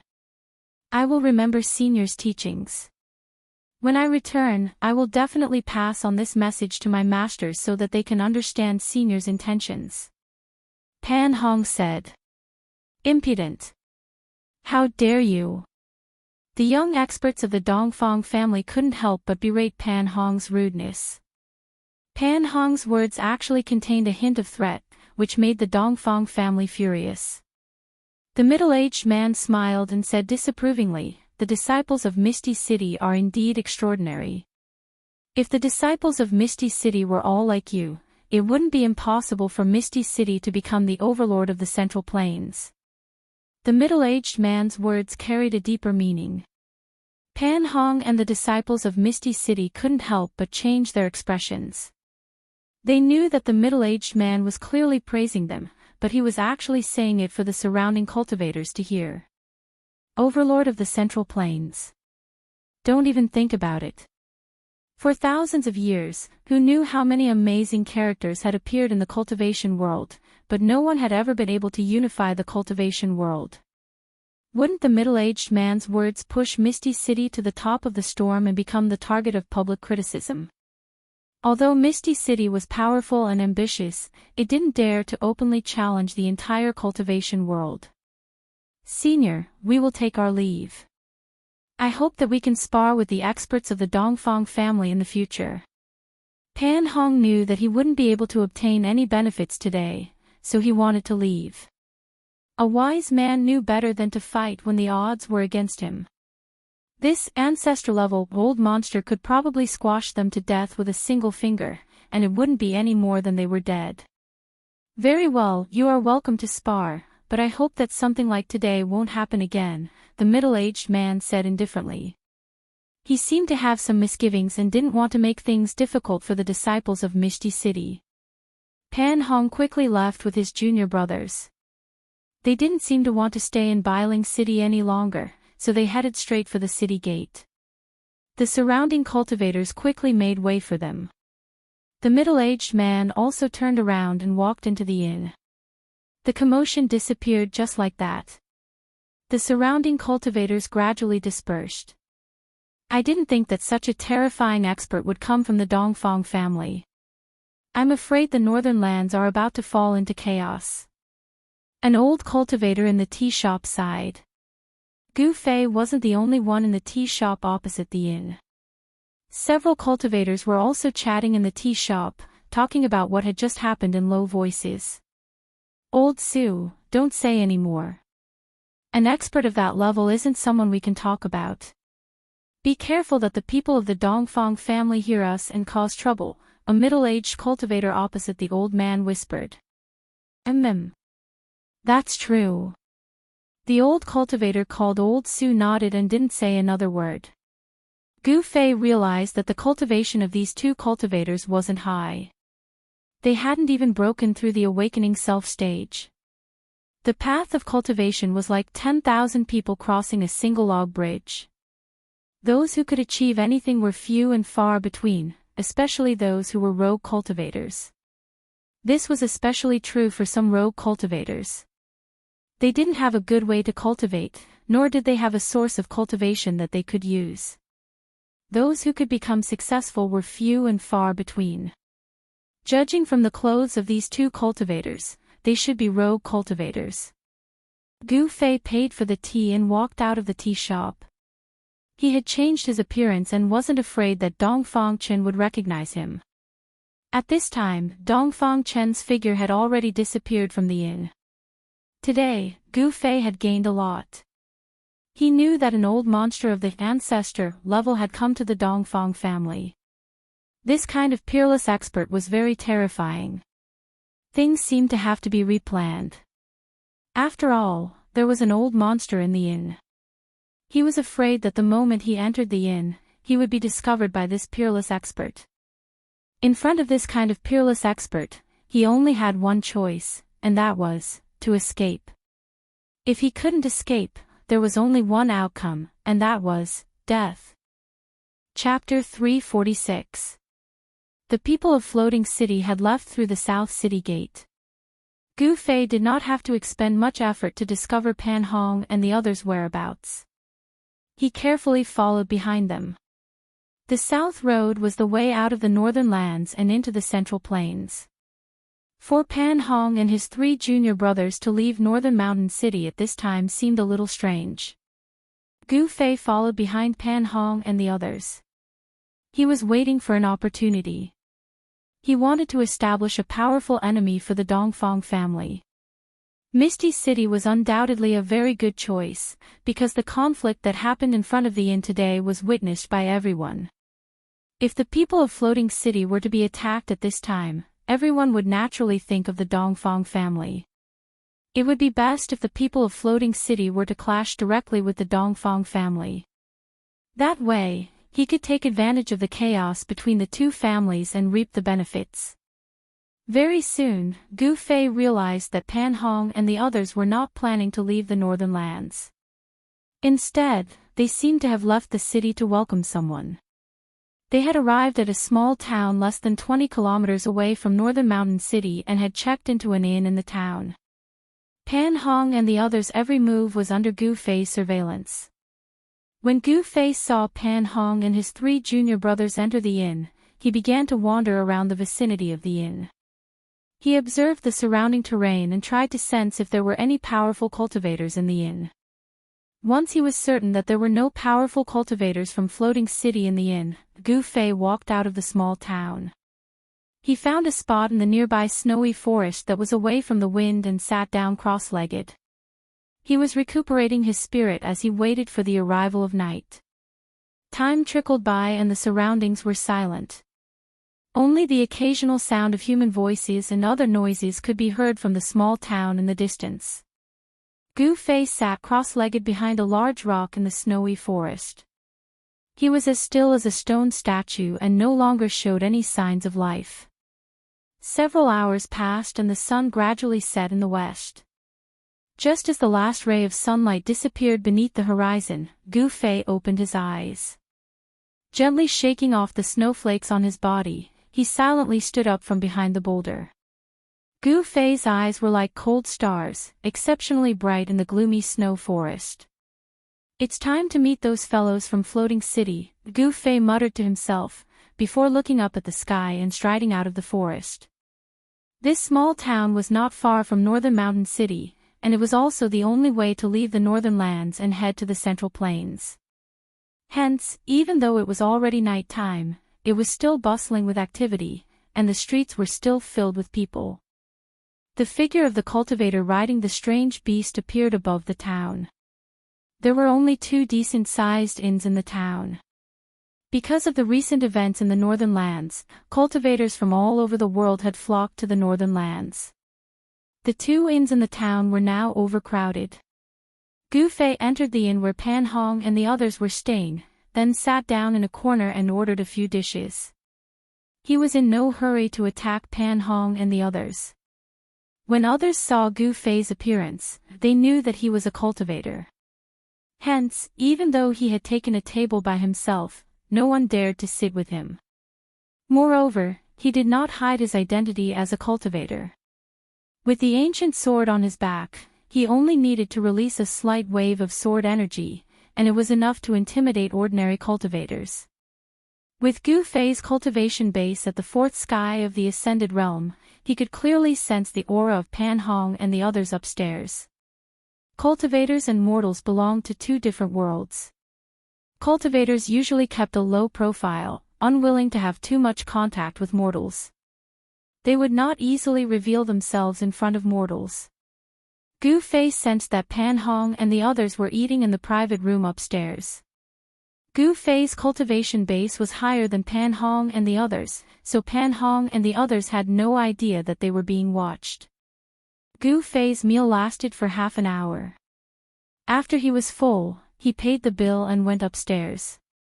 On the 2nd floor, he went straight to the private room where Pan Hong and the others were. "That friend is here to visit. Why don't you come in for a while?" Just as Gu Fei arrived at the door, Pan Hong's voice was heard from the private room. "Humph." Gu Fei did not reply. He sneered and the powerful aura of the Ascended Realm suddenly exploded from his body. Pang! With a bang, the wooden door of the private room exploded, turning into thousands of wood shavings that shot into the private room. A few exclamations could be heard from the private room. A few figures quickly moved to avoid the shards of the wooden door. Gu Fei strode into the private room. "You're courting death." Pan Hong's voice rang out once again in the private room. A black light suddenly burst forth in the private room, and the thousands of broken wood shavings immediately disappeared without a trace as if they were swallowed into the void. Not even a speck of dust fell. At the same time, the black light quickly condensed into a large black hand. It emitted a powerful wave and grabbed towards Gu Fei, who was striding into the private room. Gu Fei. Gu Fei moved his finger like a sword and pointed it forward. Chi! A dazzling 5-colored sword radiance shot out and pierced forward. The chilling sword aura immediately filled every inch of the void in the private room. If one looked closely, they could see that the 5-colored sword radiance was surrounded by hair-thin lightning. The 5-elemental sword aura carried a trace of the power of lightning. Without any suspense, although the large black hand seemed to have the ability to swallow everything, it could not swallow Gu Fei's 5-elemental sword aura. The sword aura directly pierced through the large hand and stabbed towards Pan Hong's chest. Damn it! Pan Hong was shocked and quickly retreated. Bang! He directly smashed through the wall behind him and fell out of the private room. This sudden turn of events happened in the time it takes for a spark to fly off a flint. Only when Pan Hong broke through the wall and fell out of the private room did the other 3 Misty City disciples react. Clang! A golden saber shadow flew out from one of them and slashed towards Gu Fei. Suddenly, a golden rainbow swept across the sky and split the sky. The entire private room was covered in a layer of golden light. A powerful and incomparably sharp saber chi spread out in all directions. Humph. It's just a small trick. Gu Fei sneered. He was unparalleled. In the face of the sharp saber light, he not only did not dodge, but also took a step forward and directly met it with a punch. Gu Fei's fist collided with the dazzling saber light like a golden rainbow. There was a metallic clang, and the golden saber's shadow was shaken away. Swoosh! At this moment, a dark green whip shadow, like a dragon coming out of the sea, wrapped around Gu Fei's waist. A stone seal that emitted a gray light also smashed towards Gu Fei's head. The people of Floating Mist City had good cultivation, and their reactions were even more agile. The two of them joined forces and actually sealed off all of Gu Fei's escape routes. Good. Gu Fei growled. He stretched out his right hand and grabbed the dark green whip shadow. At the same time, he punched upwards with his left hand. Bang! His fist fiercely hit the stone seal that was smashing down. Boom! With a loud bang, the stone seal was sent flying by Gu Fei's punch. It directly smashed through the top of the private room and flew out. I'll break your arm. The young man who had wrapped the dark green whip around Gu Fei's right hand shouted. He suddenly pulled with force, wanting to tear off Gu Fei's right arm. Unfortunately, Gu Fei's body was extremely tough. It had been tempered by him to the point that it was comparable to a cultivator's magic treasure. Even if a divine weapon slashed his body, it would not be able to hurt him at all. Gu Fei was like a huge mountain. Under the pull of that cultivator, not to mention Gu Fei's arm, even Gu Fei's body could not be moved at all. The young cultivator couldn't help but be shocked. The long whip in his hand was a powerful magic treasure. As long as it was wrapped around something, he only needed to pull and pull to break it in two. The entire whip was like a sharp blade. Shameless boasting! Gu Fei shouted. He pulled with his right hand and directly pulled the cultivator over. Then, he punched the cultivator in the chest and sent him flying. Who are you? At this time, Pan Hong, who had been forced through the wall by Gu Fei, had already jumped in from the outside. He just happened to see Gu Fei beating up his 3 junior brothers. Weren't you very awe-inspiring during the day? Gu Fei said coldly as he looked at Pan Hong. You're from the Dongfang clan. Pan Hong was startled. When did the Dongfang clan have such a powerful young expert? Weren't the people he saw during the day the elites of the Dongfang clan? Pan Hong's thoughts rapidly changed and his expression changed several times. The powerful aura exuding from his opponent caused him to feel a great pressure. If you have the guts, then come with me. As Gu Fei spoke, he directly rushed out of the roof that had been smashed by the stone seal, and then headed towards the snowy forest outside the small town. At this time, their fight had already alarmed the people in the inn. The noise they made was too loud. Not only did they break through the wall, but even the roof of the private room was broken. All the cultivators in the town sensed the energy fluctuations and headed towards the inn. Preposterous, I want to see just what kind of divine being you are. Pan Hong was infuriated, and he too leapt out. In just a few short exchanges, his 3 junior brothers had been defeated, and this made him furious. The other 3 young cultivators also put away their magic treasures and chased after them. Among the 3, only the young cultivator who used the whip was punched by Gu Fei and suffered internal injuries. The other 2 cultivators used magic treasures to attack Gu Fei, so they weren't injured. As for the other cultivators, other than a few who were at the transcending mortality stage and above, none of them were willing to follow because they didn't have the ability to protect themselves. If they were to be caught in the crossfire, they would be out of luck. After everyone left, the inn owner saw that his inn was almost destroyed by those people. He wanted to cry but no tears came out. Boom! With a loud sound, the entire snowy forest shook. Gu Fei and Pan Hong moved quickly in the snowy forest and fought fiercely. Large areas of the snowy forest collapsed and the snow on the ground was swept up into the sky. It had to be said that Pan Hong was very strong. Among the young cultivators, he was definitely one of the best. However, it was a pity that he met Gu Fei. The battle didn't last long. Pan Hong's spells and divine abilities were broken one after another, and he was completely suppressed by Gu Fei. His 3 junior brothers hurriedly went forward to fight with Pan Hong against Gu Fei. The green whip shadow soared into the sky. As if it had turned into a green dragon, it crazily attacked Gu Fei. The golden saber chi traversed hundreds of feet, constantly slashing towards Gu Fei. A huge stone seal the size of a small mountain emitted a misty gray brilliance, bombarding towards Gu Fei. Chapter 347. Bam! Gu Fei sent the mountain-sized stone seal flying with a punch and pointed with his finger. Chi! Then, he swept away the green whip with a whip kick and sent the golden divine saber flying. He displayed great combat strength that made people's hearts palpitate. Master of the Void, I am supreme. Destroy! Destroy! Destroy! Pan Hong bellowed. A vast amount of energy surged out from his body. 2 balls of chilling black light erupted from his hands, as though 2 black holes had appeared in his hands. 2 balls of black light instantly spread out and shrouded Gu Fei.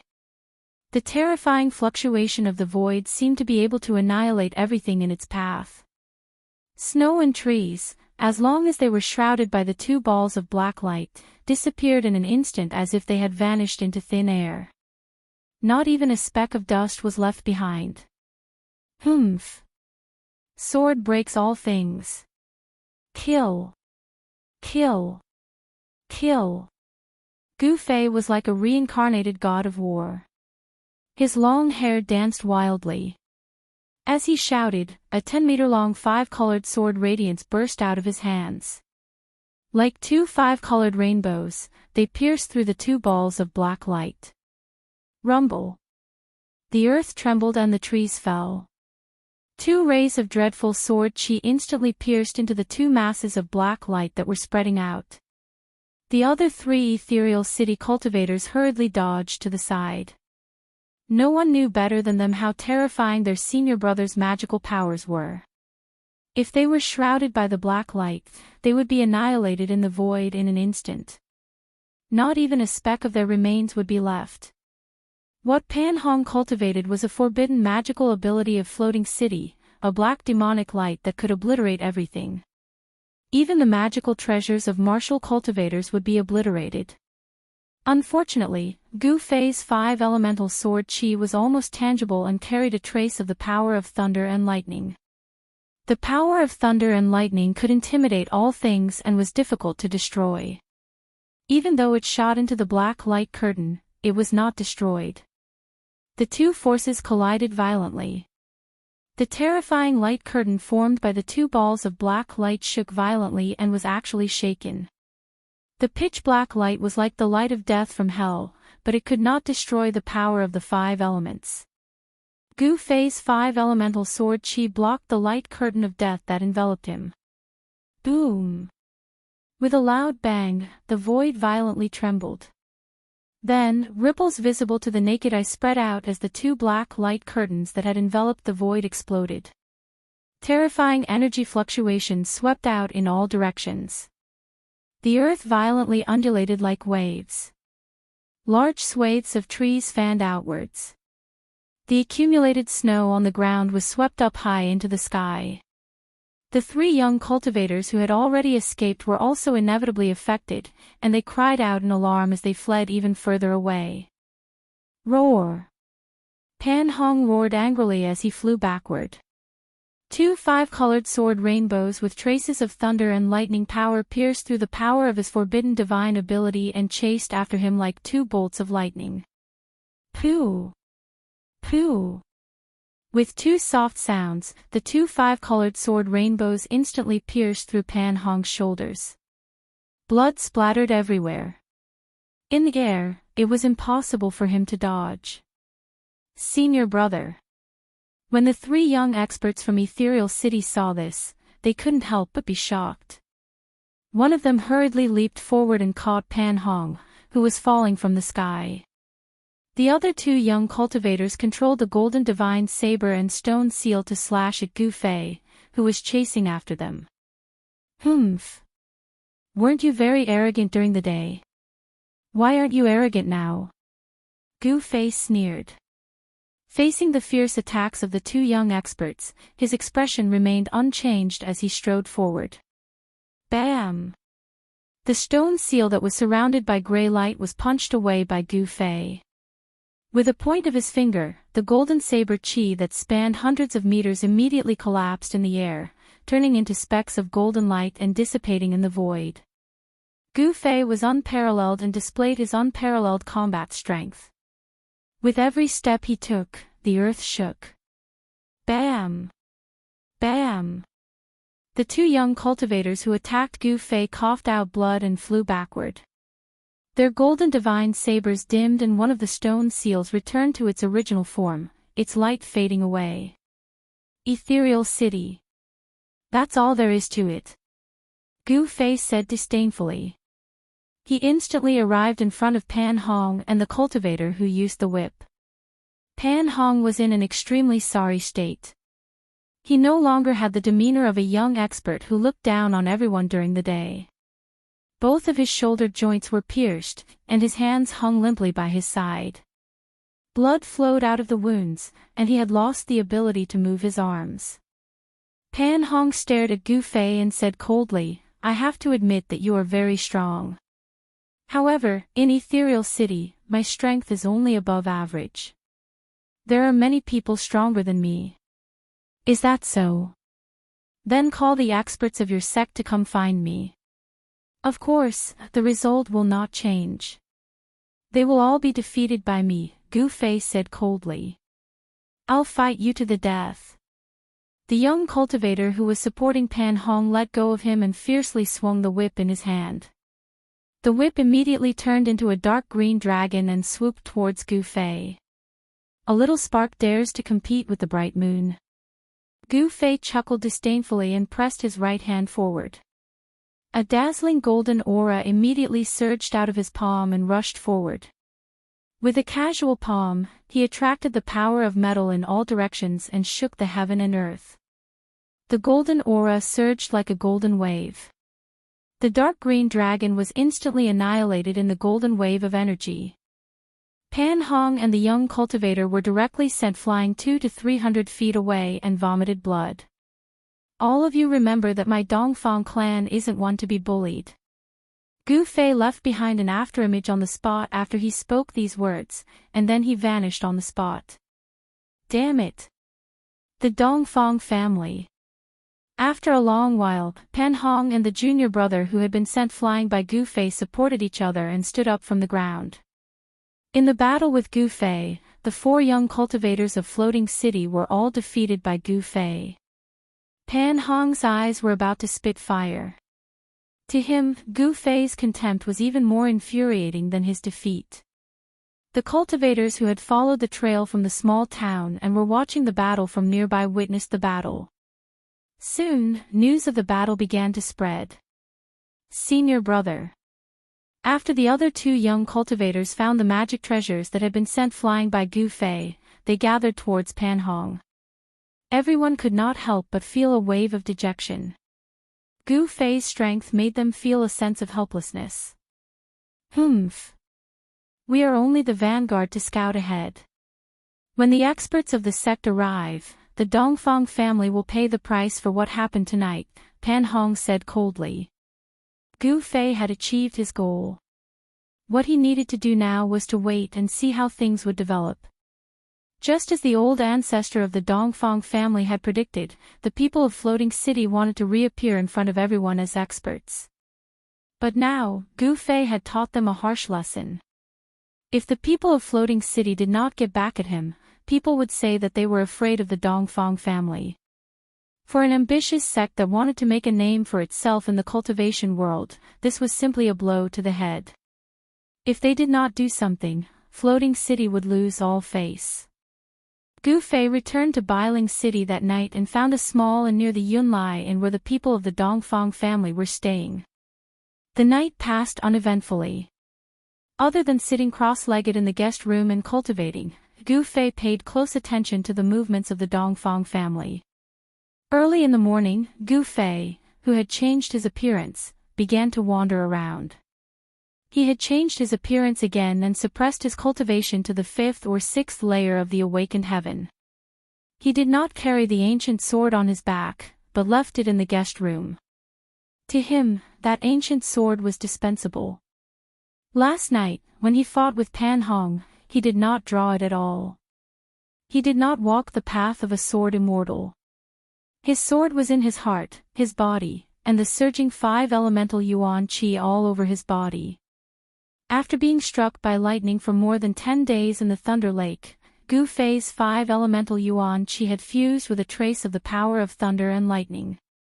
He felt that his strength seemed to have undergone some kind of change. However, it was only a feeling. He did not know why he had such a feeling. The disciples of the Dongfang family rarely went in and out of the inn, so Gu Fei did not see Dongfang Chen again. Time passed quickly, and it was dusk again. Gu Fei, who had changed his appearance again, sat in the tea shop opposite the Yunlai Inn in an ostentatious manner and sipped tea as if nothing had happened. Of course, although he looked like he was sipping tea, he was actually paying attention to the movements on the opposite street. Suddenly, he noticed a few cultivators coming from the direction of the city gate. The few cultivators headed straight for the guest cloud arrival inn. When Gu Fei saw the appearance of these cultivators, he couldn't help but feel anger rising in his heart. Among the cultivators, he found a familiar figure. The burly middle-aged man who shot him with an evil bow shrouded in ghostly aura outside Bailing Pass and almost killed him, as well as the middle-aged man with a strand of silver hair on his forehead and a black saber on his back, were among them. These guys. Gu Fei couldn't help but clench his teeth. These people were too despicable. They were a bunch of sanctimonious bastards. One must know that these people were from the older generation, but they disregarded their status and ganged up on a young cultivator like him. This was too much and could not be forgiven. Gu Fei thought that with his cultivation at the 4th sky of the Ascended Realm, he should be able to fight against these people.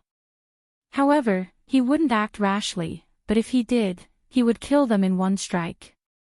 He didn't feel any guilt killing these people because they wanted him dead, so they had to be prepared to be killed by him. He couldn't be lenient to his enemies.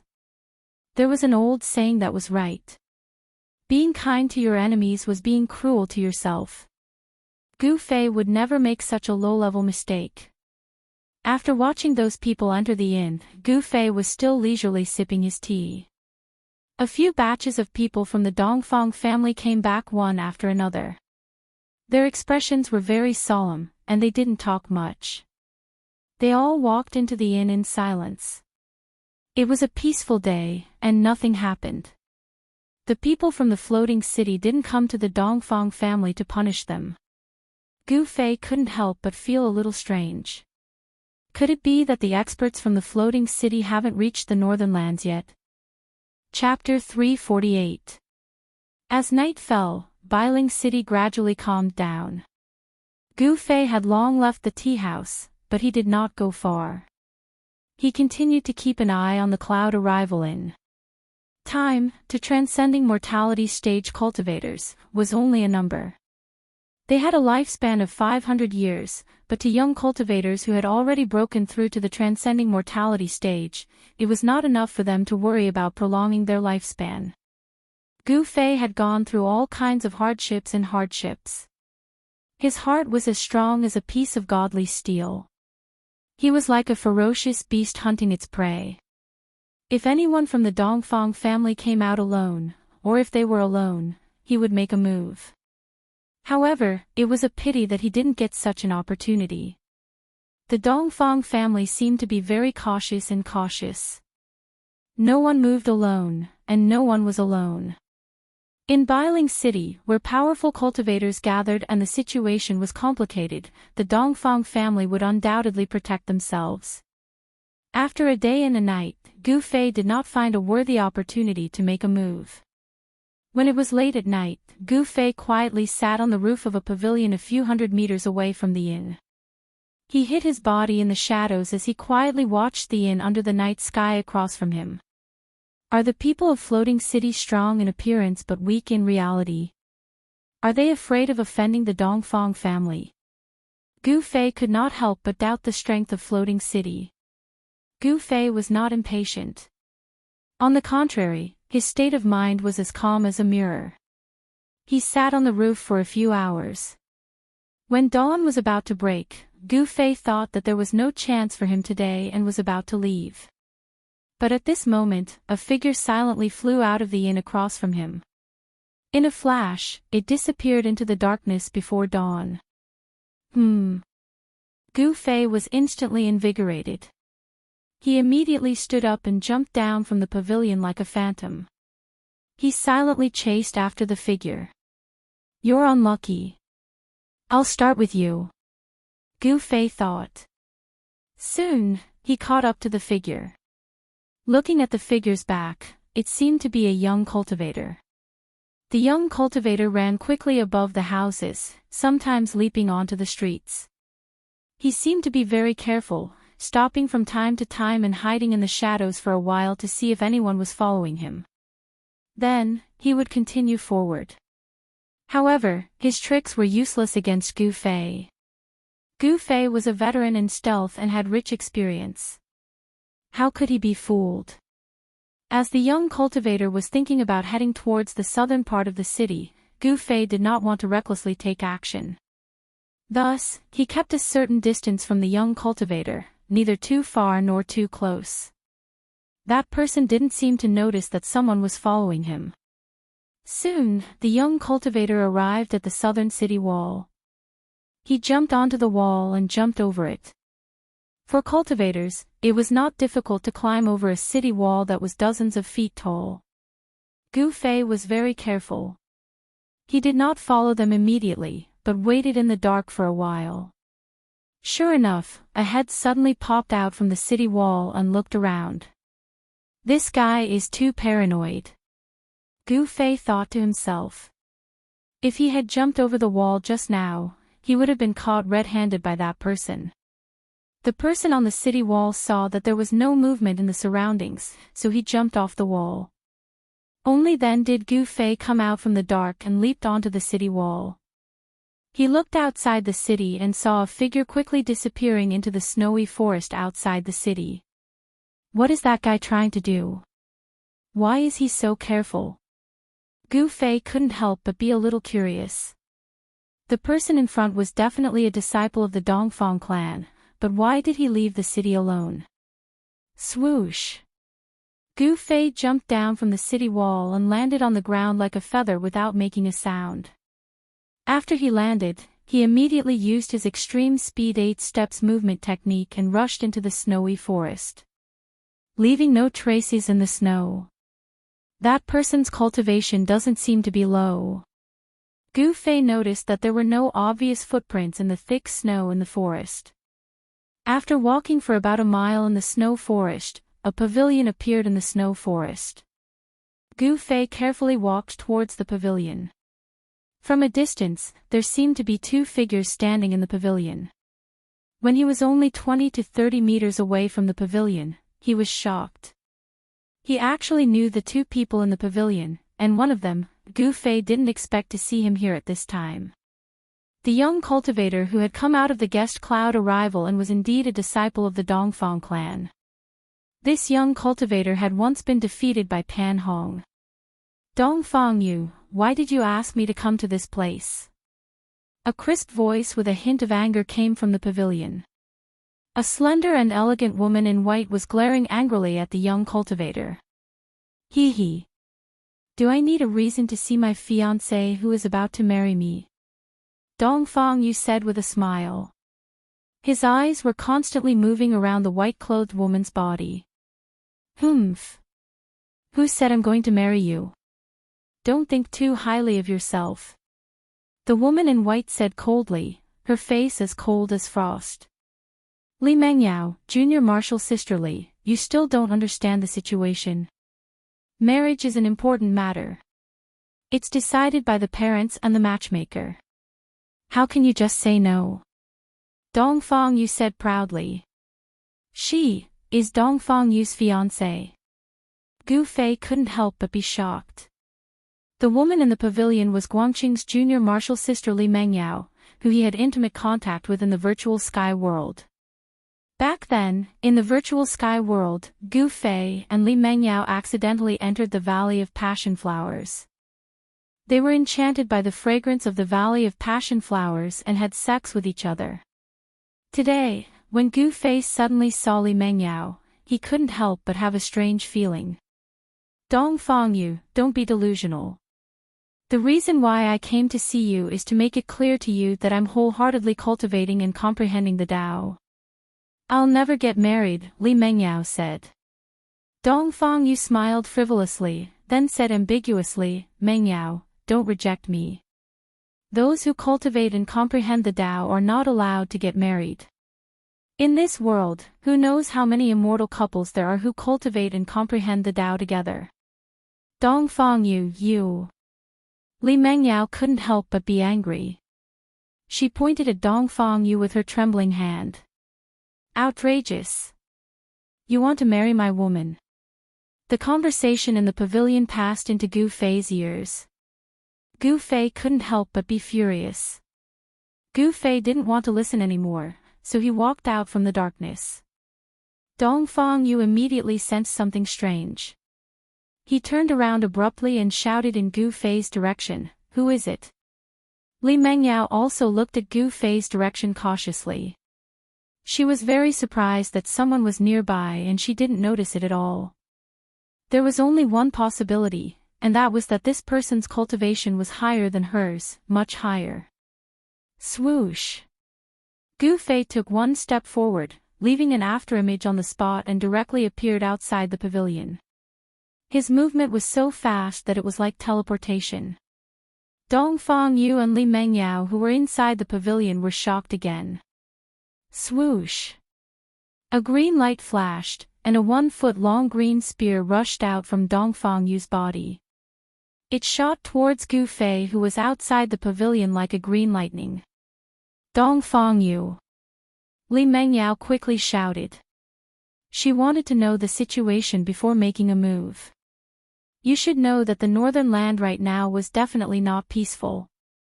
She didn't know how many cultivators had entered the northern land. Dongfang Yu was really too rash. He rashly attacked someone. If the opponent's cultivation level was lower than his, it would be fine, but if the opponent was an expert, the consequences would be unpredictable. At this time, Gu Fei had moved all the muscles in his body.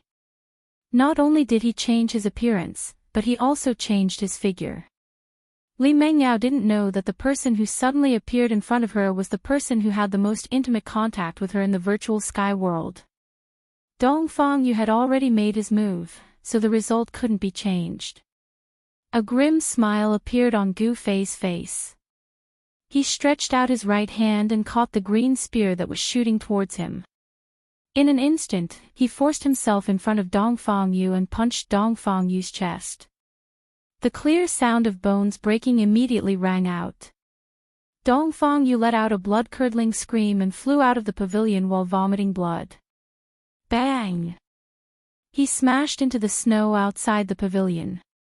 Everything happened too quickly.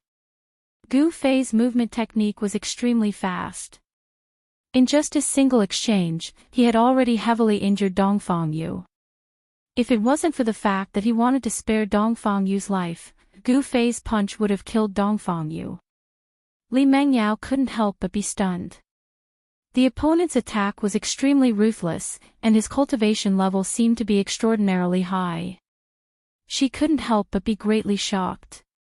She immediately opened her mouth and spat out a sword light to protect herself. "You're courting death." Gu Fei deliberately lowered his voice.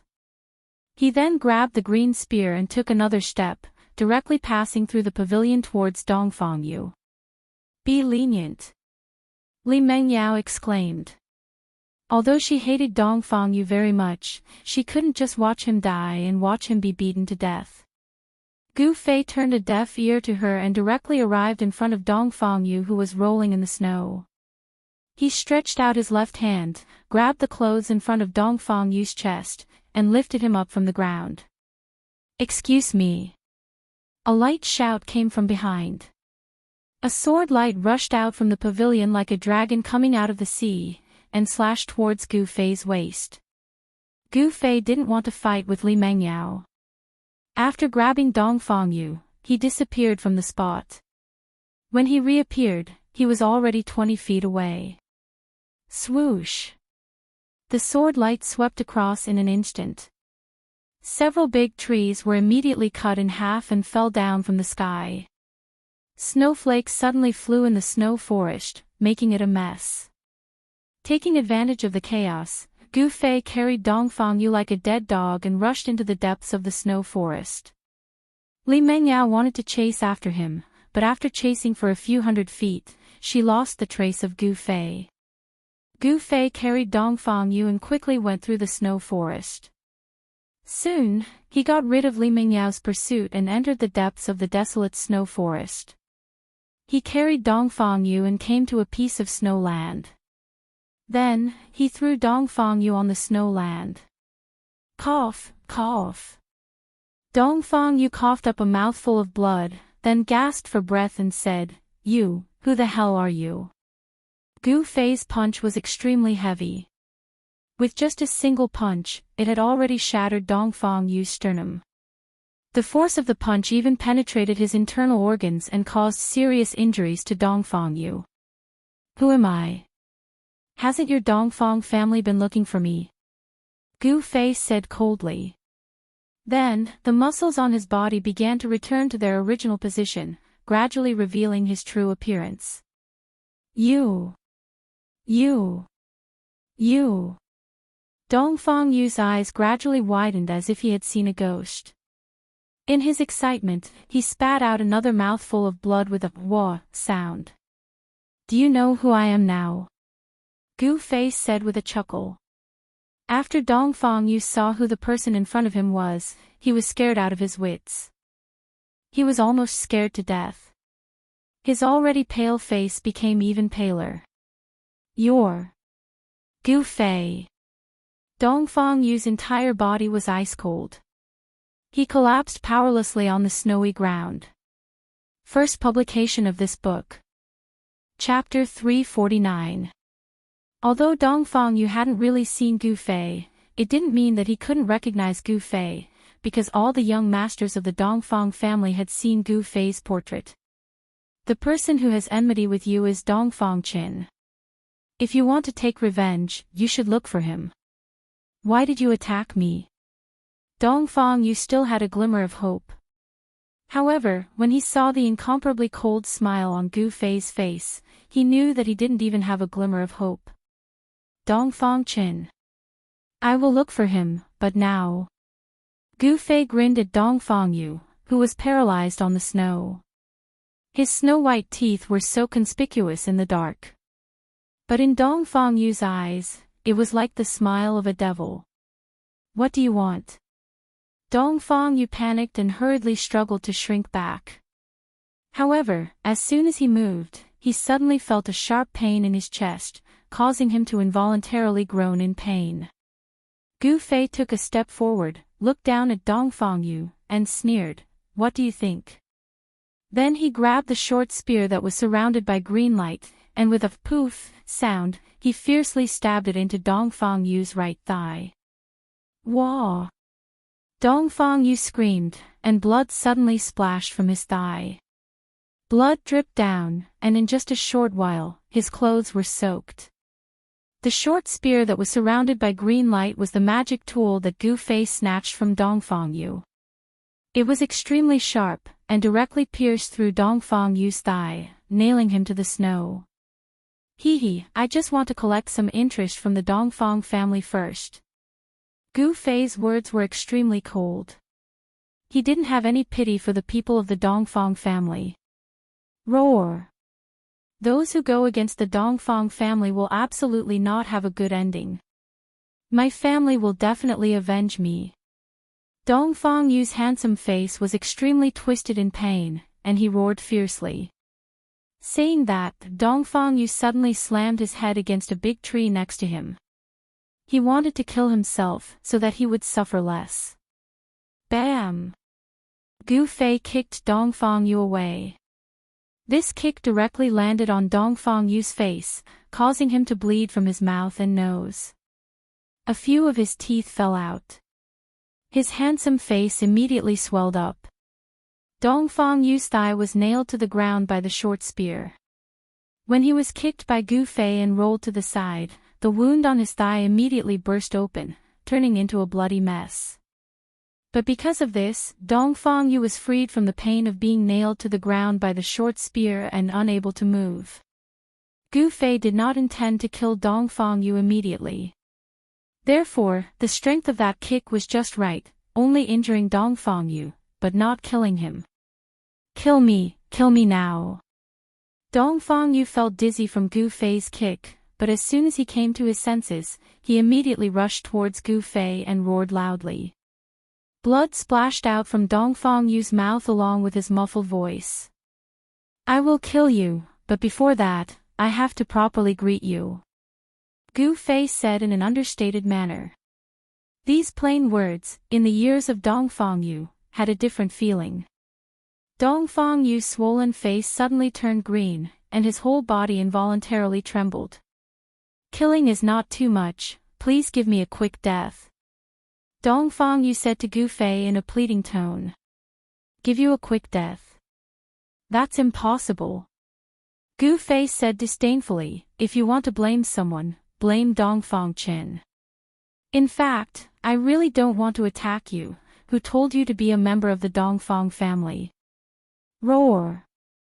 Gu Fei, you will die a horrible death.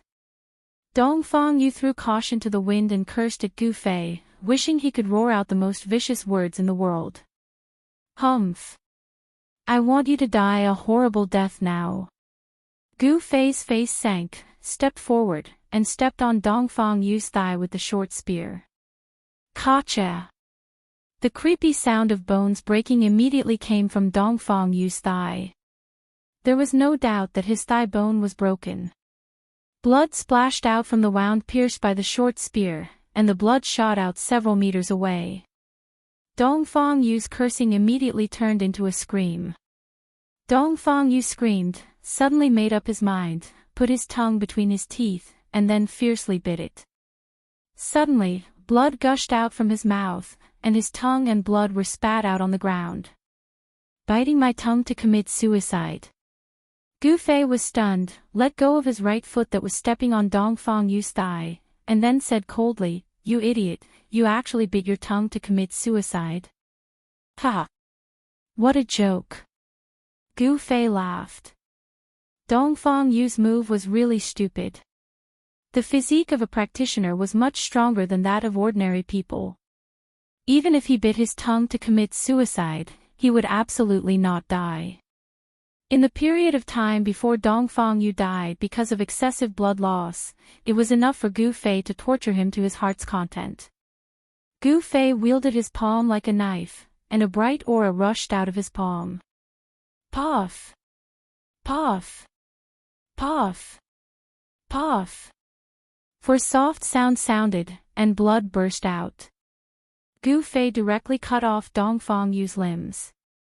Don't you want to marry that fairy-like woman? I don't believe that the elders of that woman will marry her to a stick. Woo-woo.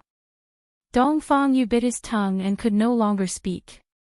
He stared at Gu Fei fiercely, and his eyes became blood red, revealing endless resentment. Remember, the reason why you have such an end is completely thanks to Dongfang Qin.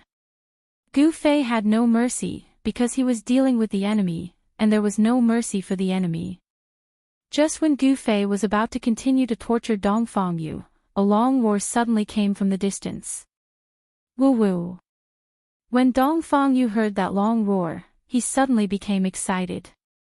He wanted to shout and tell the people in the distance that he was here, but unfortunately, his tongue was gone, and he couldn't shout. Hearing the roar, Gu Fei couldn't help but frown. He looked in the direction of the roar and muttered to himself, so fast. Should I kill or not? Gu Fei immediately looked down at Dongfang Yu, who had turned into a bloody person. His expression changed several times. He raised his right hand and put it down again. In the end, he didn't directly kill Dongfang Yu. However, before leaving, Gu Fei stepped on Dongfang Yu's crotch.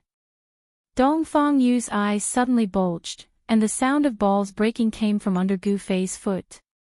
In the mortal's palace, I heard that there are people who are neither male nor female, called eunuchs. It's not good to kill you, it's better to make you a eunuch. Gu Fei's words before he left angered Dongfang Yu so much that he vomited blood and passed out. After a while, in the snow forest, there were a few long roars. It seemed that there were experts searching for traces of Dongfang Yu in the nearby forest. Dongfang Yu was seriously injured and taken away. Although the process was short, Li Mengyao saw it all. Obviously, Li Mengyao sent out a message to inform the people in the city.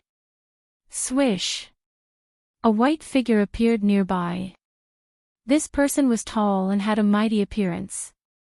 He was an expert of the older generation of the Dongfang family, eldest brother Dongfang. He followed the smell of blood in the forest and found Dongfang Yu.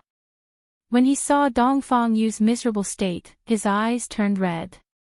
In the snow forest, there was a roar of grief and indignation. Gu Fei didn't go far, he watched everything in the dark. Swish! Swish, swish! Very soon, a few figures appeared nearby after Boss Dongfang roared. Every single one of them emitted obscure energy fluctuations. Not a single one of them was a weakling. Gu Fei decisively retreated. Although his cultivation had broken through to the fourth sky of the ascended mortality realm, he knew that it would be difficult to deal with these experts at the same time. He was like a ghost, silently traversing through the snow forest. From time to time, angry roars could be heard behind him, but he turned a deaf ear to them. Gradually, the voices behind him could no longer be heard. Gu Fei walked a big circle in the snow forest, then returned to Northern Mountain City. Without anyone noticing, he entered his inn and returned to his room. Tonight, he finally got his revenge. Although the other party wasn't Dongfang Qin, it made Gu Fei feel a sense of satisfaction after taking revenge. Knowing that not only did he not die, but he also came back, the Dongfang family should be panicking now.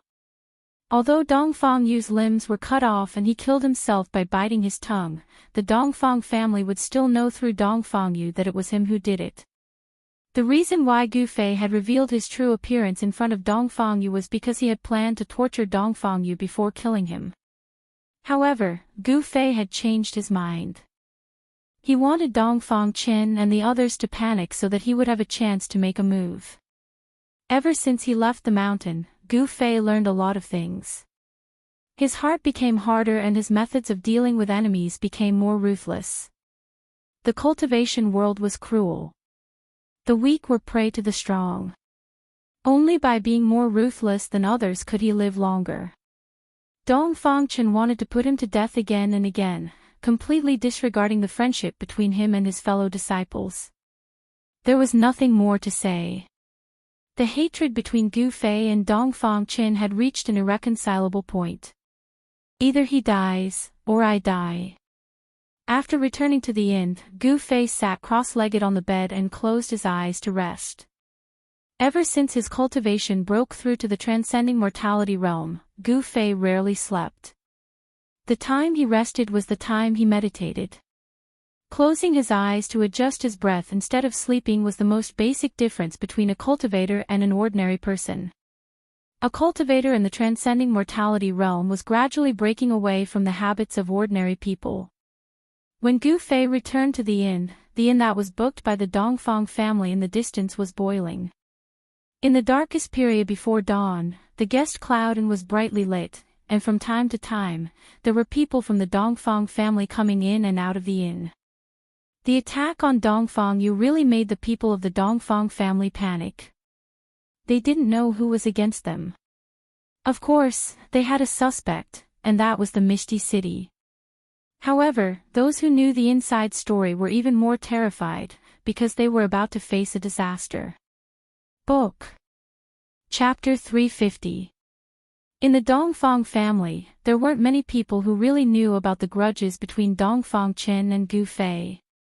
Only a few people from Dongfang Chen's branch knew. 1. The Dongfang family was a big family with several branches. It was a big force in the cultivation world. Unfortunately, the Dongfang family wasn't as united as it seemed on the surface. The various branches fought openly and covertly, all wanting to rise to the top. The people of the various branches all wanted to control the entire clan. Only Dongfang Chen's branch came to the northern lands.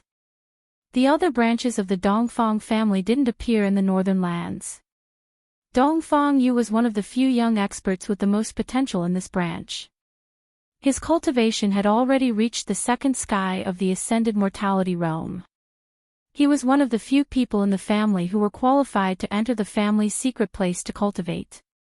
Unfortunately, he was crippled by Gu Fei. Not only did Gu Fei cut off his hands and feet, even his balls were crushed by Gu Fei, turning him into a eunuch. This was a great humiliation to the branch of the Dongfang family that Dongfang Yu belonged to. As a result, Bailing City was in an uproar. Before the sun rose, the people of the Dongfang family began to move. The ancestor of this branch of the Dongfang family used his great divine ability to read Dongfang Yu's memories and drew 2 portraits overnight. Then, he ordered the disciples of the Dongfang family to search the city with the portraits in hand. They sent out all the people they could and rushed into all the inns and restaurants in the city, trying to find the person in the portraits. However, the higher-ups of the Dongfang family knew that Gu Fei had the ability to change his appearance. The possibility of finding him was very low. The people of the Dongfang family searched the entire city in an incomparably strong manner. They made a ruckus in the city for a whole day, causing the cultivators in the city to complain. However, there were only a few people who dared to ignore the Dongfang family. Of course, Gu Fei was one of the people who dared to ignore the Dongfang family. As a cultivator, he had already cultivated to the extent that he could move his muscles and bones at will. Although there were limitations to changing the shape of his body and he couldn't really change the position of his bones, there was no limit to changing his appearance. He moved the skin and flesh on his face and changed his appearance. In the eyes of others, Gu Fei, who had changed his appearance, looked like a sturdy, fair-skinned young man. At dusk, he walked into a restaurant near the Yunlai Inn, ordered a few dishes and drank by himself at a table by the window. The people of the Dongfang family came in and out of the Yunlai Inn. Even the restaurant where Gu Fei stayed was searched several times by the disciples of the Dongfang family.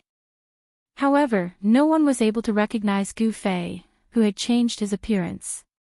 Gu Fei was right under the noses of the Dongfang family members, but the Dongfang family members were still searching for Gu Fei throughout the city.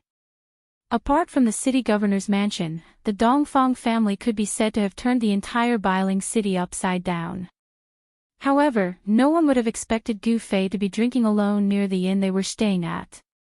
The Dongfang family was a place with a high status in Bailing city. Even the Dongfang family didn't dare to step into it easily. In a courtyard behind the Yunlai Inn, many disciples of the Dongfang family gathered. In a guest room in the courtyard, a young man with an abnormally pale face was sleeping on the bed. In front of the bed stood a dark-skinned middle-aged man with a gloomy face. This middle-aged man was the ancestor who scared away Pan Hong when the people of Misty City came to cause trouble. Behind the middle-aged man, a burly man stood with his head lowered. This burly man looked mighty and his muscles bulged under his clothes like a horned dragon, giving off a strong sense of oppression. This man was the Dongfang eldest brother who saved Dongfang Yu. That person is too ruthless. After a while, the ancestor turned around, walked to a nearby chair, and sat down. Ancestor, can you recover? Dongfang eldest brother said in a trembling voice. In front of this middle-aged man, he didn't dare to be the slightest bit presumptuous. Even if he was angry and excited, he could only suppress it. Network, the middle-aged man frowned, thought for a moment, and then said, freeze his limbs and keep them safe. When we return to the family, maybe we can ask for elixirs and medicines to reattach them. Thank you, ancestor. Dongfang eldest brother was overjoyed. As long as his limbs could be reattached, Dongfang Yu still had a glimmer of hope. His cultivation would not be wasted. But, the broken limbs can be reattached, but the damage to his lower body will be difficult to heal. He may completely lose the ability to reproduce. The ancestor's face was so gloomy that it seemed as if it was about to drip water. This. Dongfang eldest brother couldn't help but be dumbfounded. He was Dongfang Yu's second uncle, and his eldest brother only had Dongfang Yu. If Dongfang Yu became a eunuch, then wouldn't his eldest brother have no descendants? Hey! Gu Fei! Dongfang eldest brother's eyes were red, and his whole body was surging with murderous intent. Right now, he couldn't wait to tear Gu Fei to pieces and burn his bones to ashes. Even if that little guy is from the Supreme Mystery Sect, I will still kill him. The middle-aged man said coldly. It was obvious that he was also angry. Pass down the order. If you find that little guy, don't hesitate to kill him. The middle-aged man's eyes were like cold lightning, flashing with a threatening cold light. Yes. Dongfang eldest brother quickly accepted the order, then turned around and walked out of the room. At the same time, in a courtyard in the east of Bailing City, several people were sitting in a pavilion, whispering about something. Everyone's expression was very serious. Brotherly, why is the Dongfang family looking for Brother Gu?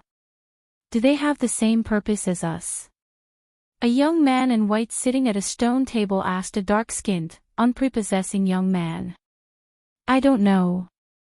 The Dongfang family is Brother Dongfang Chen's family. He may know why the Dongfang family is also looking for Brother Gu, the unprepossessing young man said indifferently. In the pavilion, there were 4 young cultivators in white sitting around. They were all disciples of the Supreme Mystery Sect. The unprepossessing dark-skinned young man sitting in the seat of honor was the eldest senior brother, Li Lingfeng. The other 3 were Ziyu, a disciple of the head of the Supreme Mystery Peak, Song Ruochen, a disciple of the Tongtian Peak, and Qin Daoyun, a disciple of the Taishu Peak. The actions of the Dongfang family are very strange, Ziyu said thoughtfully. Could it be? Brother Dongfang actually told the secrets of the sect to the people of the Dongfang family. Song Ruochen said in surprise. Otherwise, it would be difficult to explain why the Dongfang family was looking for Gu Fei. The Dongfang family had made such a big move in the city that it attracted the attention of all the major forces. Li Lingfeng and the others were surprised to find that the Dongfang family was only doing this to find 2 people. Among these 2 people, one was actually Gu Fei. Although Li Lingfeng and the others were disciples of the Supreme Mystery Sect like Gu Fei, Li Lingfeng and the others never imagined that the 2 people the Dongfang family was looking for were actually the same person. These 2 people were both Gu Fei. Humph. Brother Dongfang shouldn't be going so far as to betray the sect. Li Lingfeng said in a low voice, and his eyes shot out 2 cold lights that made the hearts of 2 people palpitate. When everyone heard this, they could not help but fall silent. They all knew very well what the consequences of betraying the Taishan sect were. Any disciple who betrayed the sect would be crippled of their cultivation and expelled from the sect. If it was serious, they would be killed by the law enforcement disciples. Betraying the sect was a great taboo in the world of cultivation. It was an act of deceiving one's master and destroying one's ancestors. Just as everyone was silent, a figure silently appeared outside the pavilion. Li Lingfeng was the first to notice the person. He hurriedly came out of the pavilion and then respectfully bowed to the person. "Greetings, Uncle Dan Qingzi." The others in the pavilion also hurriedly came out and bowed to the person. "Li Lingfeng, take a few of your juniors and go out for a walk." Dan Qingzi waved his sleeves and did not say much. He directly ordered Li Lingfeng. "Yes." Li Lingfeng hurriedly accepted the order. After Dan Qingzi gave the order, he gathered his spiritual power and turned into a golden rainbow that shot into the sky. In the blink of an eye, he disappeared into the sky. No one knew where he went. "Senior brother, what does Uncle Dan Qingzi mean by this?" Ziyu asked Li Lingfeng. "Could it be that Uncle Dan wants us to go find junior brother Gu?" Qin Daoyun, who was standing next to Ziyu, said aloud. Li Lingfeng rubbed his chin and lowered his head to think for a while. Then he said, "Since Uncle Dan wants us to go out for a walk, then let's go out for a walk." As he said this, Li Lingfeng walked straight out of the courtyard. Ziyu and the others looked at each other. Although they did not understand what was going on, they still hurriedly chased after him. The sudden action of the Dongfang family not only alerted the people of the Taishan sect, but also the other two major Taoist sections. The Guangxing Celestial sect and the Shangqing sect also sent out disciples to understand what was going on. The ancestor of the Dongfang family probably did not know that they had already crossed the bottom line of the three major Taoist sections. The masters that the three major Taoist sects sent to the north were not to kill the first son of the demon lord, Chu Gu. They only had one goal, and that was to find Gu Fei. In other words, the reason why the people of the three major Taoist sects appeared in the north was to find Gu Fei. This was because Gu Fei had a very important thing that the three major Taoist sects wanted. No matter what, the three major Taoist sects would not let Gu Fei fall into the hands of the Dongfang family. As the person in question, Gu Fei had no idea that he had become a delicious cake that everyone wanted a bite of. He was still drinking alone on the second floor of the restaurant near Kuyun Lai. From the window, he could clearly see the front door of the Kuyun Lai Inn in the distance. He could also see the bustling crowd on the street.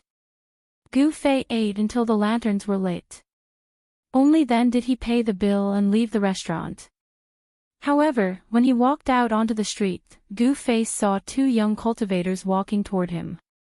When he saw the two young cultivators, Gu Fei could not help but be startled. A look of surprise flashed across his face. The two young cultivators walking toward him were actually people he knew. Li Lingfeng, Ziyu. I didn't think I would meet them here. Gu Fei thought. At this time, Li Lingfeng and Ziyu walked over slowly. They did not recognize Gu Fei, who had changed his appearance, and walked straight past Gu Fei. Book. Chapter 351. Li Lingfeng and Ziyu did not recognize Gu Fei, who had already changed his appearance. They brushed past Gu Fei and walked towards the inn where the people of the Dongfang family were staying. They did not even look straight at Gu Fei, who walked past them. Network, Gu Fei stopped, then turned around and quietly followed behind Li Lingfeng and Ziyu. He did not follow too closely, but he did not deliberately hide his tracks either. He felt that Li Lingfeng and Ziyu did not enter the inn, but wandered around the vicinity. They seemed to be monitoring the people in the inn. After searching for more than half a day, the people of the Dongfang family gradually stopped their search. The disciples they sent out all returned to the inn one after another. No one moved alone anymore. They became even more careful. No one moved alone anymore, giving the opponents hidden in the dark a chance to attack them one by one. The Supreme Mystery Sect did not send too many disciples into the northern lands. Having too many people often did not bring about the effect of doing good things. The Dongfang family was a very good example. With Shaoyang Peak's Daoist Shaoyang making a move, it was enough. Li Lingfang and Ziyu did not seem to feel that someone was following behind them. They wandered around the inn where the people of the Dongfang family were staying for an hour, then left immediately. In the streets and alleys of the city, the figures of cultivators could be seen everywhere. Li Lingfang and Ziyu walked through the streets, intentionally or unintentionally heading towards a secluded area. Their slight changes did not escape Gu Fei's eyes. Gu Fei smiled, then continued to follow behind Li Lingfang and Ziyu. When they came to a place where there were not many people, Li Lingfang and Ziyu suddenly turned into an alley and disappeared before Gu Fei's eyes.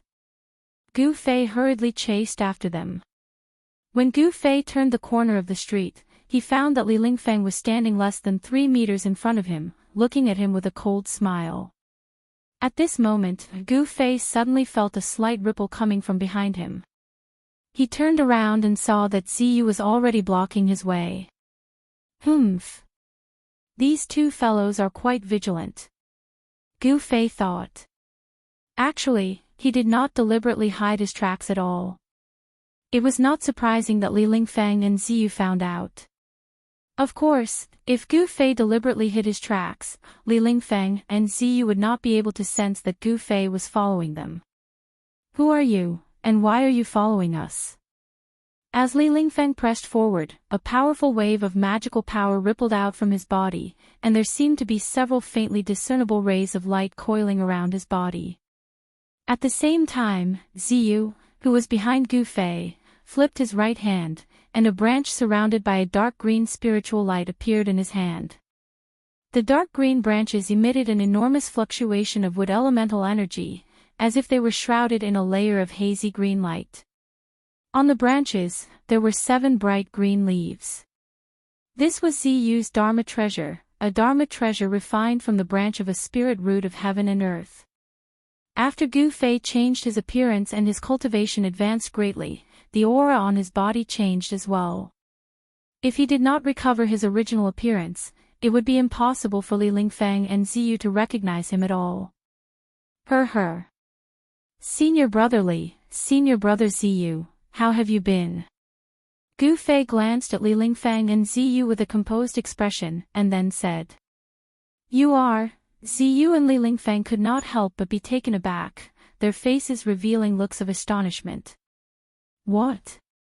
You guys really can't recognize this little brother? As Gu Fei spoke, the flesh on his face began to tremble, and his true appearance gradually revealed. Like this, do you guys recognize me? Gu Fei said. You're Jade Spirit Peak's junior brother Gu. After Li Lingfang looked at that Gu Fei's true appearance that was gradually revealed, his eyes gradually widened, and he asked in shock. Junior brother Gu, is it really you? Ziyu hurriedly put away his Dharma treasure and walked forward. Li Lingfang and Ziyu were both very excited when they suddenly saw Gu Fei. It had to be known that the reason they appeared in the northern lands was for the sake of finding Gu Fei. Online, this isn't a place to talk, follow me.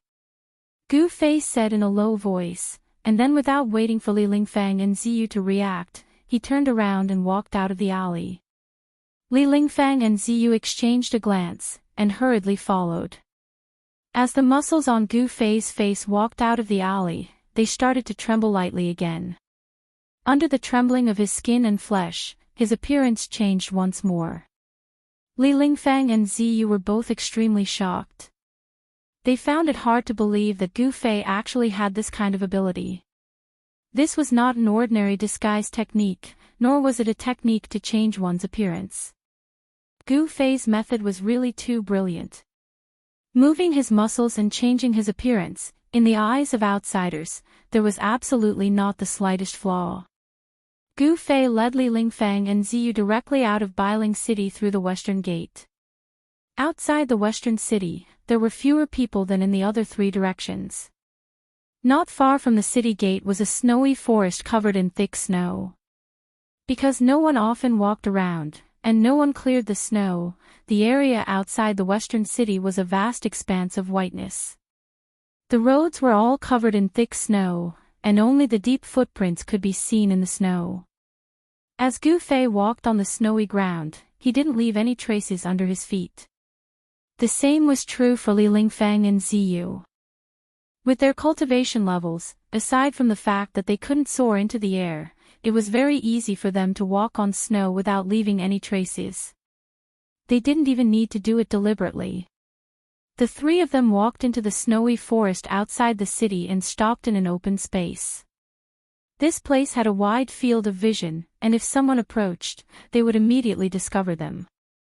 Junior Marshall Brother Gu, it's really great that you didn't die.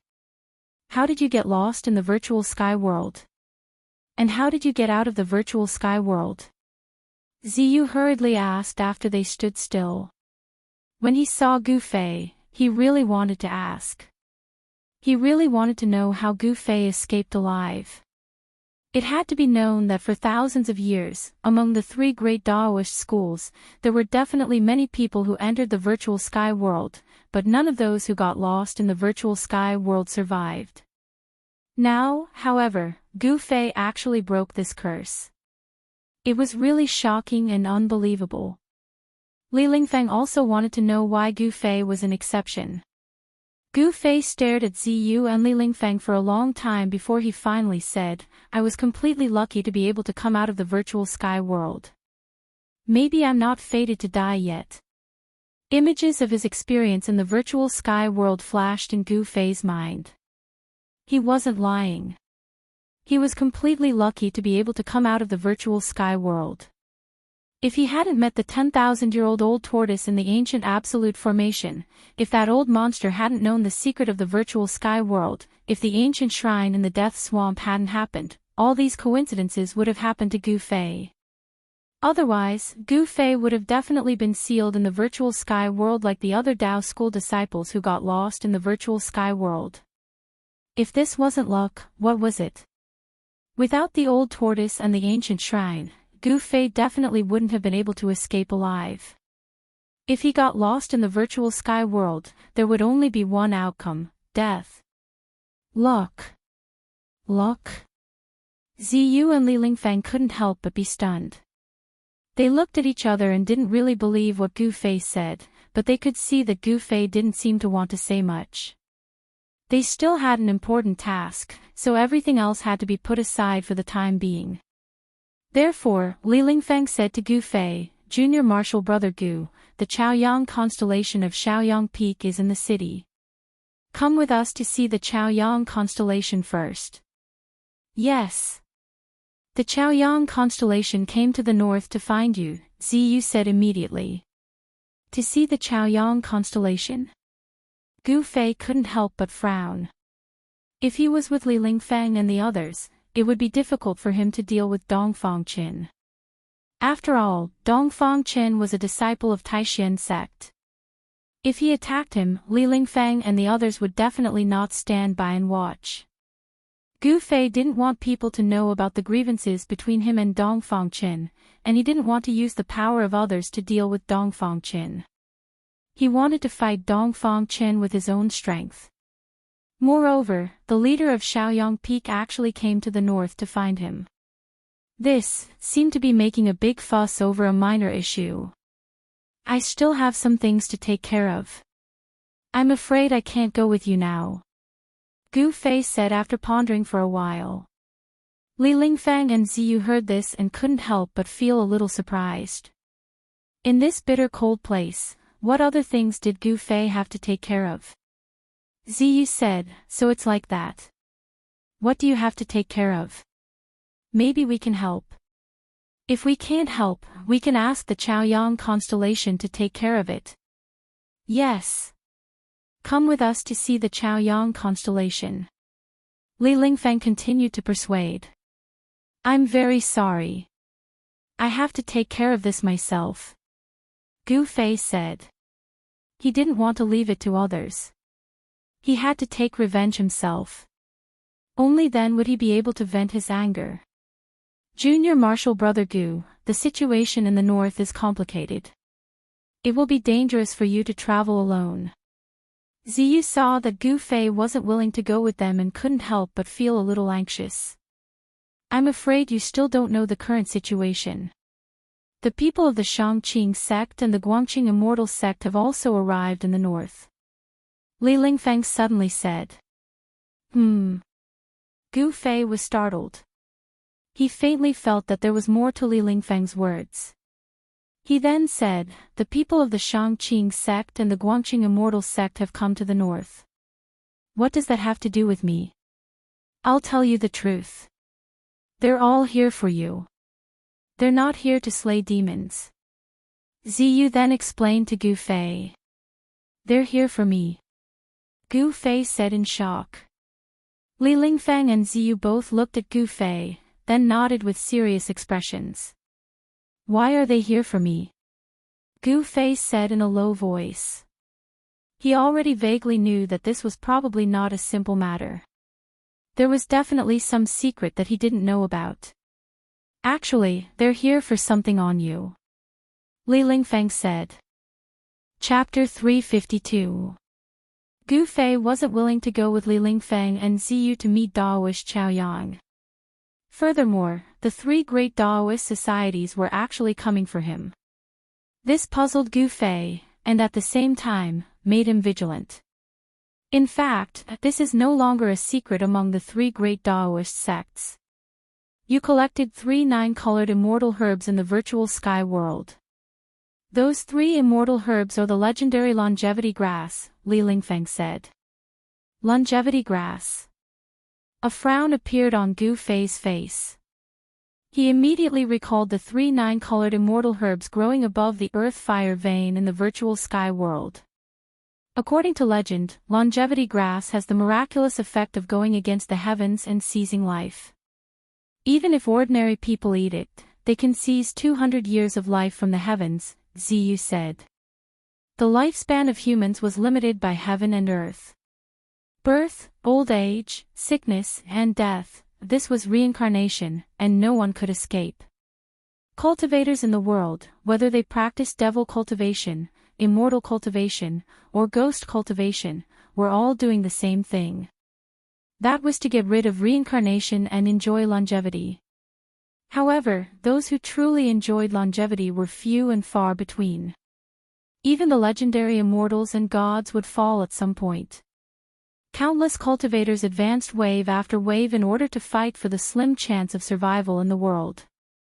After struggling bitterly, some people succeeded, but the vast majority still perished in the endless years. You might be disappointed, but the longevity grass isn't with me, Gu Fei said to Li Lingfeng and Ziyu after thinking for a moment. What? Li Lingfeng couldn't help but be stunned. This. Is it that? Dragon turtle, no, I mean, is it in the hands of that demonic old senior? Ziyu said in shock.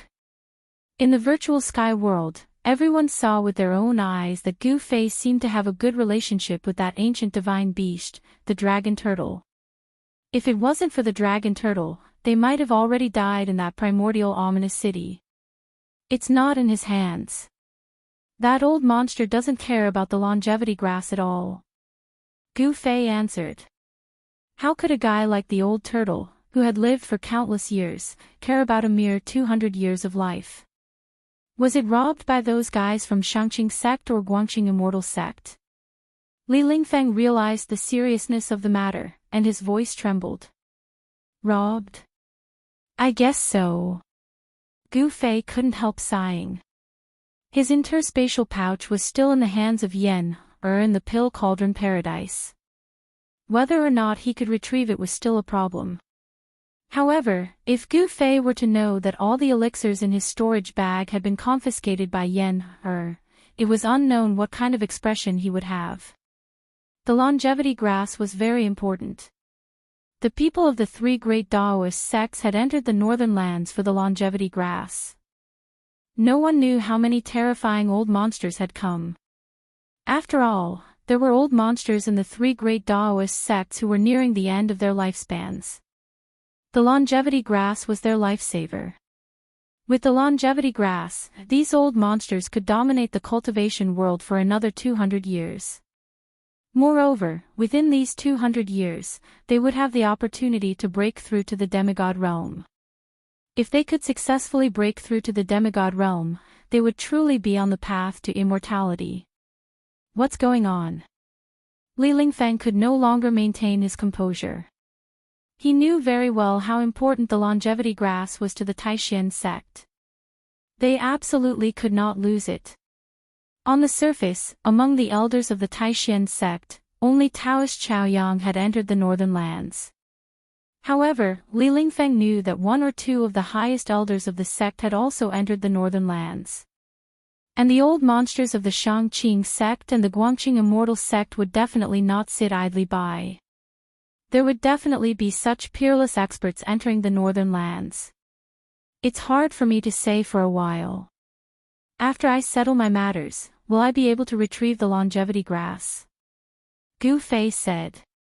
Gu Fei knew from his conversation with Li Lingfeng and Ziyu that the three great Daoist sects seemed to be determined to get the longevity grass. This might be a bargaining chip for him. However, his own interspatial pouch was in the hands of Yen. How troublesome.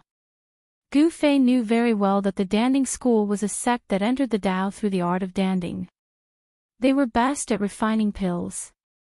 Elixirs were absolutely full of temptation for the disciples of the Danding school. If Yen discovered the elixir in the interspatial pouch, wanting to make her hand it over would be no different than ascending to the heavens. Junior brother Gu, this is not a joke. You must get the longevity grass. Otherwise, you will be in trouble, Ziyu said anxiously. Got it. Gu Fei responded, and a hint of displeasure flashed across his face. The reason why the masters of the sect had come out was, to put it bluntly, not for him, but for the longevity grass on him. Junior brother Gu. Li Lingfeng wanted to persuade him again. But Gu Fei rushed to say, I still have things to do. Let's say goodbye here. As he spoke, he bowed to Li Lingfeng and Ziyu, leaving behind an afterimage where he was, and disappeared into the snow forest in an instant. By the time Li Lingfeng and Ziyu reacted to it, Gu Fei was already several hundred feet away. Li Lingfeng and Ziyu could not help being startled. Gu Fei's movement technique was swift like the wind and lightning. Furthermore, he left as he pleased. This made them very astounded. Gu Fei's figure rapidly disappeared into the snow forest. Li Lingfeng and Ziyu could not help exchanging glances, both rather helpless. Only after a good while did they come back to their senses and walked out of the snow forest. Senior brother, should we report today's events? Ziyu asked as he walked. Of course. Junior brother Gu's appearance is a major event. This matter is not what we can resolve, Li Lingfeng said solemnly. Actually, he already wanted to make a move to stop Gu Fei earlier. But Li Lingfeng had misgivings. Because he could not tell Gu Fei's depths. Furthermore, everyone belonged to the same sect. Li Lingfeng did not wish to offend Gu Fei. Li Lingfeng and Ziyu quickly left the snow forest and returned to Bailing City. At this time, Gu Fei, who had returned to Bailing City first, once again arrived near the inn where the people from Dongfang clan stayed. He, who had changed his appearance, did not have to worry about being recognized at all. The setting sun was infinitely beautiful, but it was nearing dusk. Time passed unknowingly, and Bailing City at dusk was still cold. The blood-like setting sun hung high above the horizon, emitting the last radiance of the day. His conversation with Li Lingfeng and Ziyu made him feel rather displeased. If it were not for the fact that he collected the longevity grass in the virtual sky world, the people in the sect would definitely not regard him so highly. The people in the cultivation world were all very realistic. Sometimes, they were so realistic that it made people's hearts turn cold. Only by becoming powerful would one not be ignored by others, and only then would one be respected. Gu Fei secretly made up his mind that he must become a strong cultivator who could look down on the world. When the last ray of light from the sun disappeared below the horizon, the night had completely enveloped the world. The people who had gone out had already returned to the city. Gu Fei walked into a tavern across from the inn where the people from Dongfang clan stayed, found an inconspicuous corner, and sat down. The tavern was not big, and there were only a dozen or so tables in the lobby. The people drinking and chatting in the tavern were all ordinary people, there were no cultivators present. Gu Fei's aura was completely restrained, and he did not release any fluctuations of energy. In the eyes of others, he was not a lofty cultivator, but rather an unprepossessing young man. No one noticed Gu Fei in the corner. Gu Fei ordered a pot of wine and leisurely drank by himself. However, he was constantly paying attention to the movements in the inn across from him. The people from Floating City did not show up last night, but Gu Fei knew that after being beaten up so miserably by him, they would definitely not swallow this insult. If they wanted to end their seclusion and forcefully return to the world of cultivation, the best way to do so was to cause some disturbance in the world of cultivation.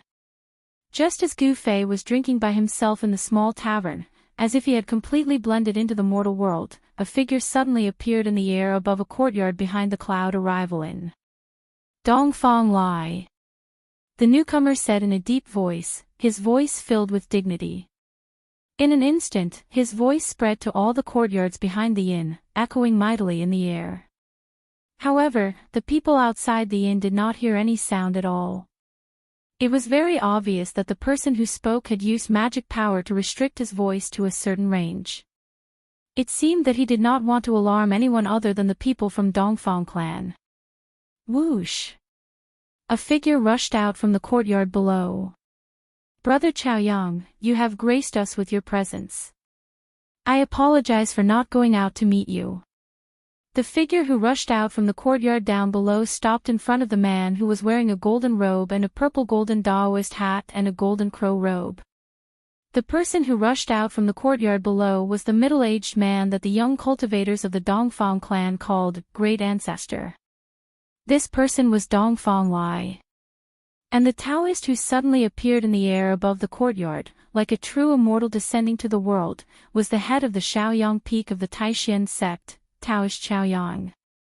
Dongfang Lai, why are you searching for the disciples of the Taishan sect? You better give me a reasonable explanation. Otherwise, As soon as they met, Daoist Shaoyang's eyes fiercely shot out two rays of cold light. He glanced at the person in front of him and said in a low voice. Daoist Shaoyang's temperament was the same as his cultivation method. He was like a raging fire, and in the Taishan sect, he was the most aggressive elder. When it came to external matters, it was usually him who came forward to resolve them. When Dongfang Lai heard this, his expression could not help but immediately become cold. He said coldly, Daoist Shaoyang, are you here to denounce me? Could it be that this is your analysis? Daoist Shaoyang said coldly. When he learned that Gu Fei was being hunted by the Dongfang family, he was already angry. The Dongfang family really did not give the Taishan sect any face. Were they not deliberately embarrassing him? Other people did not know that Gu Fei was a disciple of the Taishan sect, but the people of the Shangqing sect and the Guangqing celestial sect knew. What made Daoist Shaoyang even more angry was that in this way, the people of the Guangqing celestial sect and the Shangqing sect also knew that Gu Fei was in the north. Gu Fei crippled an outstanding disciple of the Dongfang family for no reason. Do you want to protect your sect? Dongfang Lai said tit for tat. Although the Dongfang family was weaker than the Taishan sect, they were not to be bullied. The right and wrong will be decided by the public, but you should not have searched for the disciples of the Taishan sect without informing me. Don't tell me you did not know I was in the city.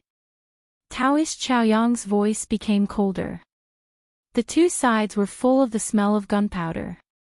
At this time, the people of the Dongfang family were all alarmed.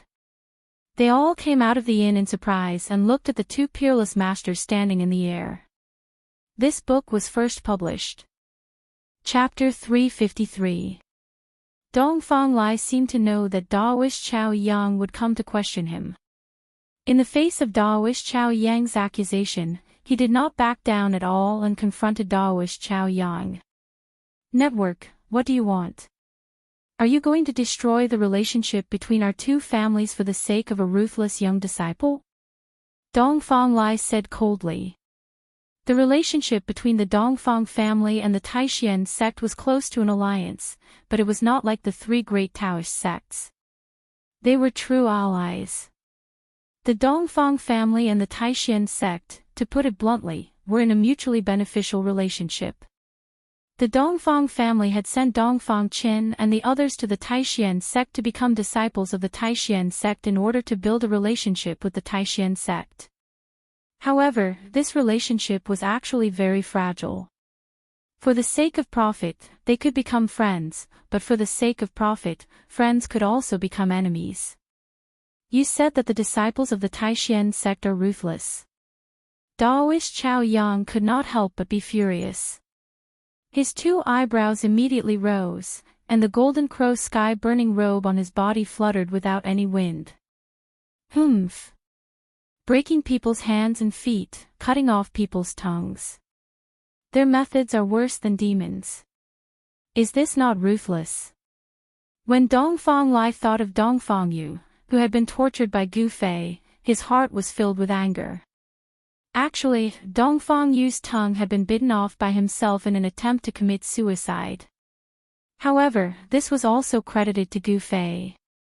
Daoist Chao Yang could not help but be shocked when he heard this. Could Gu Fei really? Daoist Chao Yang then said calmly, "This is just your side of the story. Do you want me to ask someone to bring out the junior who was destroyed by the disciples of the Taishan sect and let you examine his injuries?" Dongfang Lai said. He was now in the right, and it could be said that he was in the right. Before things are clear, don't push everything on the heads of the disciples of the Taishan sect, Daoist Chao Yang said sternly. Daoist Chao Yang thought that there must be something hidden inside.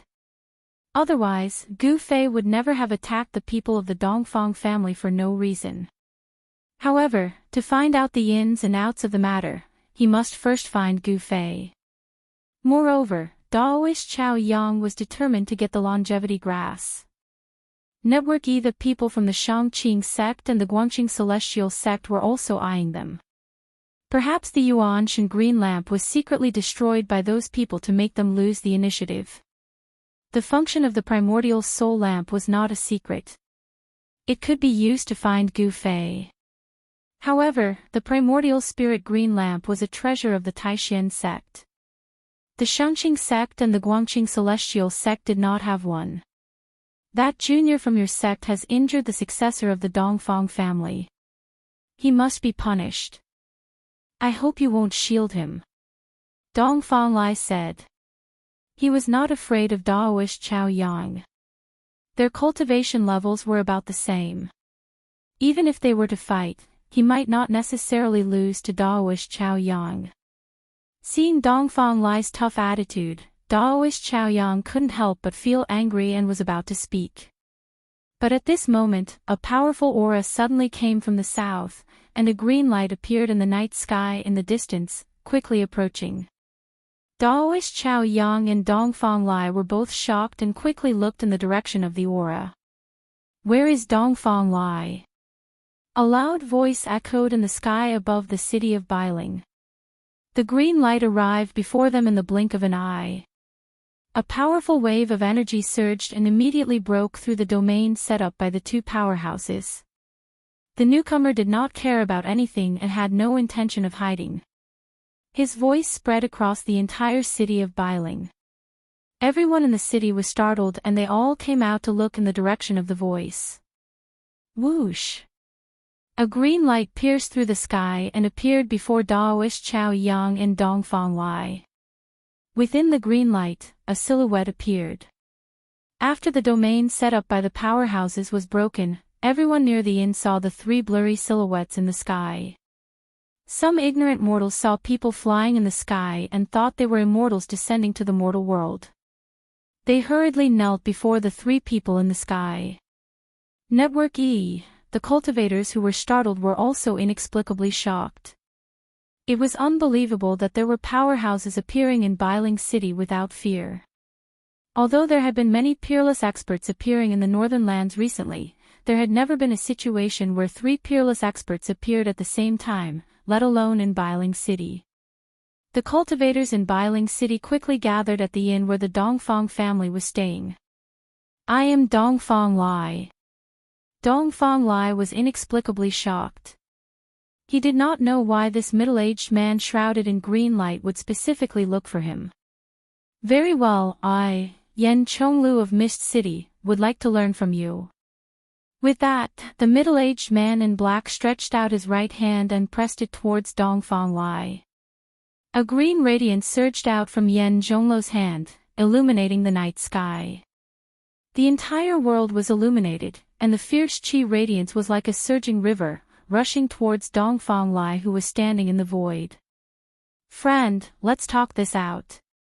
Dongfang Lai could not help but be shocked when he saw that the man was directly attacking him. As he spoke, he quickly retreated, leaving a series of afterimages in the air.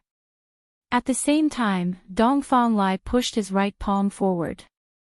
A purple light rushed out from his palm and collided with the green light.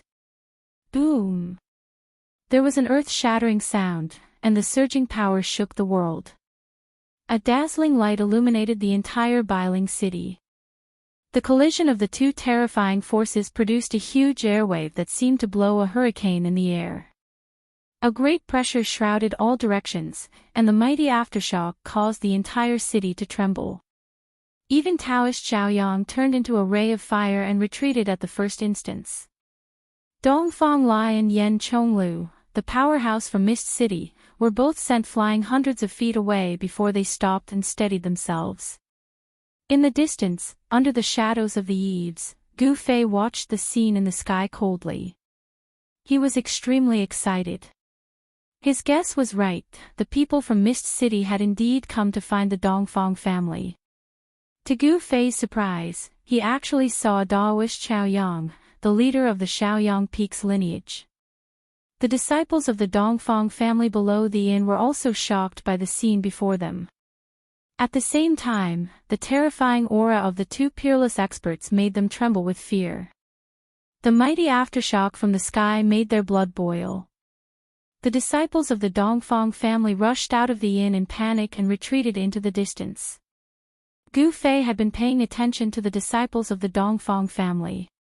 Suddenly, he saw a few familiar figures in the crowd that was retreating in panic. "I didn't expect Dongfang Long to be here. Saves me the trouble of looking for him." Gu Fei looked at the 7 or 8 figures retreating into the street in the distance, then walked out from the shadows under the eaves. "Friend, I, Dongfang Lai, don't seem to have offended you in any way," Dongfang Lai said in a low voice.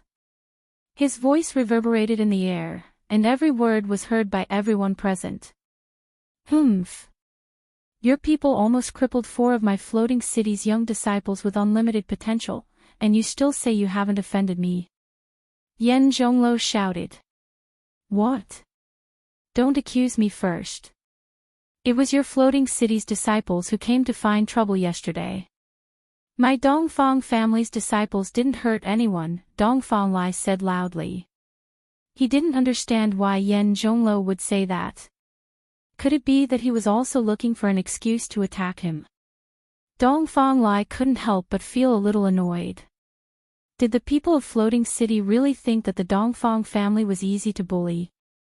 Dongfang Lai never thought that someone would go to their door and teach Pan Hong and the others a good lesson, and then frame the Dongfang family. And the person who framed them was Gu Fei. Daoist Xiaoyang stood in the air far away, watching the scene before him with interest. He didn't intend to interfere and was happy to watch the show from the side. "Cut the crap." Yen Zhonglu was extremely domineering. He didn't give Dongfang Lai a chance to analyze and once again closed in on Dongfang Lai. His entire body surged with a monstrous wave of magical power, displaying the power of a peerless cultivator. However, at this moment, a monstrous wave of energy spread from somewhere in the city. The terrifying wave caused the expressions of the three peerless cultivators in the sky to change at the same time. That was because the power was too great. It was like a vast ocean that drowned the world in an instant. At this moment, not only the three peerless cultivators in the sky, but all the cultivators in Bailing City also felt as if a huge mountain was pressing down on their heads, causing everyone to feel a heavy pressure. Then, an old voice sounded as if it came from the 9 heavens and rang in everyone's ears. "You two juniors, how dare you fight in the city? Don't you know the rules of the city? I order you to leave now, or you'll have to bear the consequences." It seemed like only the cultivators in the entire Bailing City could hear that old voice. All the cultivators understood that the old man in the dark was using a sound technique to speak to them. Other than the cultivators in the city, the residents of the city probably didn't hear anything at all. A turbulent wave of power rose and fell between heaven and earth, enveloping the entire Bailing City. Whether it was the three peerless cultivators in the sky or the hidden cultivators, all of them were shocked. The old man's power in the city was too terrifying. His cultivation base was definitely above theirs. Moreover, the old man had called Yan Zhonglo and Dongfang Lai juniors. His background was unimaginable. Perhaps, that person was the legendary demigod who guarded the north. It was said that there was a demigod guarding the area near the abyss of immortals and demons. This demigod was definitely a ruthless character who could be mentioned in the same breath as the demigod in the far north demon region. Otherwise, it would be impossible for him to have such power. He seemed to have controlled the entire sky above Bailing City before he even arrived. Perhaps the old man was in one of the houses in the city. Perhaps he was very far away, but he was definitely in the city and not outside Bailing City. Chapter 354. Legend has it that the north is guarded by a peerless powerhouse. It seems to be true. A demigod. That's a peerless figure who has truly embarked on the path of immortality. The cultivators in the city were inexplicably shocked. Everyone vaguely guessed the owner of the old voice. What kind of existence was he? They could not help but whisper among themselves. All the cultivators in the city were shocked by the remarkable ability of the suspected demigod. Dongfang Lai, do you dare to fight outside the city? Yan Zhonglo did not dare to continue his attack. He did not dare to provoke the powerful figure in the dark. He loudly invited Dongfang Lai to fight. His voice echoed in the air and spread throughout the entire Bailing City. It was as if he wanted everyone to know. The people in the city were also shocked. They were all inexplicably shocked and did not know what was going on. Why not? Dongfang Lai said coldly. At this time, under the watchful eyes of the cultivators in the city, it was no longer up to Dongfang Lai to refuse the challenge. Swoosh! Swoosh! 2 figures, one in front and one behind, flew out of the city. Divine rainbows streaked across the sky like 2 meteors streaking across the night sky. Daoist Xiaoyang immediately turned into a flame and chased after the 2 of them. There was definitely going to be a battle between the 2 peerless powerhouses. Daoist Xiaoyang did not want to miss it. 3 divine rainbows, 2 in front and 1 behind, rushed out of Bailing City in an instant and disappeared into the night sky. The cultivators in the city did not want to miss the upcoming battle between the peerless powerhouses either. Therefore, figures rushed out of the city, stepped on the roof tiles, flew past the houses, and chased in the direction where the 3 peerless powerhouses disappeared. Under the night sky, there was a loud sound as hundreds and thousands of powerhouses rushed out from the dark. Terrifying energy waves gathered into a vast ocean, causing the people in the city to be extremely terrified. The scene of thousands of powerhouses rushing out of the city was absolutely shocking. In the dark, there were even a few obscure rays of light that shot into the sky and chased after the 3 peerless powerhouses. The disciples of the Dongfang family also rushed out of the city. The battle between their ancestor and someone concerned the reputation of the Dongfang family.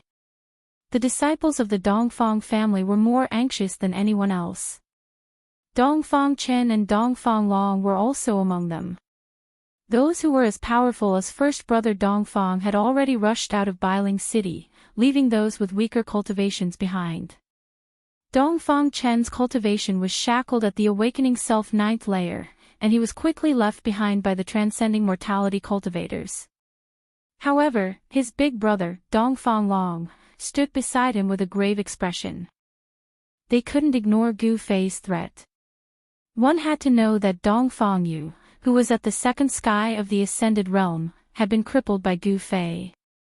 Dongfang Long knew that he was only slightly stronger than Dongfang Yu. With the treasured blade in his hand, he was confident that he could fight against cultivators at the fourth sky of the ascended realm. Very soon, the Dongfang brothers crossed the city wall and rushed out of the city. They didn't notice that a ghost-like figure was following them silently.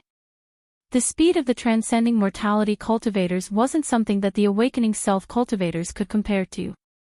The awakening self cultivators had long been left behind by the transcending mortality cultivators. If it wasn't for the fact that Dongfang Long had to protect his brother, he would have already rushed to the front. The ones lagging behind were all the awakening self-cultivators. Of course, Dongfang Long and the person who was secretly following them were excluded from the group. Following the tracks left behind by their predecessors, the group of cultivators rushed into the depths of the snow forest. Boom! A loud sound suddenly came from the front, followed by a terrifying wave of energy. Everyone was shocked, they could even clearly feel the tremors coming from under their feet. In the snow forest, the snow on the trees rustled and fell down. It's starting. Under the shock, all the cultivators in the snow forest immediately understood that the two peerless cultivators had begun to fight in the depths of the snow forest. All the cultivators immediately stepped forward and rushed towards the direction of the energy wave.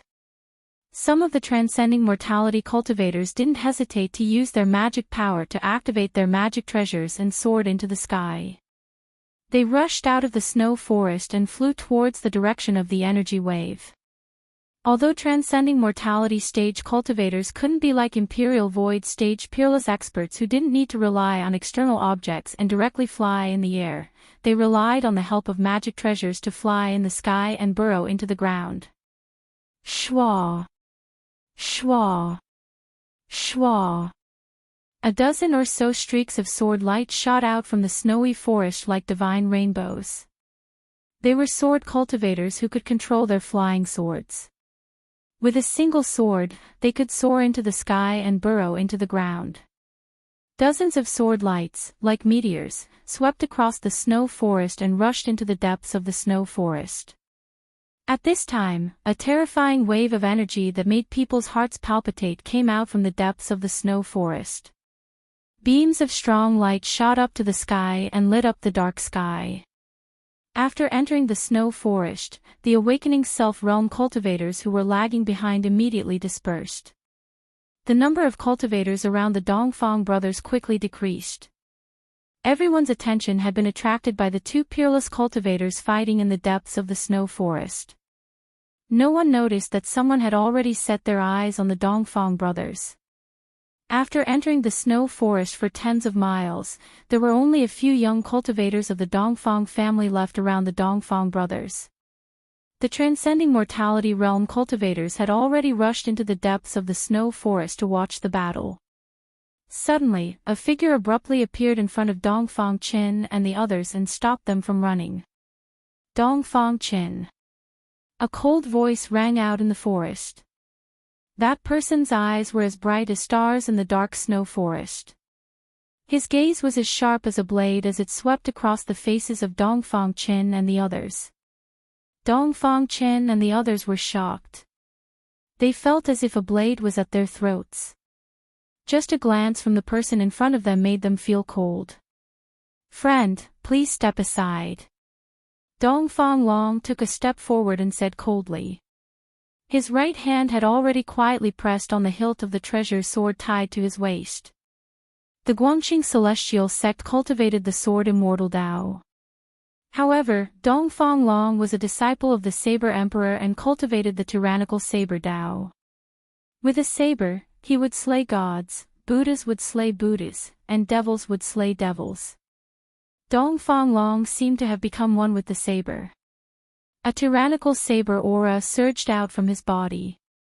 In the snow forest, a biting cold air flow suddenly appeared out of nowhere and swept up the snow on the ground. The incomparably sharp aura forced Dongfang Qin and the others behind him to continuously retreat. Their faces were pale. Dongfang Long, we haven't seen each other for a few years. I've missed you very much. That person slowly walked forward and said such words. No one would think that this mysterious person who suddenly appeared and stopped them would be Dongfang Long's friend. This was because this person's words revealed a cold killing intent. Who are you? Dongfang Long couldn't help but change his expression when he heard this. The tyrannical saber aura from his body became even stronger. His right hand was already tightly gripping the saber hilt, ready to be unsheathed at any time. Holding the treasured saber, his heart was at ease. This was because Dongfang Long knew very well the terrifying power of this treasured saber that his master had passed down to him. When his master passed the saber to him, he had once used this treasured saber to split a 1,000-meter-tall mountain in half. The might of that saber was earth-shattering, and it had already been deeply imprinted in his mind. This was a tyrannical saber. The scabbard had to be engraved with talismans in order to suppress the tyrannical aura emitted by the treasured saber. You really don't remember who I am. That person continued to close in on Dongfang Long. His entire body emitted a terrifying murderous aura, and there was a faint light flowing around his body. He's Gu Fei. Suddenly, a voice came from behind Dongfang Long. The person who spoke was Dongfang Qin, who had already retreated. Gu Fei. You're Gu Fei. Dongfang Long was shocked and couldn't help but take a step back. He looked at the young man who was approaching him step by step in disbelief. Humph.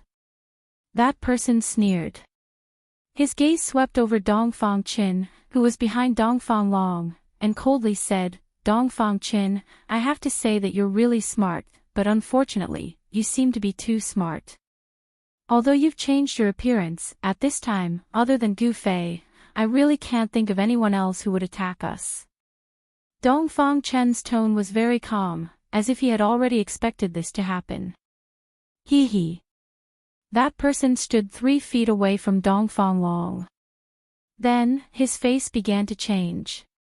In the blink of an eye, the unassuming young man turned into a young cultivator with a resolute expression. Although Gu Fei's appearance was not outstanding, there seemed to be a kind of magic about him. As long as someone has seen him before, it would not be easy to forget him. I'm a person who clearly distinguishes between gratitude and grudges. So, Dongfang Qin, Dongfang Long, both of you must die. Gu Fei's words were cold and suffocating. Rays of 5-colored light began to emerge from his body. Within the 5-colored light, one could see the power of thunder and lightning bursting and wandering. Dongfang Long felt a strong pressure from Gu Fei. He was secretly surprised. No wonder Dongfang Yu was crippled by Gu Fei. He indeed had the strength. If you want to kill us, you must have the strength to do so. Dongfang Long said in a deep voice. From the moment Gu Fei appeared, his eyes never left Gu Fei. Is that so? Gu Fei smiled disdainfully. Then, he pointed his right hand. Chi! A ray of light suddenly shot out and pierced forward. Damn it! Dongfang Long roared. Clang! With a sound, he unsheathed his saber. The tyrannical saber energy like lightning immediately cut through the void and blocked Gu Fei's finger light. Gu Fei's finger was not aimed at Dongfang Long. Gu Fei's target was Dongfang Qin, who was behind Dongfang Long. With Dongfang Chen's cultivation base, Gu Fei could pierce through him with one finger. In front of a transcending mortality cultivator, a cultivator of the awakening self stage had no power to fight back. The dazzling saber light illuminated the snowy forest. An extremely tyrannical saber energy filled the air. After Dongfang Long blocked Gu Fei's finger light with his saber, he immediately chopped down at Gu Fei. The tyrannical saber energy burst out like a raging sea. The blazing saber light rushed up hundreds of feet, like a heavenly saber, exuding endless power. In an instant, it descended on Gu Fei's head. Chapter 355. The power of the blade stirred up a strong wind, causing the snow under Gu Fei's feet to fly into the air. Snowflakes danced in the sky, and the mighty and powerful pressure caused Dongfang Qin and the Dongfang family disciples to turn pale with fright. They quickly retreated further away. In the face of the incomparably powerful blade, Gu Fei's expression still did not change. He directly punched upwards, as if it was a very casual punch. Bam! Gu Fei's fist collided with the terrifying blade light in an instant. The powerful fist force suddenly erupted like a volcano, directly shattering the 100-foot-long blade light. Rumble!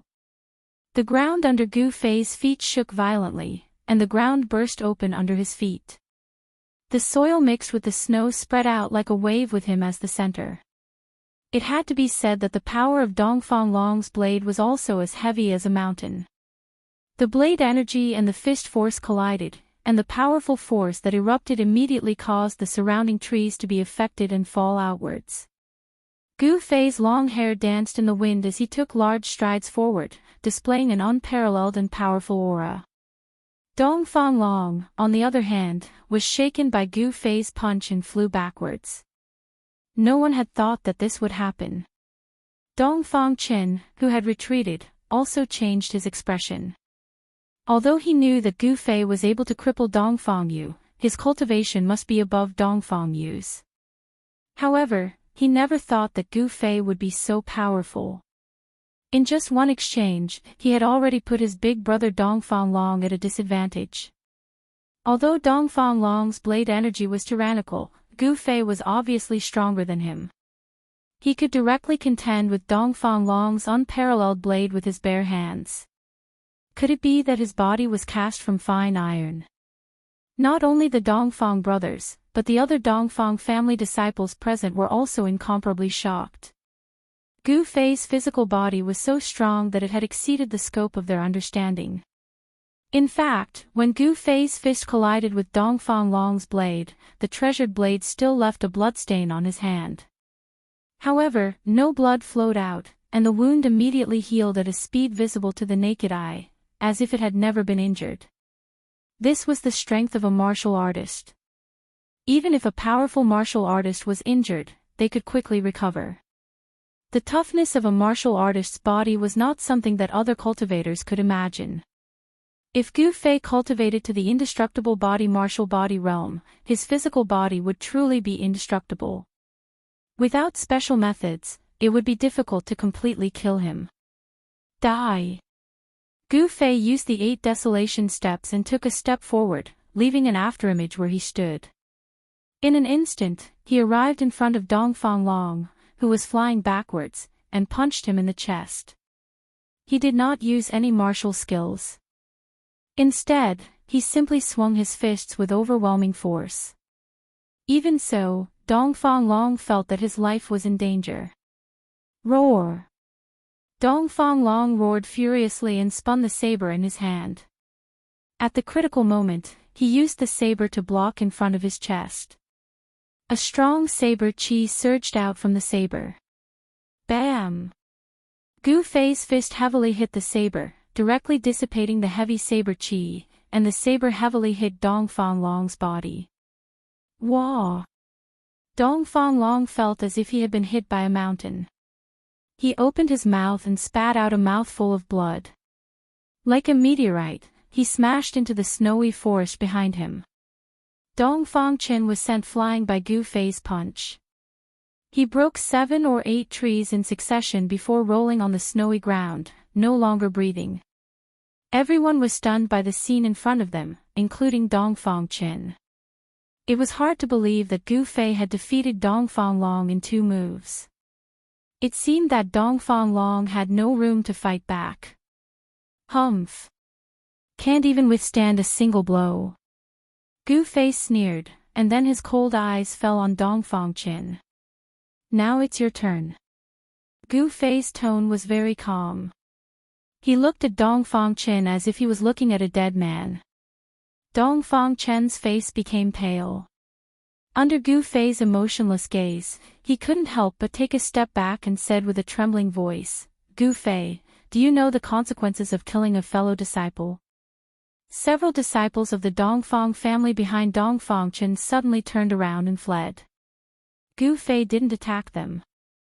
In his eyes, there was only Dongfang Qin. Ha! Gu Fei laughed when he heard this, as if he had heard the funniest joke in the world. Dongfang Qin, at this time, you can't be so naive to think that I will let you go because of the sect rules, right? Dongfang Qin knew that he couldn't escape, but he quickly calmed down. Gu Fei, you are too arrogant. Do you think that after you cripple Dongfang Yu, I will still not be vigilant? The panic on Dongfang Chen's face disappeared in an instant and was replaced by a cold face. Oh. Is that so? You really know how to act. Gu Fei approached Dongfang Chen step by step. He had fantasized about revenge more than once. When things were really about to come true, Gu Fei strangely found that his heart was unexpectedly calm. He didn't know why it was like this. With Gu Fei's current strength, killing Dongfang Chen was as simple as pinching an ant to death. Dongfang Chen's bluff could not scare him off his determination to kill Dongfang Chen. Dongfang Chen, although you and I are not disciples of the same master, the 9 veins of supreme mystery are a family and also belong to the same sect.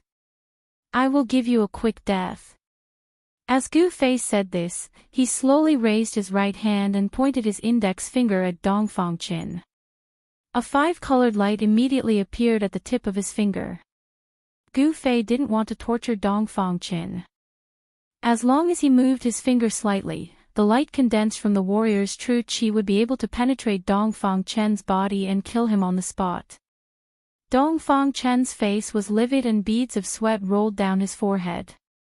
At this moment of life and death, he could no longer maintain his calm. However, right at this moment, Gu Fei's expression suddenly changed. Without any warning, he soared into the sky. An array of black light shrouded in black qi instantly pierced through his afterimage. The black light came from nowhere and it was silent. Gu Fei was scared and broke out in a cold sweat. If it wasn't for his cultivation breaking through to the 4th sky of the ascended realm and his spiritual sense becoming more sensitive, it would be absolutely difficult to detect someone sneak attacking him. After the black light pierced through the afterimage left by Gu Fei, it didn't shoot forward. Instead, it turned in the air and actually chased after Gu Fei, who had jumped into the air. Preposterous. As soon as Gu Fei saw this black light, his eyes suddenly turned red. He immediately formed a seal with both hands and a golden light immediately gathered in his hands. Then, along with the seal he made, it turned into a bright golden light as thick as a child's arm, and it met the black light that was shooting down below. Bang! The golden divine radiance collided with the black qi and black light. The black qi and black light instantly exploded, but they did not dissipate. Instead, they turned into countless smaller black qi and black light that shot toward Gu Fei from all directions. Gu Fei's attack was like poking a hornet's nest, causing him to fall into a dangerous situation.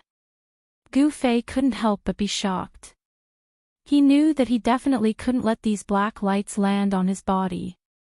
He had already recognized the origin of these black lights. It was the profoundine ghost arrow shot by the 9 hell black bone bow in boss Dongfang's hand. It was an evil object that had once tortured him to death. Roar! Gu Fei let out a furious roar. Being in the air, it was difficult for him to dodge, but he definitely wouldn't sit and wait for death. Just as the countless black lights were about to land on his body, Gu Fei's skin suddenly turned purple. A hazy layer of purple light emitted from his skin. His entire body seemed to have become a piece of dark green divine jade. Rays of purple light revolved around his body, and a powerful sword chi rippled out from his body. Chi! Chi! Chi! Countless black lights shot onto the purple light and exploded one after another, then dissipated in the air. The profound Yin ghost chi couldn't invade Gu Fei's body. After suffering a loss, Gu Fei would definitely not allow himself to suffer the same pain. He spread the essence of the divine weapon he had refined into his body, temporarily giving his body the characteristics of a divine weapon, rendering the profound Yin ghost arrow useless. Gu Fei slowly landed on the snowy ground from the air. At this time, a tall figure walked out from the darkness. When he saw this person, Gu Fei's pupils couldn't help but shrink. The person who came was the Dongfang boss who had shot him with an arrow. Humph! Plotting behind people's backs, is the Dongfang family full of despicable and shameless people like you? Gu Fei's sharp eyes stared at this person's face and said coldly. Dongfang boss sneered and didn't answer. Do you think you can save Dongfang Qin? Gu Fei said. Then, he directly pressed his palm towards Dongfang Qin. A vast power fluctuation surged out from his palm. A five-colored palm of light rushed out from Gu Fei's hand and rushed towards Dongfang Qin. Shua! A figure suddenly appeared in front of Dongfang Qin. Clang! A black light rushed out for hundreds of feet and then struck forward. Boom! Amidst the loud noise, Gu Fei's palm of light collided with the terrifying black blade light. Gu Fei's five-colored palm of light dissipated, and the black blade light that spanned hundreds of feet also collapsed in the void. The figure of the person who attacked swayed a few times and took 3 steps back. Gu Fei, on the other hand, was like a huge mountain, standing on the ground without moving an inch. The energy storm that exploded shook the void, swept out a huge wave of air, rolled up the snow on the ground into the sky, and the surrounding trees fell outwards. It's you. At this time, Gu Fei clearly saw the person's face. This person was the middle-aged man with a black blade on his back who once attacked him with Dongfang boss outside Biling Pass. How is this possible, your strength? Black Blade Song Wendian was even more shocked than Gu Fei. In the battle with Gu Fei just now, he actually fell into a disadvantageous position, which was unbelievable to him. All right, since those who should come are here, I will reluctantly take care of you all at once, so that I don't have to find you one by one. Facing 2 transcending mortality realm masters, Gu Fei couldn't help but feel a sense of pride in his heart. At this moment, his battle intent was like a rainbow. Chapter 356. Boss Dongfang drew the 9 nether black bone bow in his hand, and the mystical Yin ghost arrow that was shrouded in black mist appeared on the bow. An eerie and terrifying aura immediately filled the air. The snow forest was instantly filled with ghostly chi. Boss Dongfang's body was shrouded in black mist, as if there were countless ghostly shadows around him. Vaguely, one could hear the shrill cries of ghosts, sending chills down one's spine. It was this weapon of the ghostly Tao that had once caused Gu Fei to fall for it and almost lose his life. When Gu Fei saw Boss Dongfang take out this evil weapon, he was shocked and furious. He did not dare to be careless. That day, he had been careless and was shot by Boss Dongfang, causing him to suffer greatly. The pain of the mystical Yin ghost chi invading his body was still fresh in Gu Fei's memory. Now that he thought about it, he still shuddered.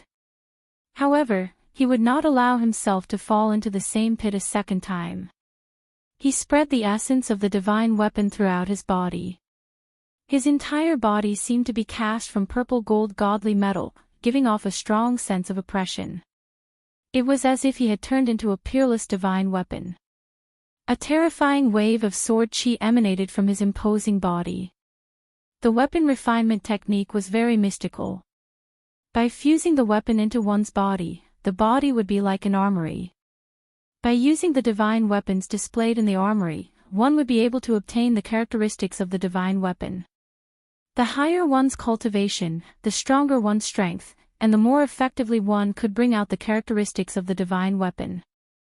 With the protection of the sword's soul, Gu Fei was actually not afraid of the mystical Yin ghost arrow at all. The mystical Yin ghost chi could not invade his body. Previously, Boss Dongfang's sneak attack had only succeeded because Gu Fei had been careless. Terrifying energy waves were still coming from the depths of the snow forest. The two peerless experts were still fighting fiercely. Yan Zhongluo and Dongfang Lai did not seem to have a winner yet.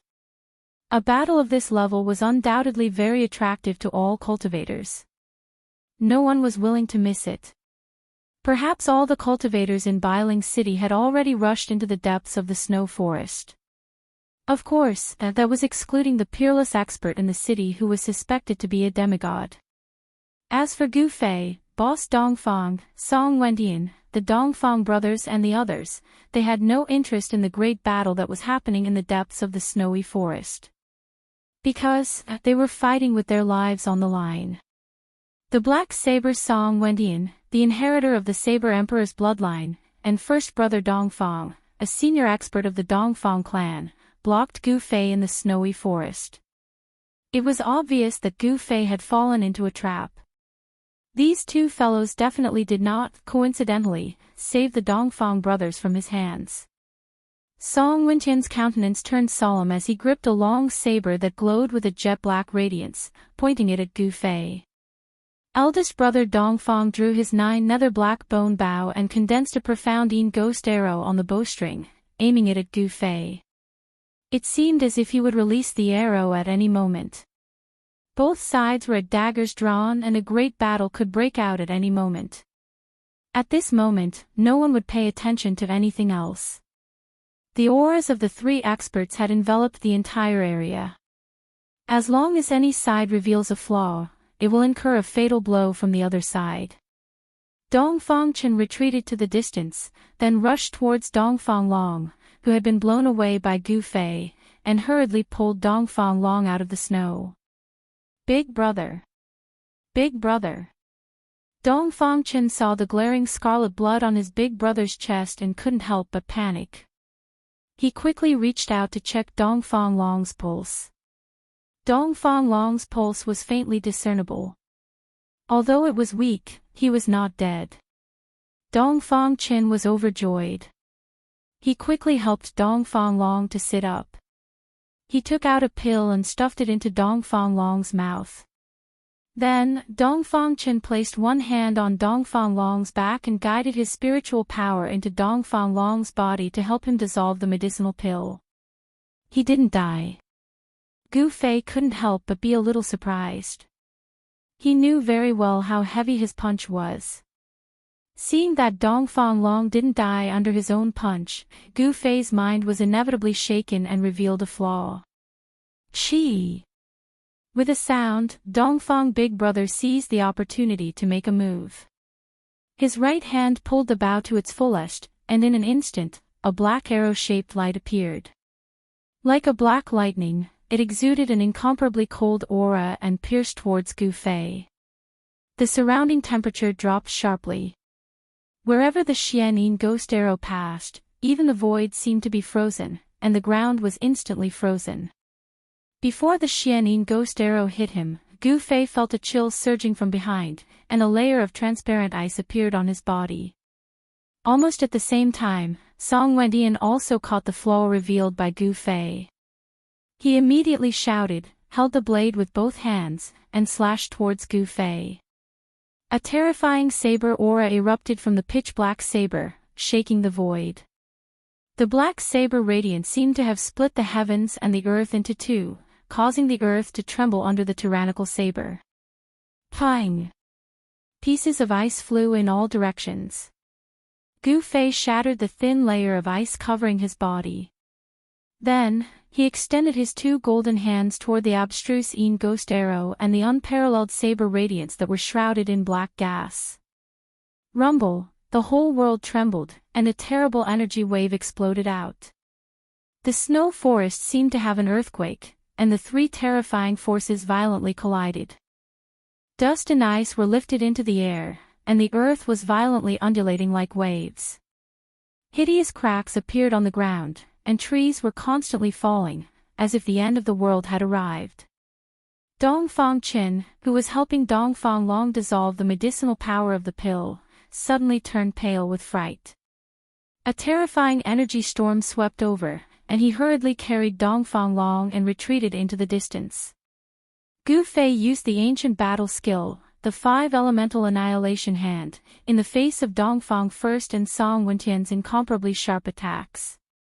The power of the metal element surged violently, causing a golden light to illuminate the world. Rumble, two big golden hands, like a raging sea or a raging tide of yuan qi fluctuations, blocked the unparalleled blade aura and the Xian ghost arrow. The terrifying forces collided and offset each other. The vast and mighty remnant power caused the ground under the three of them to collapse, and the three of them fell down.